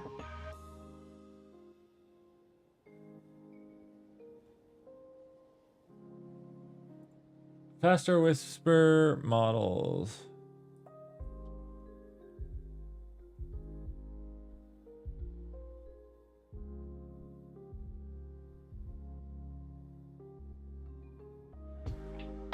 Yeah, Russell, please don't give yourself credit to think that you could actually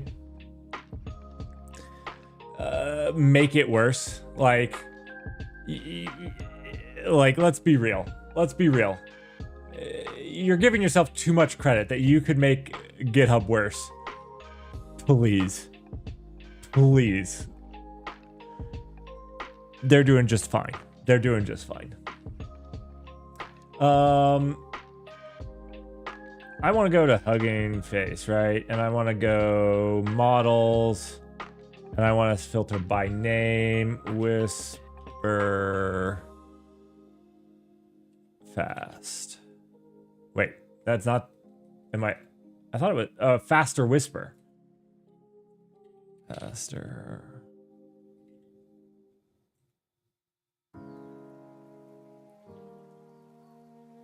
Okay, so there is a V3.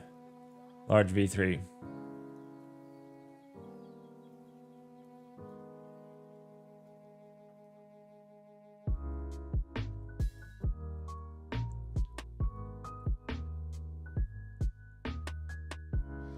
Is it, I'm just gonna assume that it's fine.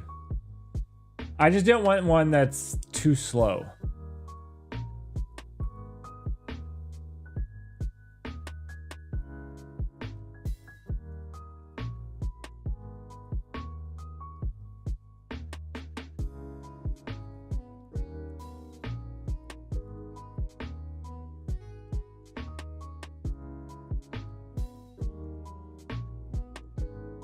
Okay, we're gonna stick with V3.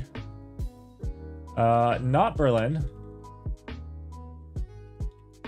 USA.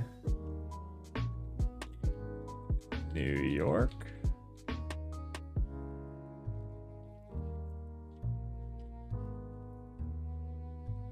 I don't know what this means. I'm gonna leave it. Sure this is fine. Sure this is fine. Sure this is fine. Yes. Yes. NVIDIA, yes. And this should be like, this should be the GPU stuff so I can use the GPU. Now what we will need to do, if we're loading one of the big models that's going to take a lot of the memory, this looked like it was going to take like 6 gigs of memory. So if we're going to load something like Scout, we might need to shut this down.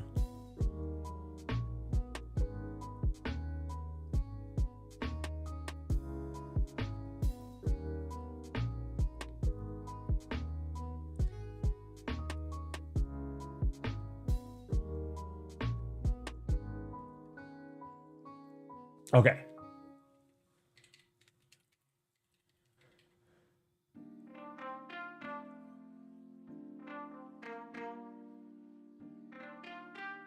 This seems like a weird image. Let's go back over here.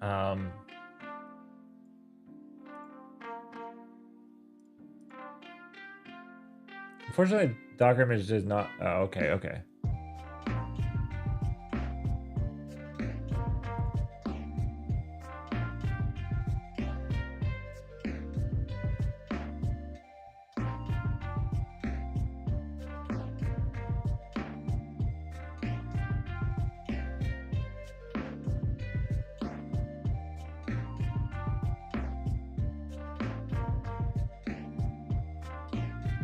Okay.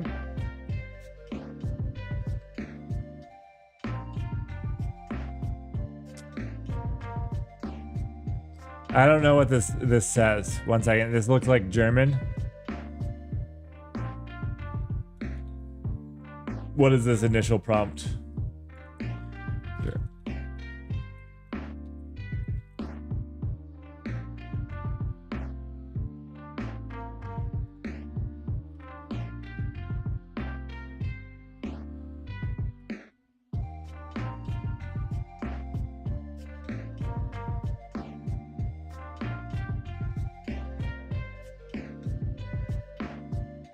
Remove any references to subtitles?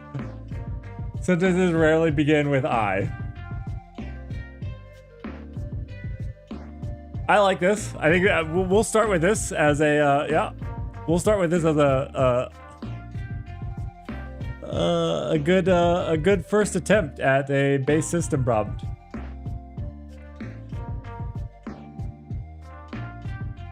Oh, we gotta go here first. All right.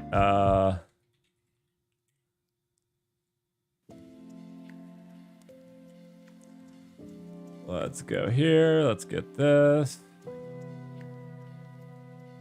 Let's fix this.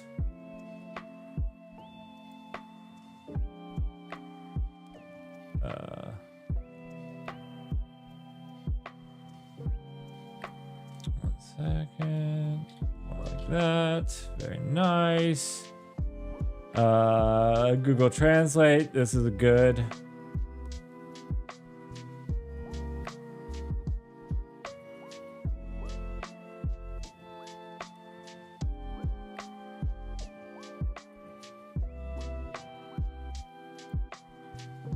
Oh, good idea. Good idea. Excellent. I'd like to do my own stuff, but I'd like to just try getting it working, right? All right.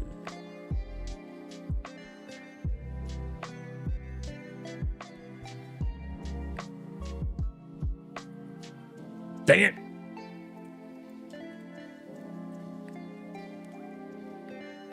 Oh, wait. You know what? I have this all. I'm just going to yank this. And then quit, abort. I did sudo vim. Why doesn't it let me write? cannot open file for writing. Why not?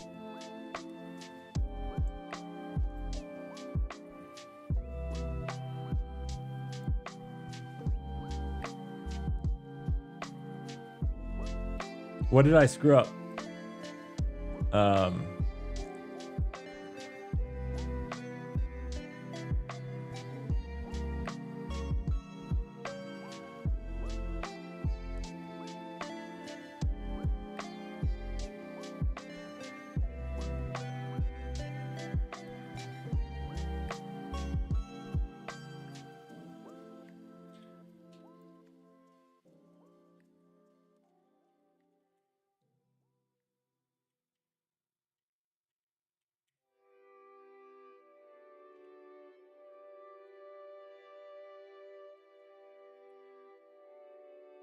I didn't make the directory. Okay.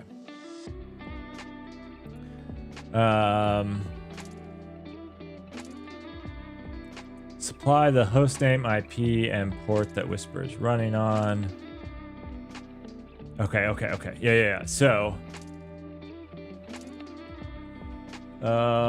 Docker goes up.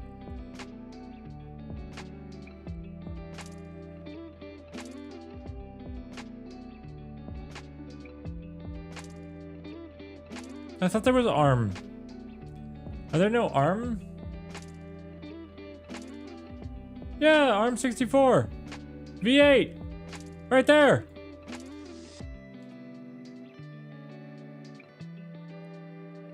Wait. Let me look at the Docker Compose file. I might have done this to myself. No, this should be fine.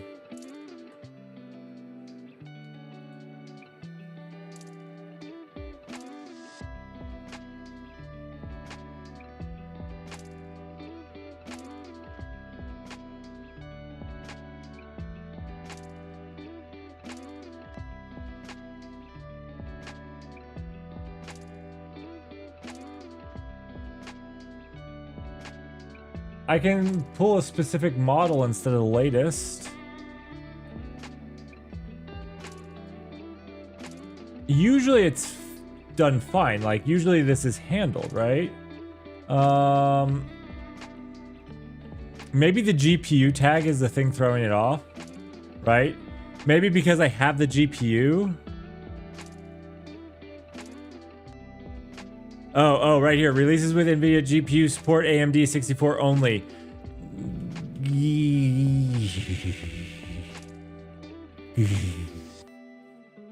Okay, so it is me. So we're just going to do latest. And hopefully the GPU works on it. That's hopes and dreams. Latest is also terrible because like this could change on me. Fantastic. I'm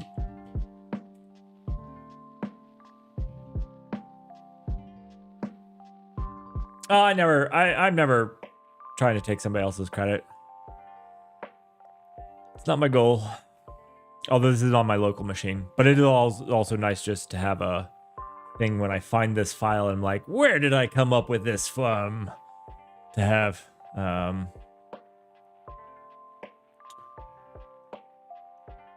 If you guys want a link to it, I can also give you a link to it. It's just on the... Here. More than welcome. To follow along with your own home lab. While that's going, what we need to do is set up Home Assistant. Home Assistant, let's see.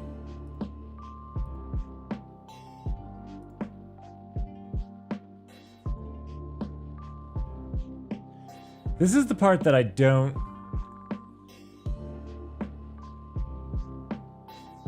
Uh-oh. So many issues here.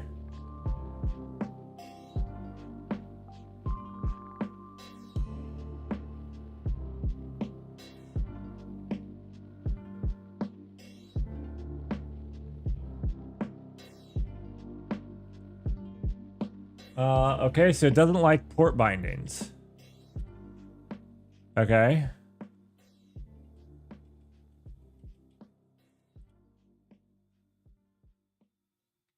Really? It's incompatible with port bindings.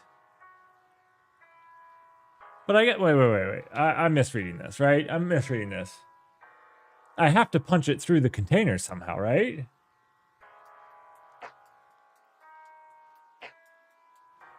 This isn't the containers, right? This is... No.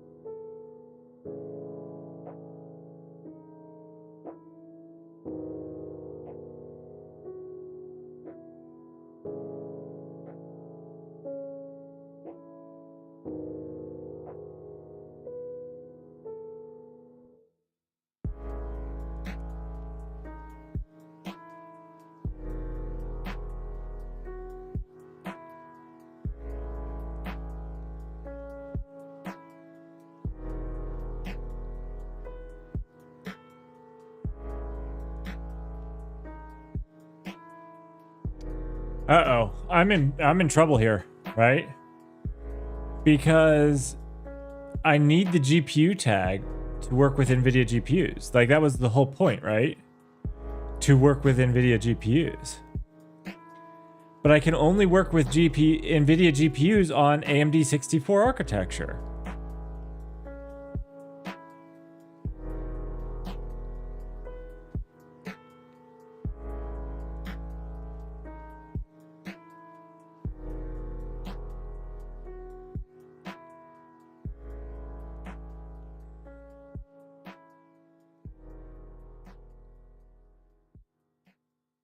It's ARM. Yeah, the Spark is ARM.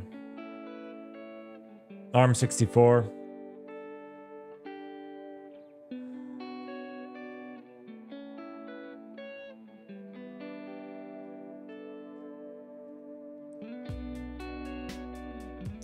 Let me just Google this really quickly.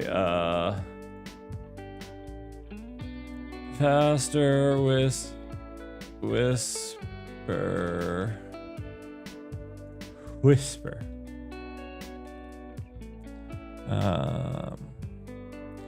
Docker NVIDIA Spark.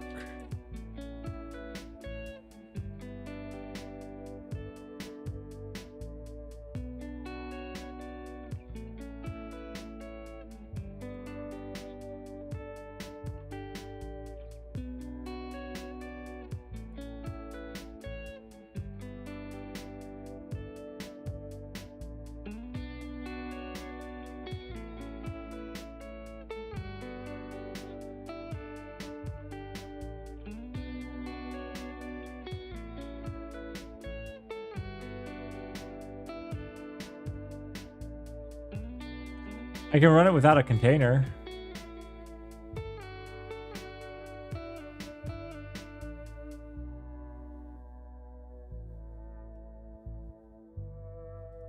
This terrifies me that NVIDIA has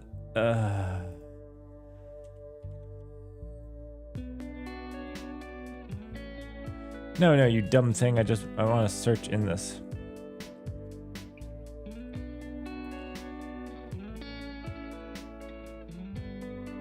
Oh no.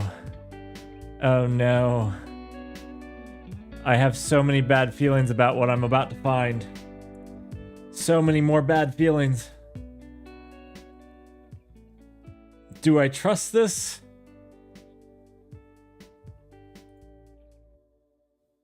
Oh, it's the same.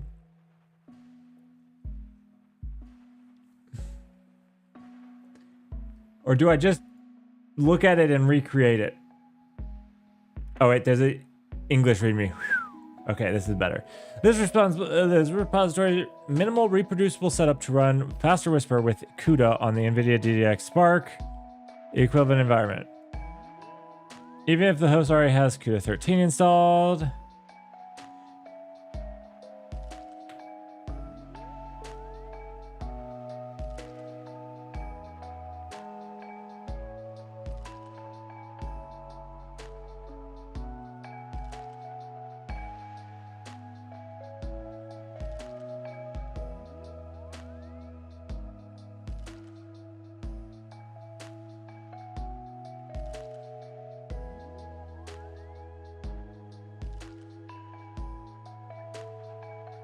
Okay, this looks cool.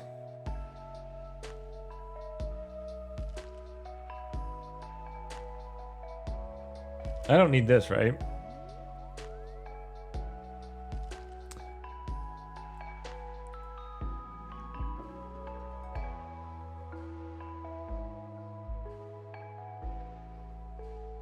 Oh, this is building C translate?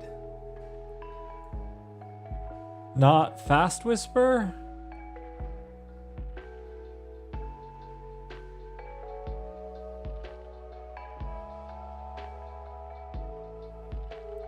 Oh, I thought, one second, let's look at this.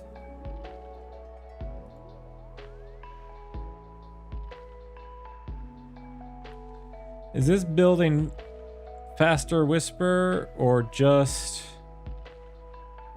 This looks like it's just C translate.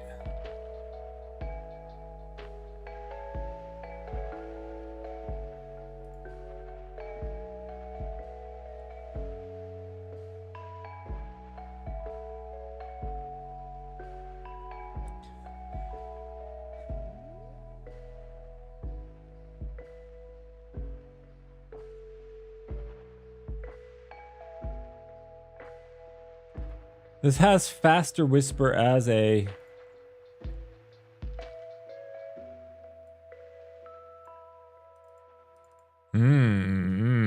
Interesting, interesting. One second.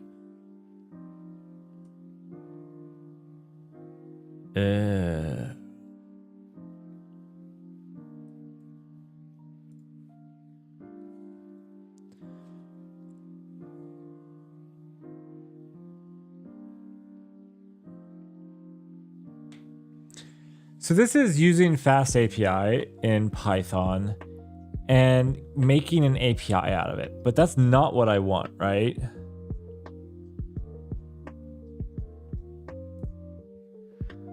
I don't know if this will work because it's generally just faster whisper, right? I guess maybe I can look at the other Docker file and see what it does.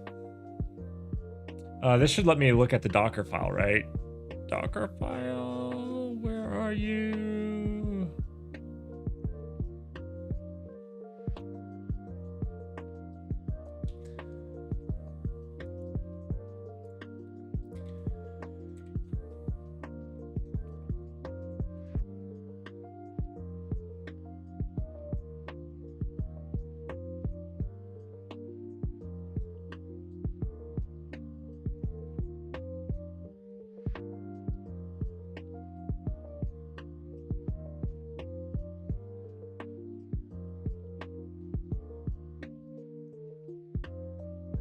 It hurts me so much.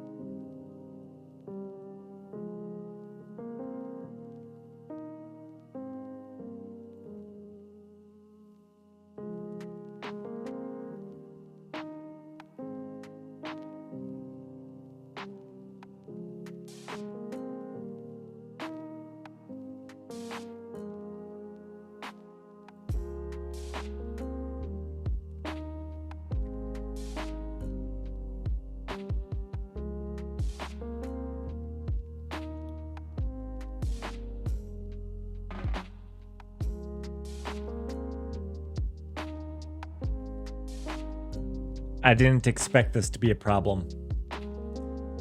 I didn't expect this.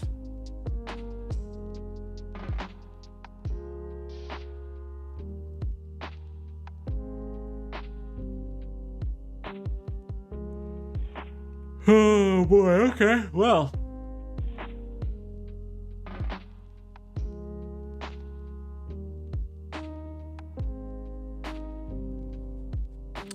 Let's see.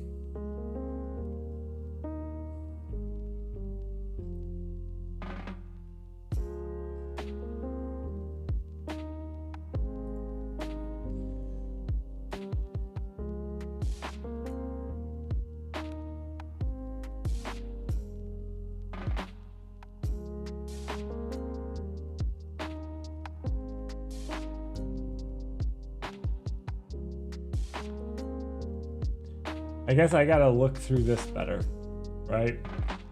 Like, I think that's what this person has done, and kudos to them for it.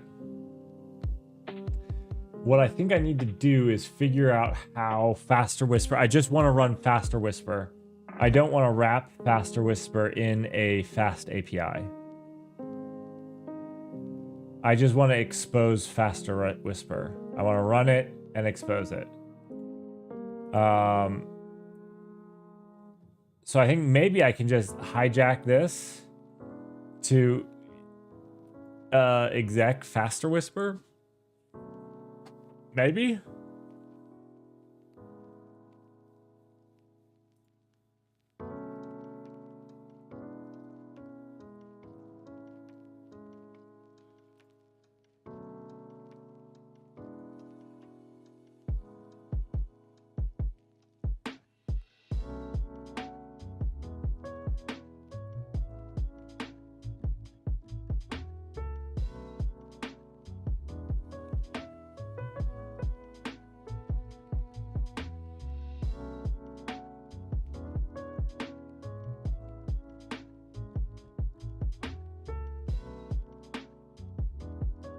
I need to like try and figure out what this is doing here. I don't know. I don't know.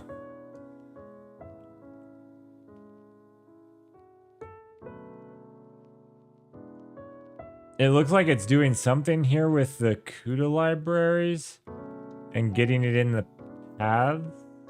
Or yeah, like the library paths. Ugh.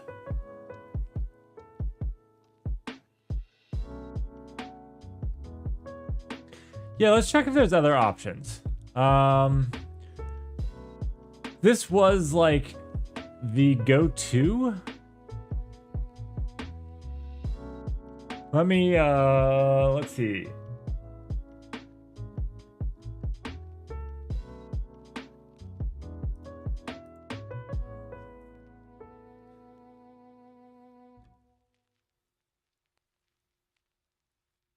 This guy also used Faster Whisper.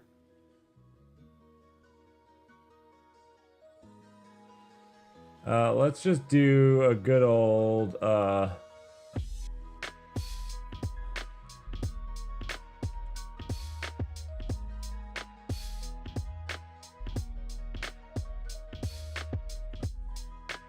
Wireman protocol, Faster Whisper versus.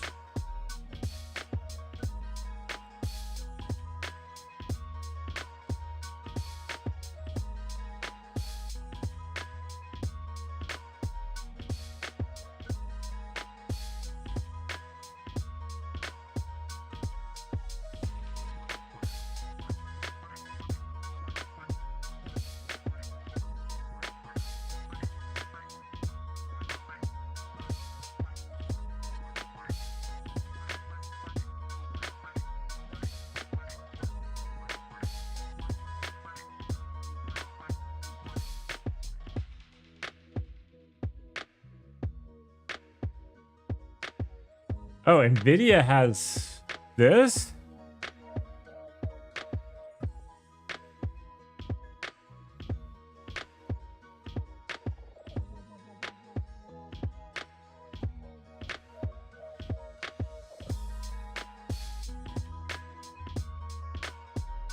I'm assuming they pronounce it parakeet.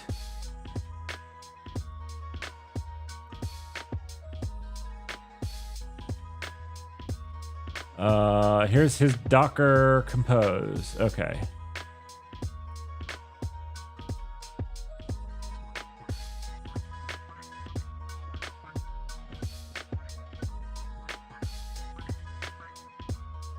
I don't know what parakeet via Nemo is. I mean, I realize it's a Nemo container, but I don't know. Let me look this up. NVIDIA parakeet Nemo.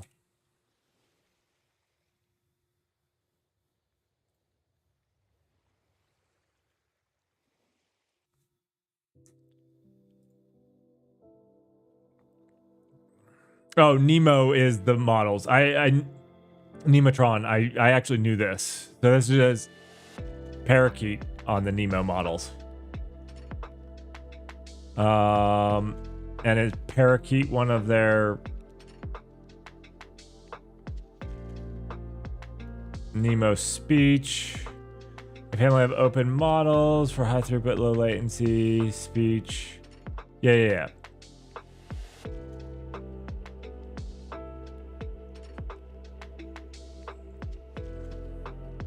Okay.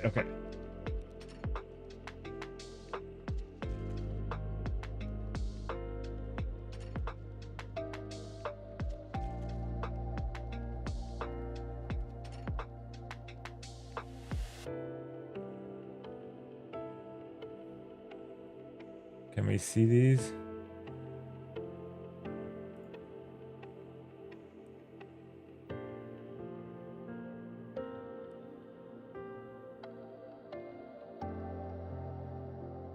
Magpie, parakeet. Okay. Oh, parakeet is super small. Whoa. Oh, magpie is tiny.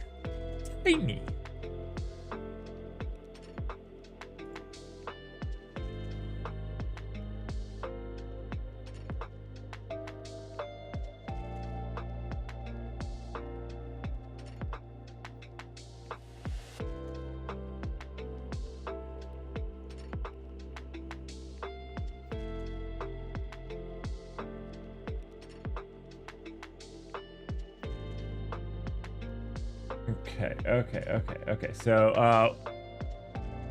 I love that it made that link way down there, so I lost where I was. Okay, here, so...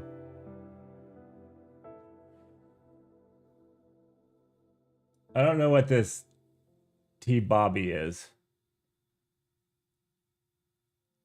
I don't know that I trust this image. Let's try finding...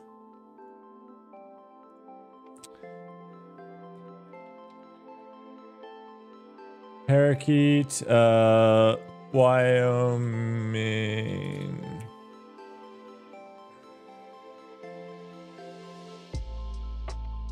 Ooh, there's a home assist on this one. I have a Windows system that I want to use my GPU for STT, and sounds like installing Docker with VN2 with WSL2 may be the best option.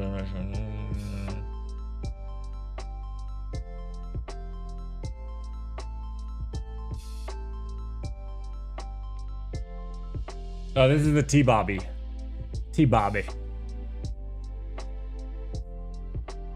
Wyoming protocol servers for the speech to text system. Okay, so we're just gonna use T-Bobby. T-Bobby is safe, I'm sure. Oh, it's Thomas Bobby.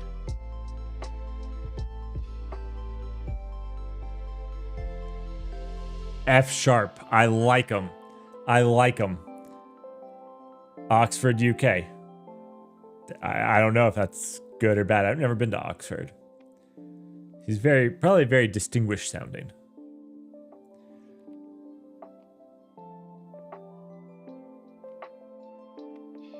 All right. Do you have like a Docker Compose? Let's see if he has a. Oh, here we go. Docker Compose GPU.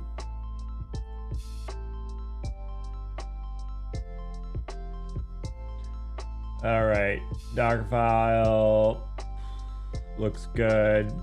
That's the 10,300 is the one that we want.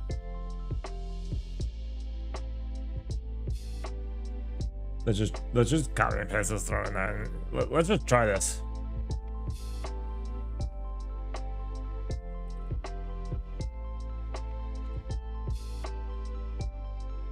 That did not work.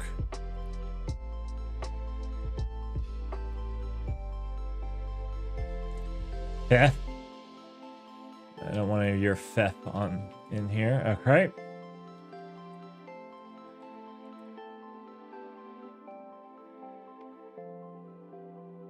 Failed to build. Failed to solve. Failed to read Docker file. Oh. I did just take this. 1 second. Does this just... Oh, yeah. It just references the GPU Docker file right here. Okay. Fair. This is fair. I actually like this. I'm not pulling an image. I'm just going to use this Docker file. If I read it, I would probably know it's okay. Let's see. We're using Python Brookwood Slim as a build. Oh, they're using a builder pattern? This guy's a pro? This guy's a pro? T-Bobby?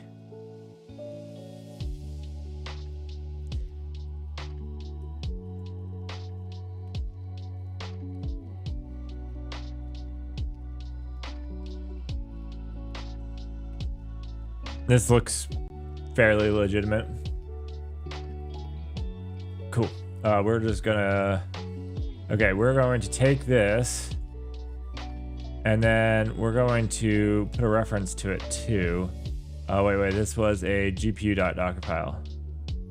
Vim gpu.docker file.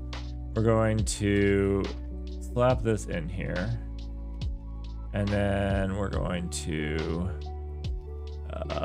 basically put this here.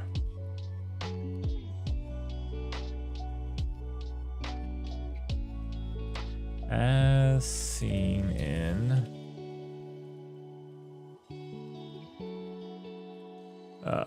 I just want to see if something will work. Okay, it still failed, but got closer. Okay, so this just expects the whole repository to be here. This just expects the whole... We're just going to clone the whole repository here. Because it's just looking for this right here. Is this the way to do the Wyoming? Yeah, this is exactly how to do the Wyoming. Okay. Event handler for the server. So this is what we could do with the Fast Whisperer, right? Because we could just implement this for Fast Whisper. Not that I want to do that. Let's just try this.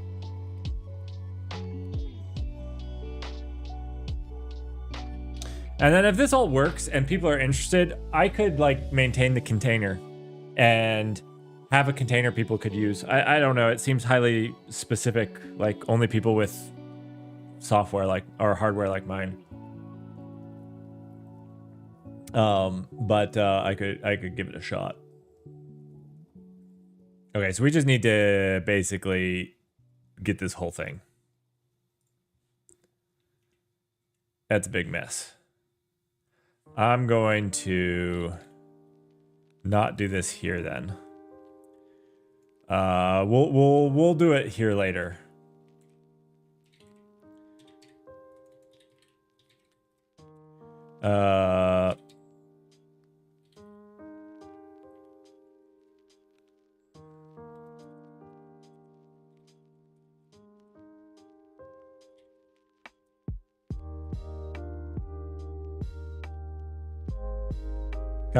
Copy.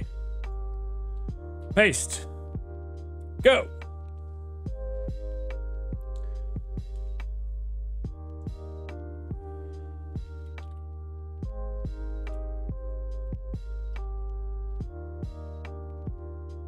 Docker compose. I usually do up, but can I give it the file? Let's do up and then compose GPU.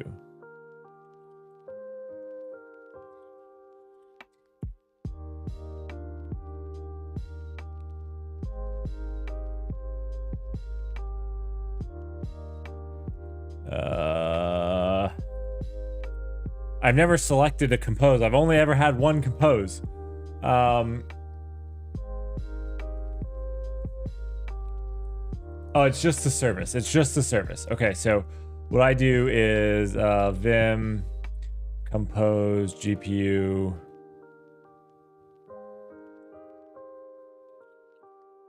No.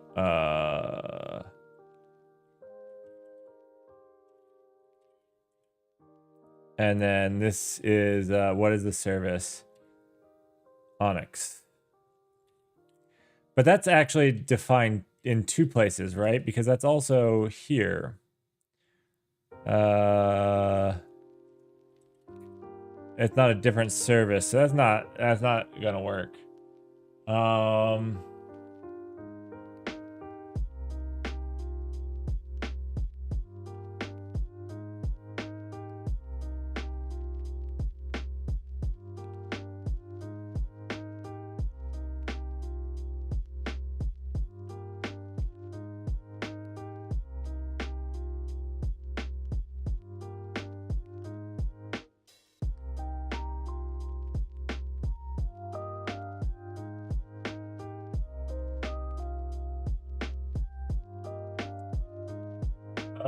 How do I tell it which one to use? I could just delete the other ones.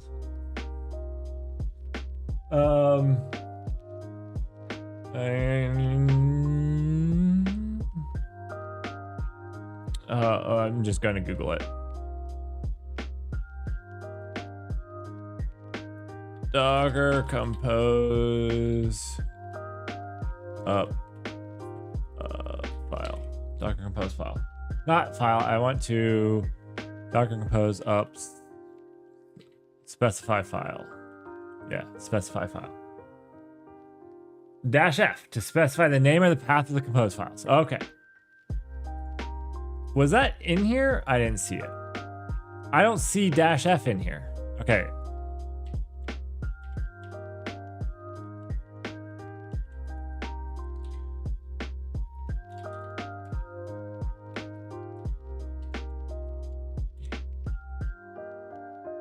That's because it's not a thing.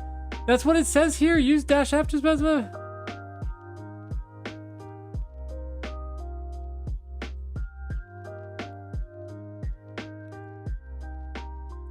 It might not be a global fag. I might have put it at the wrong.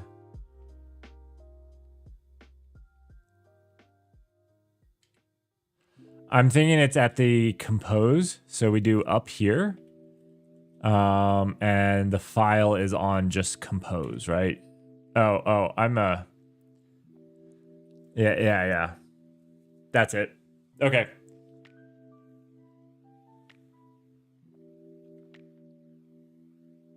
I don't use compose that much, and I definitely don't make multiple compose files usually, but that's fine.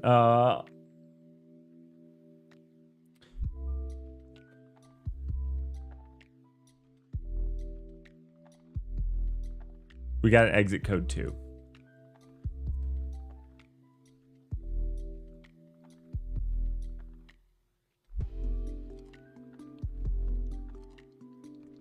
What did it not like here?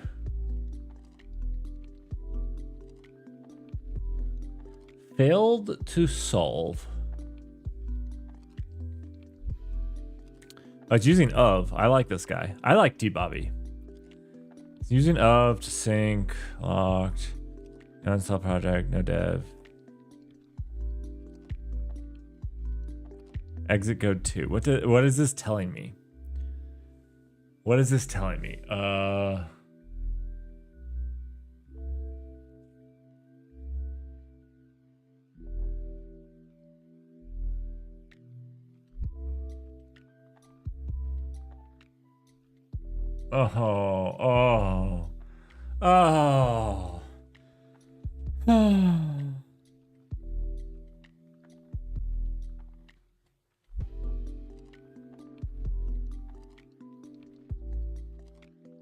Okay. You know what? Let me take a step back and let me go to NVIDIA DG DGX Spark.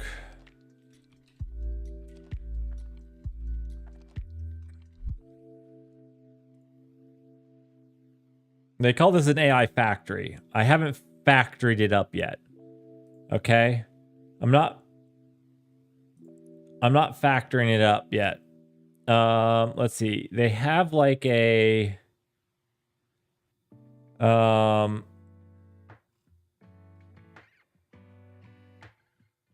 user manual.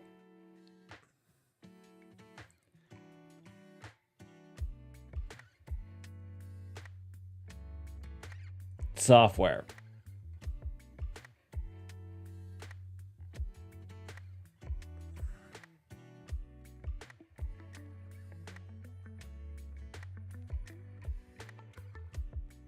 I don't know what NGC is, but we're going to find out.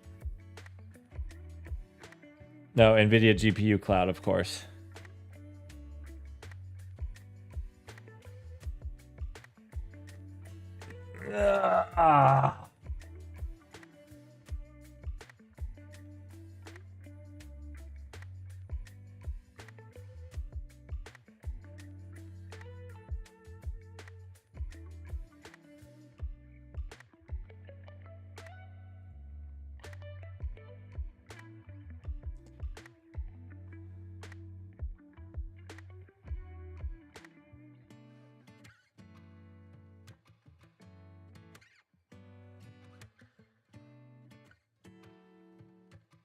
I have the wrong platform, apparently. A very expensive, very incorrect platform. All right, let's Google some more. Running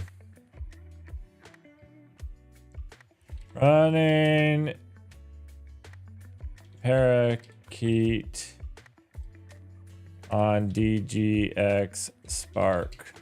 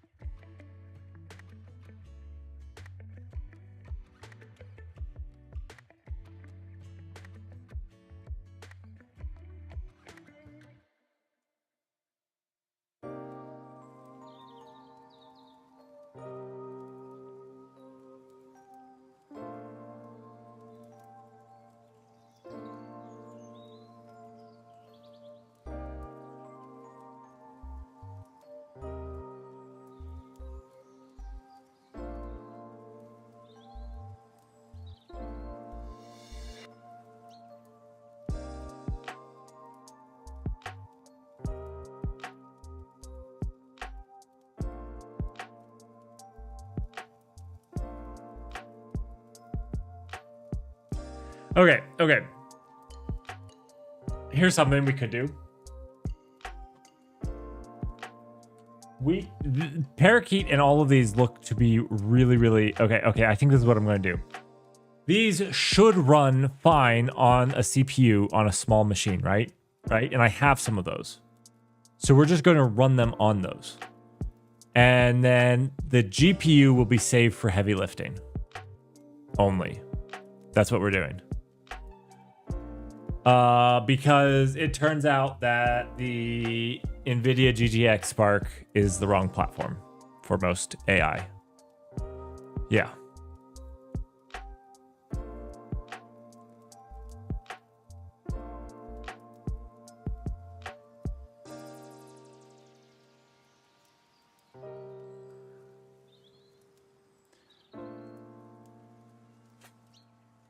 But that means not today, right?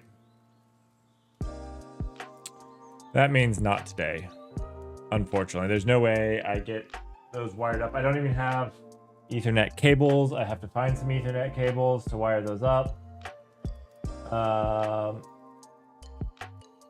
Dang, it means not today.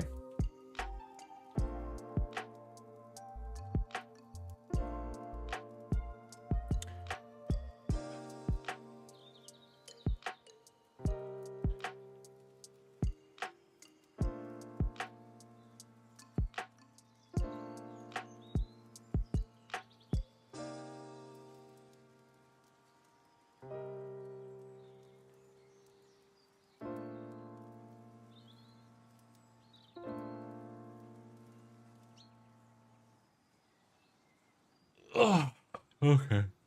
Well, that's disappointing. This little speaker is mocking me. It's just sitting here. It's like, ha. You can't do anything with me, can you? Okay.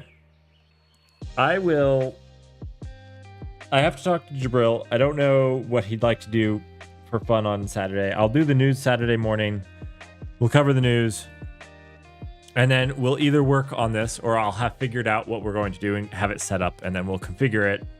Or if not that, I'll do something with Jabril and we'll have some fun doing it.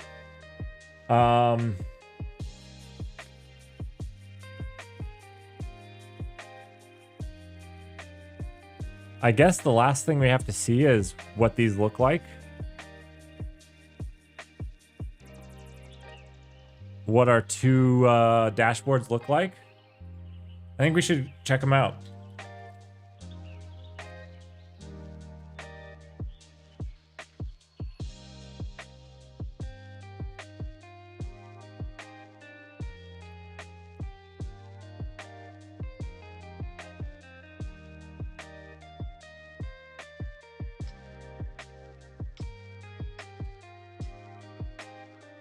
I think we should check them out.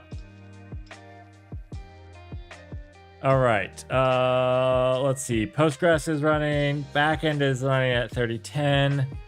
And where did it start the front end? Clerk is going to fail because I haven't put anything in. Oh, is that? Wait. Is it not starting the front end? I thought we were clear. We actually didn't do this for this side. Let's really do that really quickly.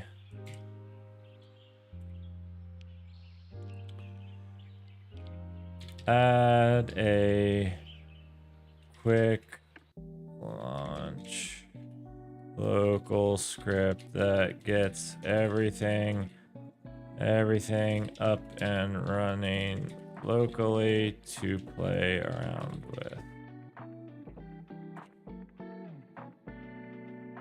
I don't know. Oh.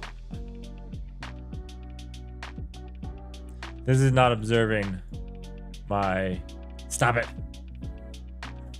My very polite stop it. And this is not going to return anything. Did it do it on port 80? I hope it didn't do it on port 80. I don't know where it's running the front end or if it's loading the front end.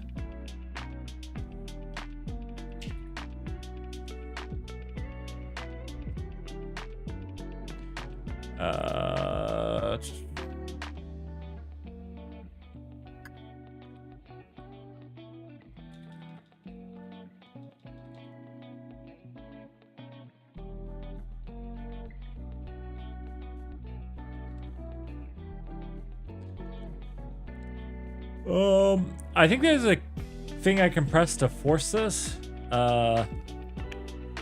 Because like it's getting it, it's just not respecting the control C, whatever it's doing. I have no idea what that is. That it's doing.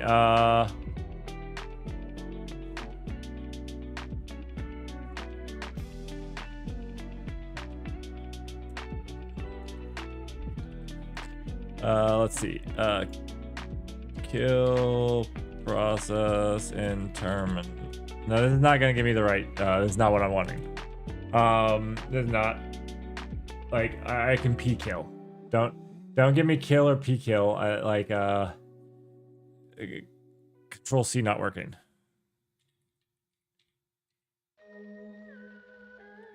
Is it Control Z? Maybe it's Control Z. Yeah. Let's try that one. Also not working.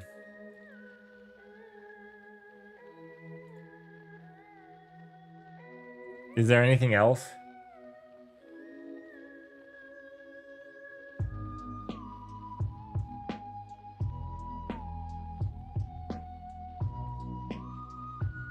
I can just kill the terminal. I'm afraid this will orphan some stuff.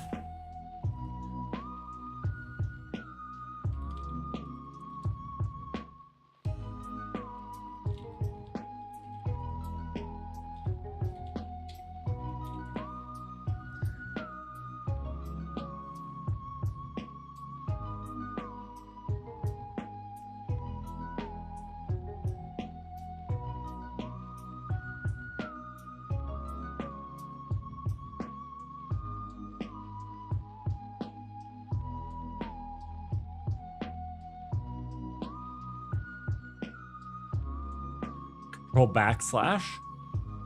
Is that? I've never used control backslash.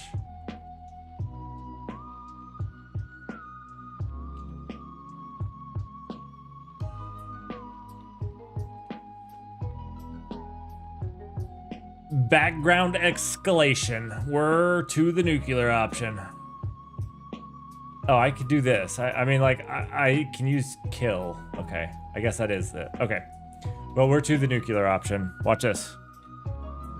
Yeah. I didn't want to do that, but you made me. All right. So let's understand what this is doing, because this is not doing what I need it to do.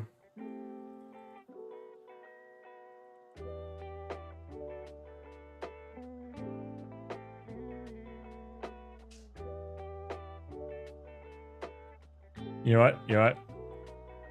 I'm going to let Codex redeem itself.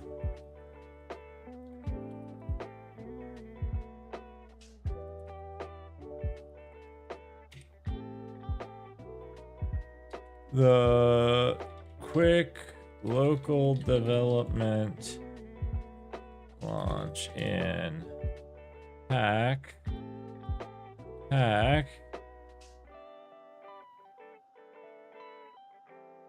hangs and does not let me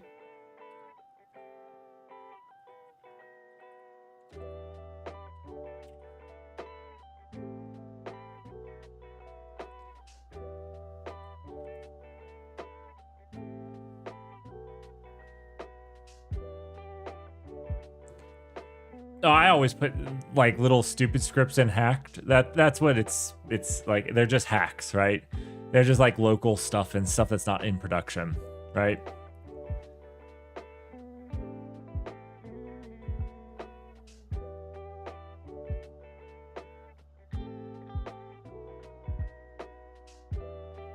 Cargo respects Control C.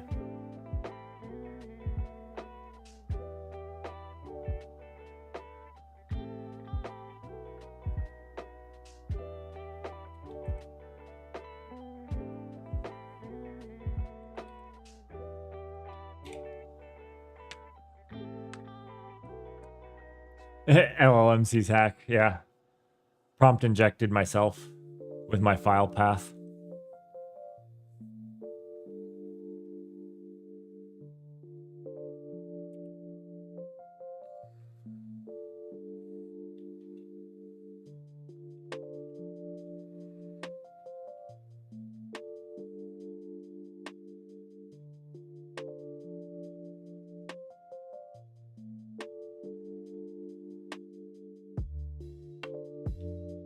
Really bummed about this.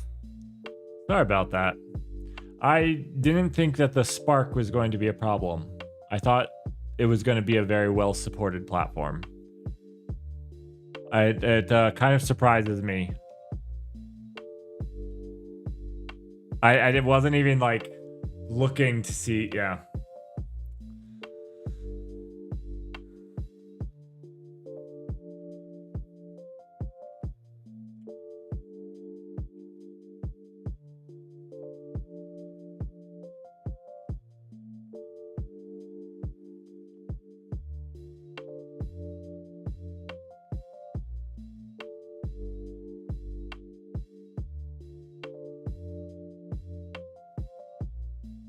Failed with exit code 125.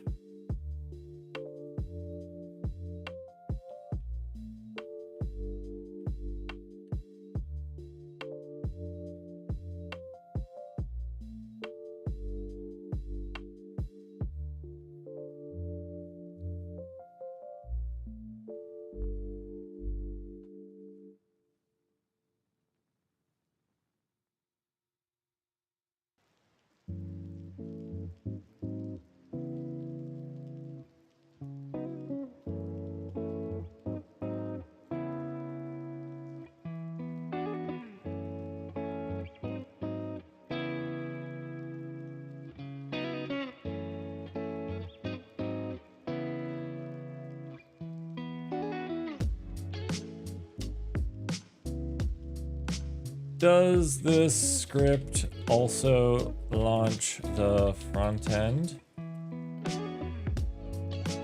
We're brewing. We're brewing. You guys know that this is actually more like a game engine than it is a terminal command. It's a command line app. Yeah. Your boy Togglebit should be proud of himself. He basically created one of the world's most advanced game engines because it doesn't have a flickering problem.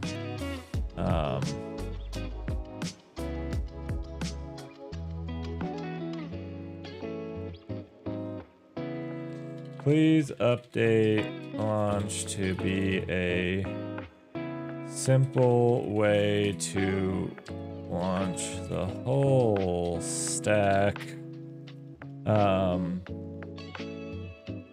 for local dev testing. Rename it to devup.sh as well.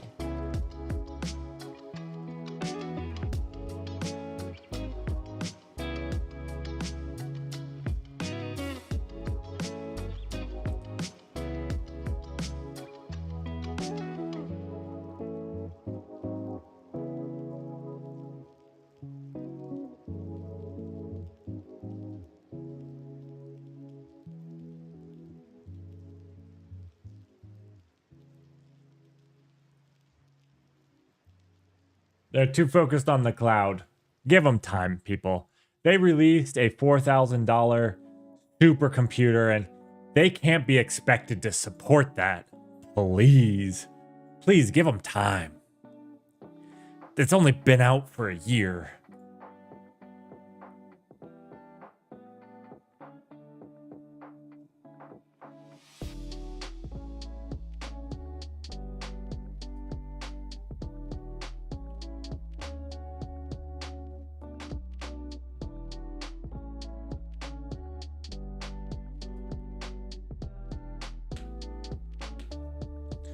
All right. We're close. We're close to being done. This is my fault right here. All this echoing is because I said it had to test all the tests every single time it made a change. And then it got where it's doing this weird curl stuff to test stuff. Because it's trying to test that it's up and running and that it can access it. Right? I think we could actually do that though. It was at 8090? 8090? No. Might have already shut it down.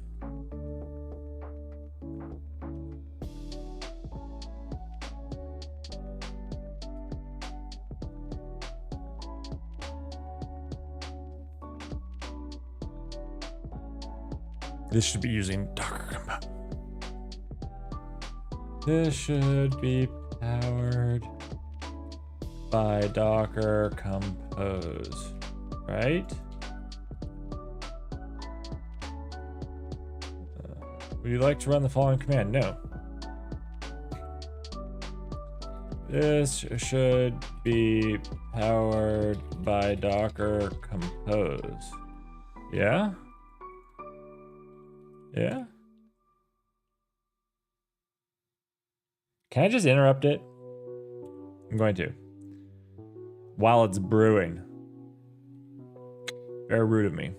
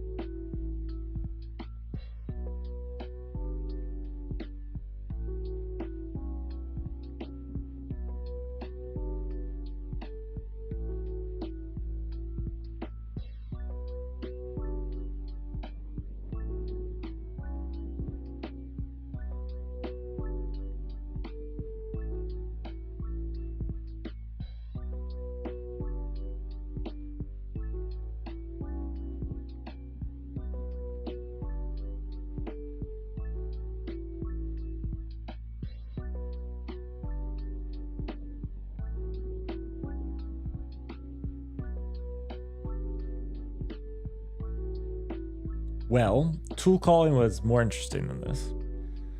I think over the next couple of months, the streams that I do, we are going to be working on the tool calling.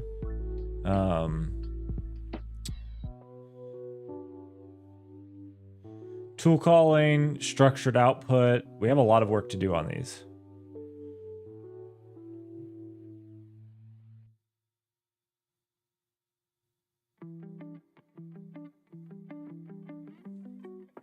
And I still want to train my own model to do just JSON. Like, I want to make a JSON model. Like, that's what it does. You give it stuff, it makes JSON.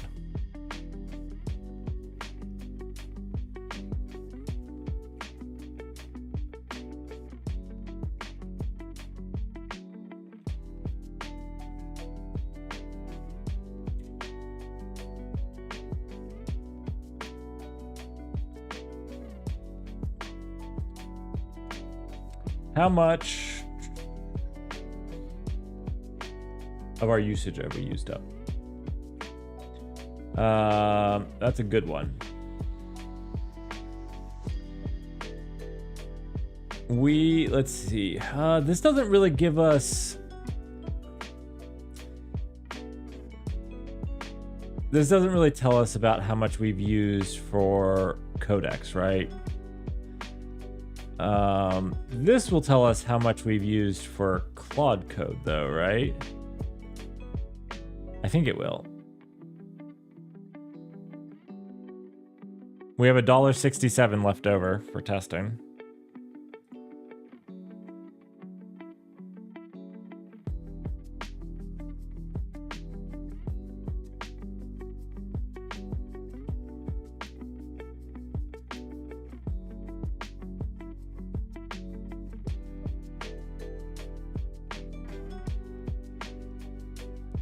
So,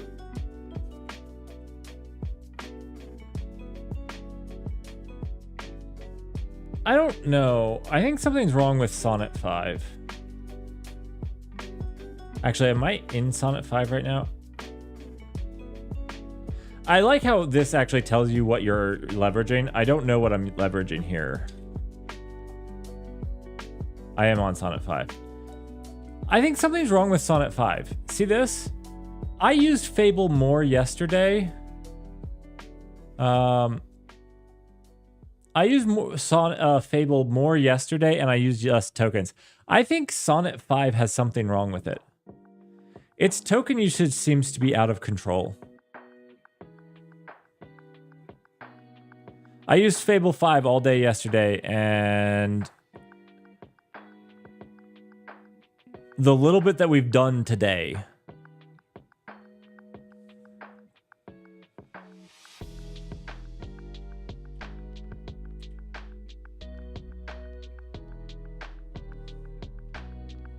we can't see the top of the graph?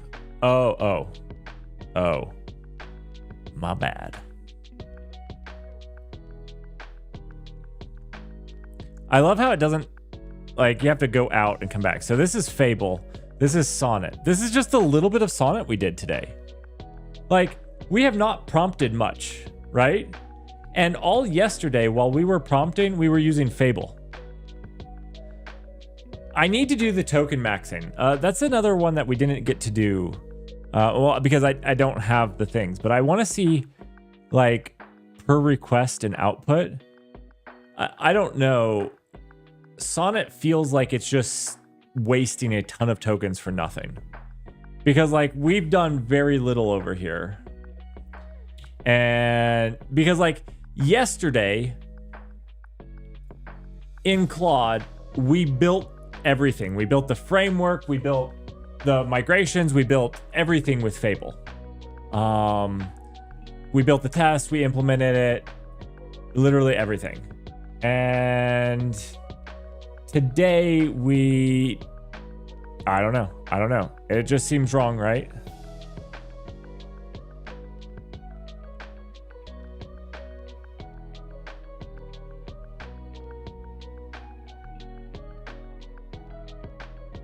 This also looks wrong to me, right?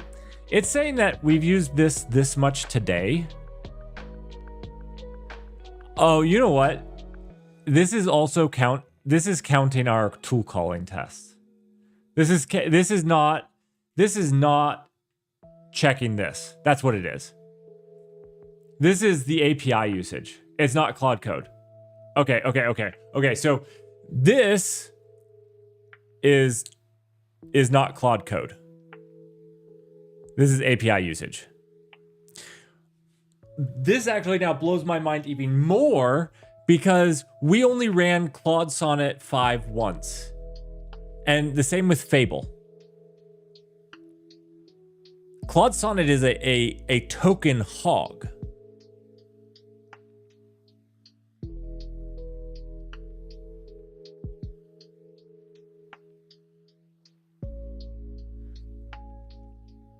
No, because like the only thing I've done with the API usage today is our tool test, right?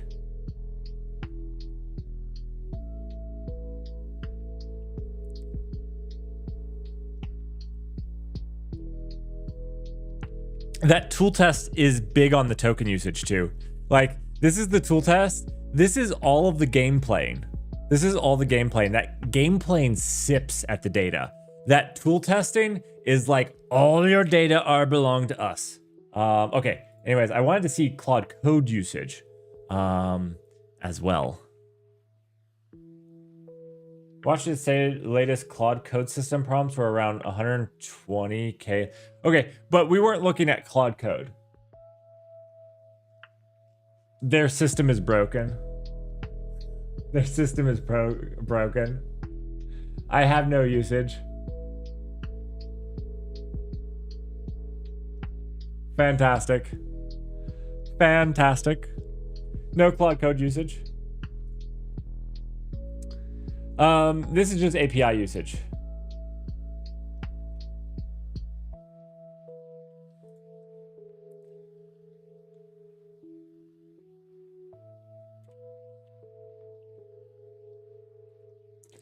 I would like to see the same for here. So like under usage, can I get codex usage? Because this is API. This is API, which was our testing. Dude, this is what kills me. Yesterday, playing the big tests weren't that big for the tool calling was not nearly that big of a deal.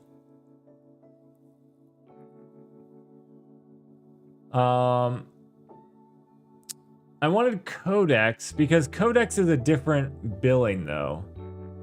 I don't think that I can see codex from here.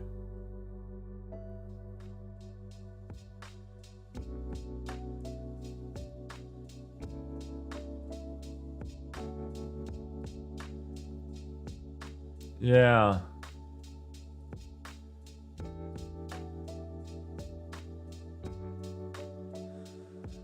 One second, I just don't want to... Let me... Oh, wait, maybe I can see it here.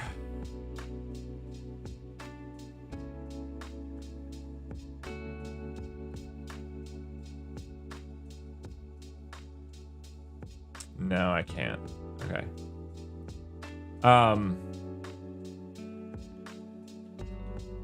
I can see codex in the app for sure.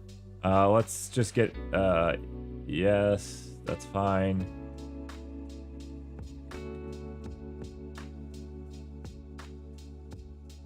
Oh, what did I? No. Oh, no.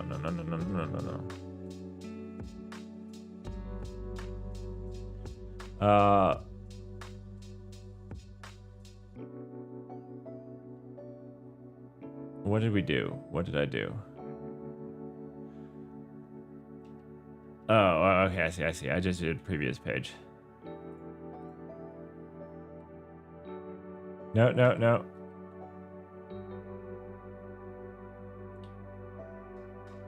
I accidentally interrupted it. But anyways, we can do status.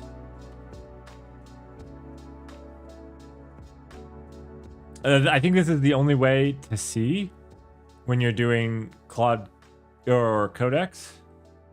And then here, the funny thing is you can do usage, but this is actually kind of Like, it's okay. It just gives you this.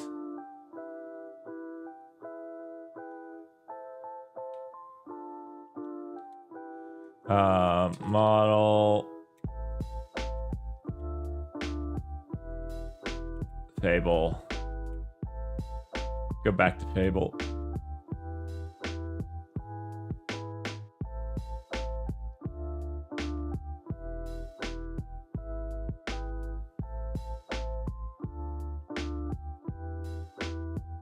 What upset did you predict?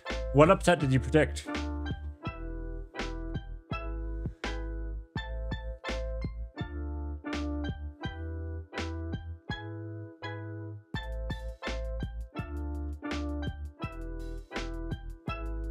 Norway beat Brazil? What? Brazil? Was Brazil good? Were they any good? Was it like the bottom two teams? I don't know what we're talking about, really. It's not finished yet? So what, this score is like 1-0? Oh. I know we're talking about soccer. This is why I know I don't know what we're talking about.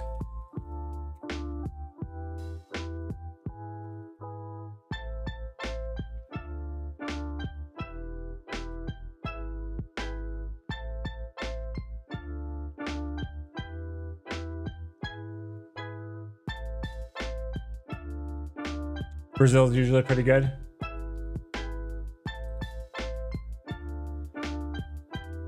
Oh, this is unique.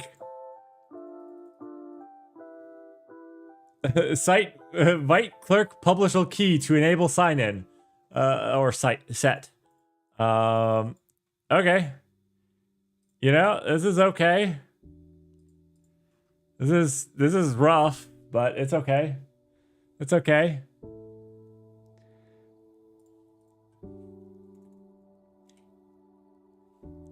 The blog portion looks exactly like the not blog portion of it. It's okay. I don't blame it. I blame it a little bit.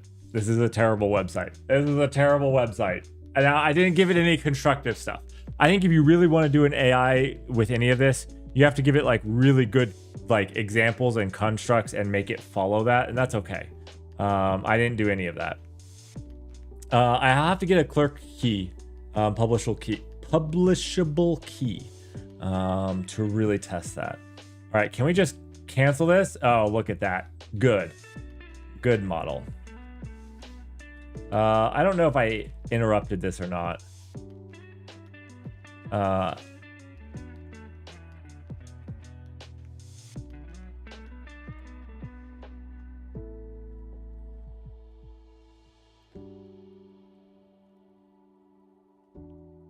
Is this the front end? I think this is yeah, it's Next.js.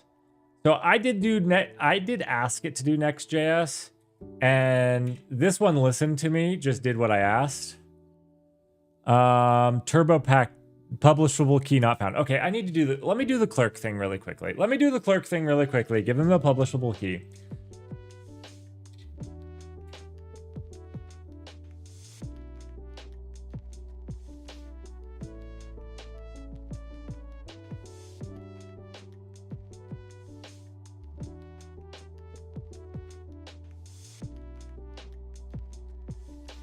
I don't know what you're putting down. Your Noctua?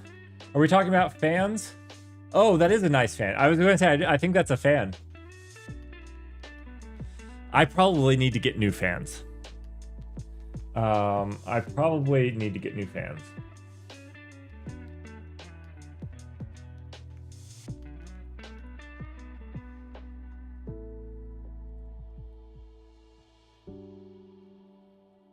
I got it multi-factor authentication. 1 second.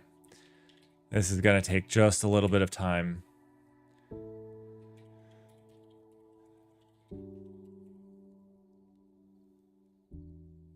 Please hold.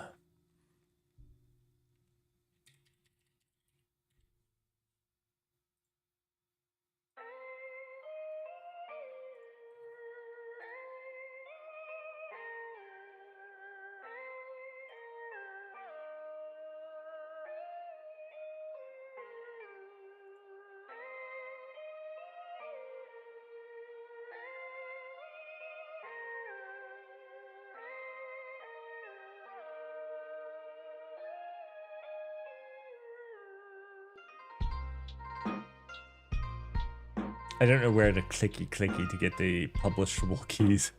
There's here's API keys. Publishable key. Here we go. Copied.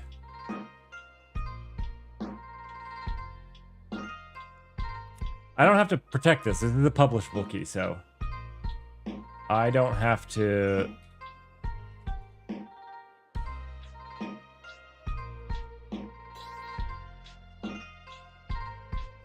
Let me make sure that there's nothing else on this. Secret key is there, but it's starred out. Okay, we're back.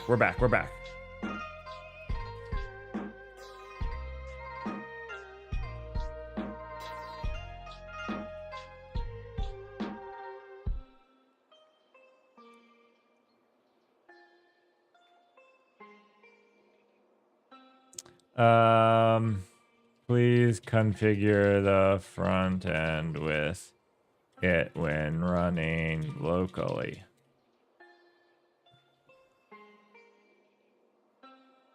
Trust me, I'm not gonna join OnlyFans. It will be only terminals. Only terminals that I join. So, if I was gonna join a social media site, it'd definitely be the only terminals.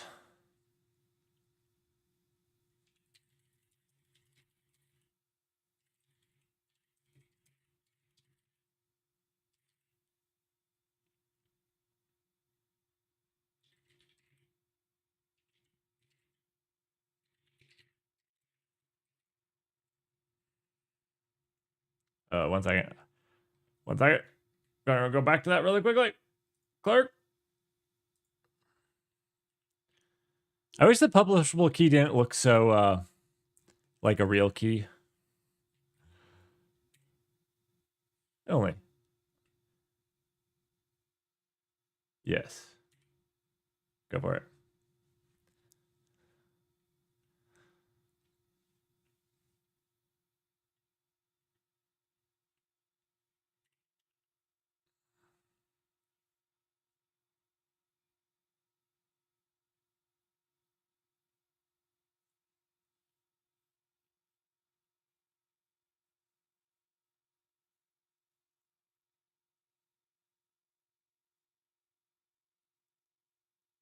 I can't help it. Every time somebody says OnlyFans, I think of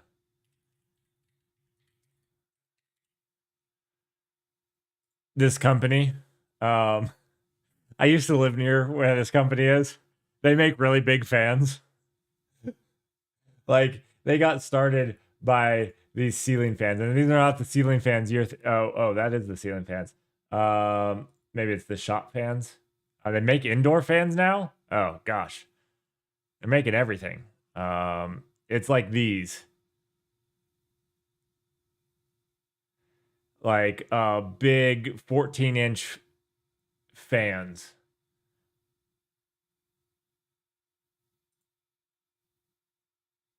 Yeah. Like big in hangers and stuff like this. They make just really big fans.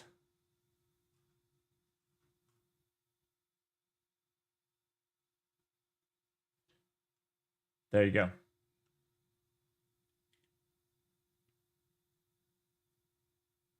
One step away from propellers. dude, they are so large. When I was so I worked at GE, General Electric, for I did it doesn't matter what I did with them.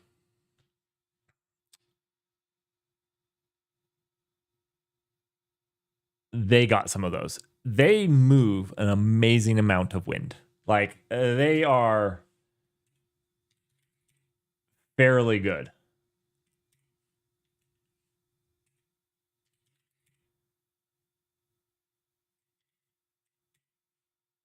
I'm not even sure if I can run both of these at the same time. Can I?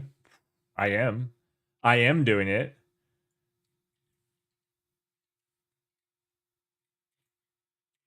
All right. A little better test of what we've spent 4 days making. It's not loading.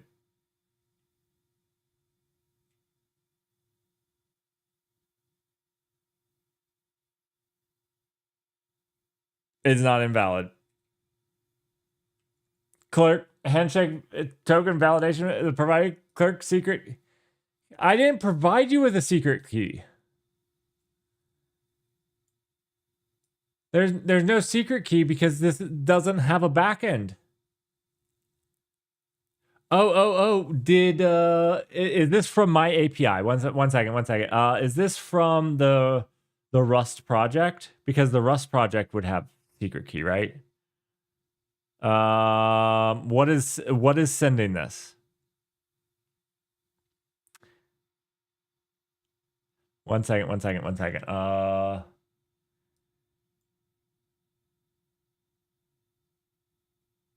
What's giving this error? I don't know.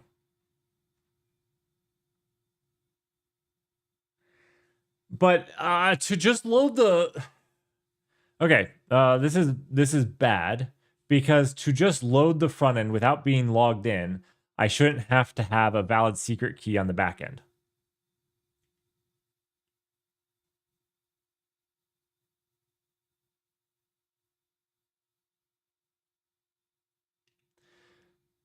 Let's try this one.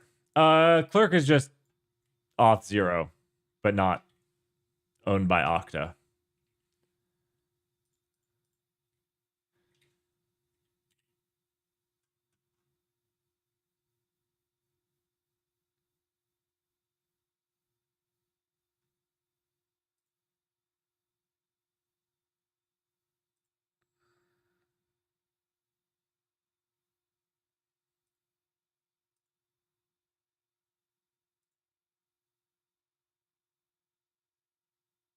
No, I don't want email. I don't have that account. No. Okay. I gotta go configure some clerk stuff because I don't want to require email verification. They might force it at this point. They might force email verification. I don't know.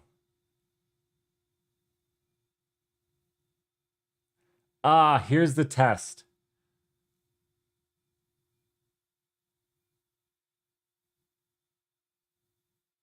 Oh, so they actually have a test mode. This is nice. So I get my test email is let's just do Merrick at clerk test. It's just this. Okay. Let's try this. Sign in. This. Oh, maybe I just need to sign up with it. Okay, 1 second. Sign up. This. Continue. I don't know what that password is. Verification is this number here. Copy that. Boom.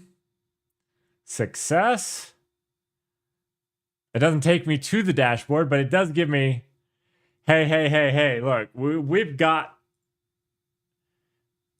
something go. Did we change different IP addresses? Why are we on a different, why is this an IP address 5173? And not like a route. This is wrong. This is very wrong. This is very, very wrong. Landing? Oh, we have a link back to the landing page. Who has gotten into their dashboard and asked to go back to the landing? I mean, I'm glad it exists. Oh, wait. What wizardry is this? It's not a different. I thought it was a different port, but it's not a different port. It's just a single page app. I don't love this. Hey, it's better than the other one so far.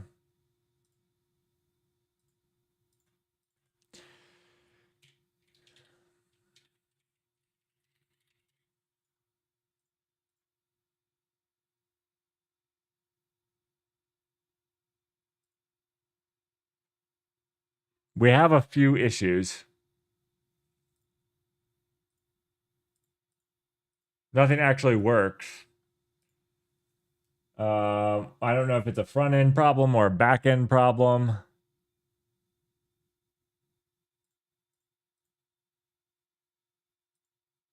I don't know what this refresh button does. Hmm.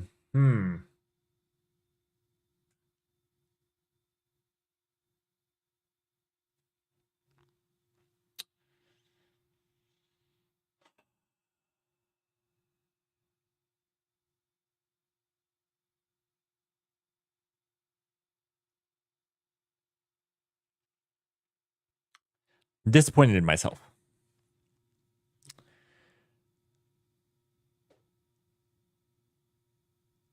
I feel like I could have done better than this.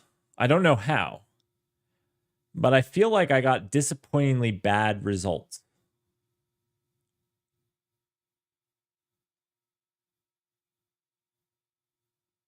Now, I'm going to attempt to get them to fix this. But yeah, I mean, this is bad so far. This is bad. All we did was create a URL shortener and lengthener.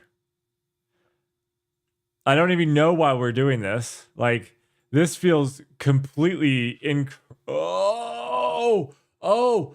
know why. It does need the secret because it's using Next. And this is something I asked it to do. So it actually needs the secret because Next has a backend that runs.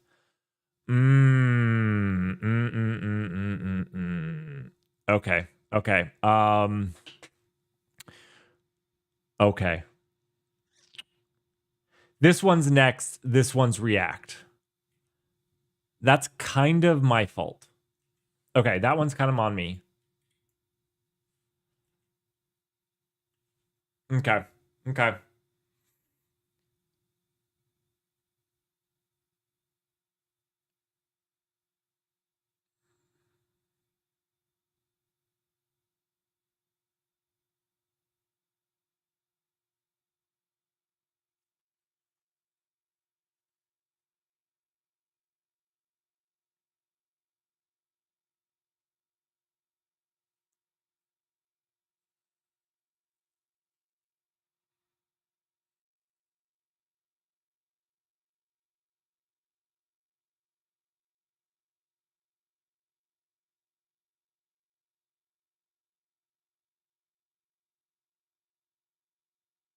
Third party auth because I don't trust myself to do auth correctly. Yes.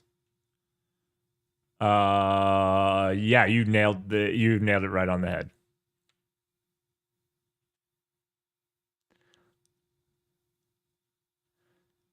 I've heard you say that before.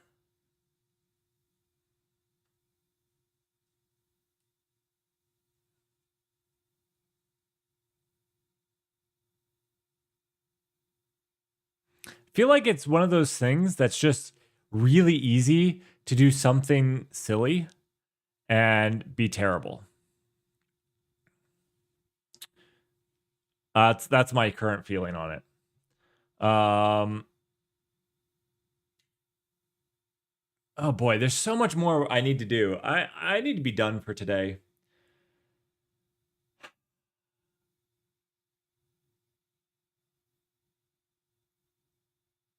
I didn't get voice. I didn't get any voice done. But I think I have a process forward for that, so maybe next week. Our app's in shambles. Our apps are in shambles. We did some pretty good testing of tool calling and structured output, so that was good. We definitely have a lot of work to do before the AI games in the winter. The winter AI games are going to be better. We're going to work on these tools. But until then, until next weekend, I think I need to go.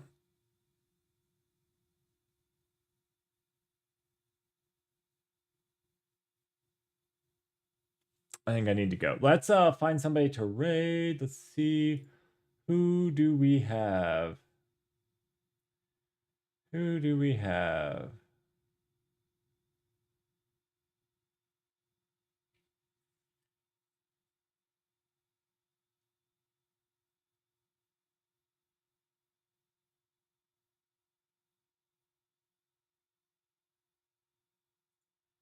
Probably practical. It would probably need to be practical for me. To be honest. Probably it would have to be practical. I always like theory, and then it ends up being where theory meets reality tends to be a difficult place for me. Because every time I learn something in theory, the reality is much, much wilder.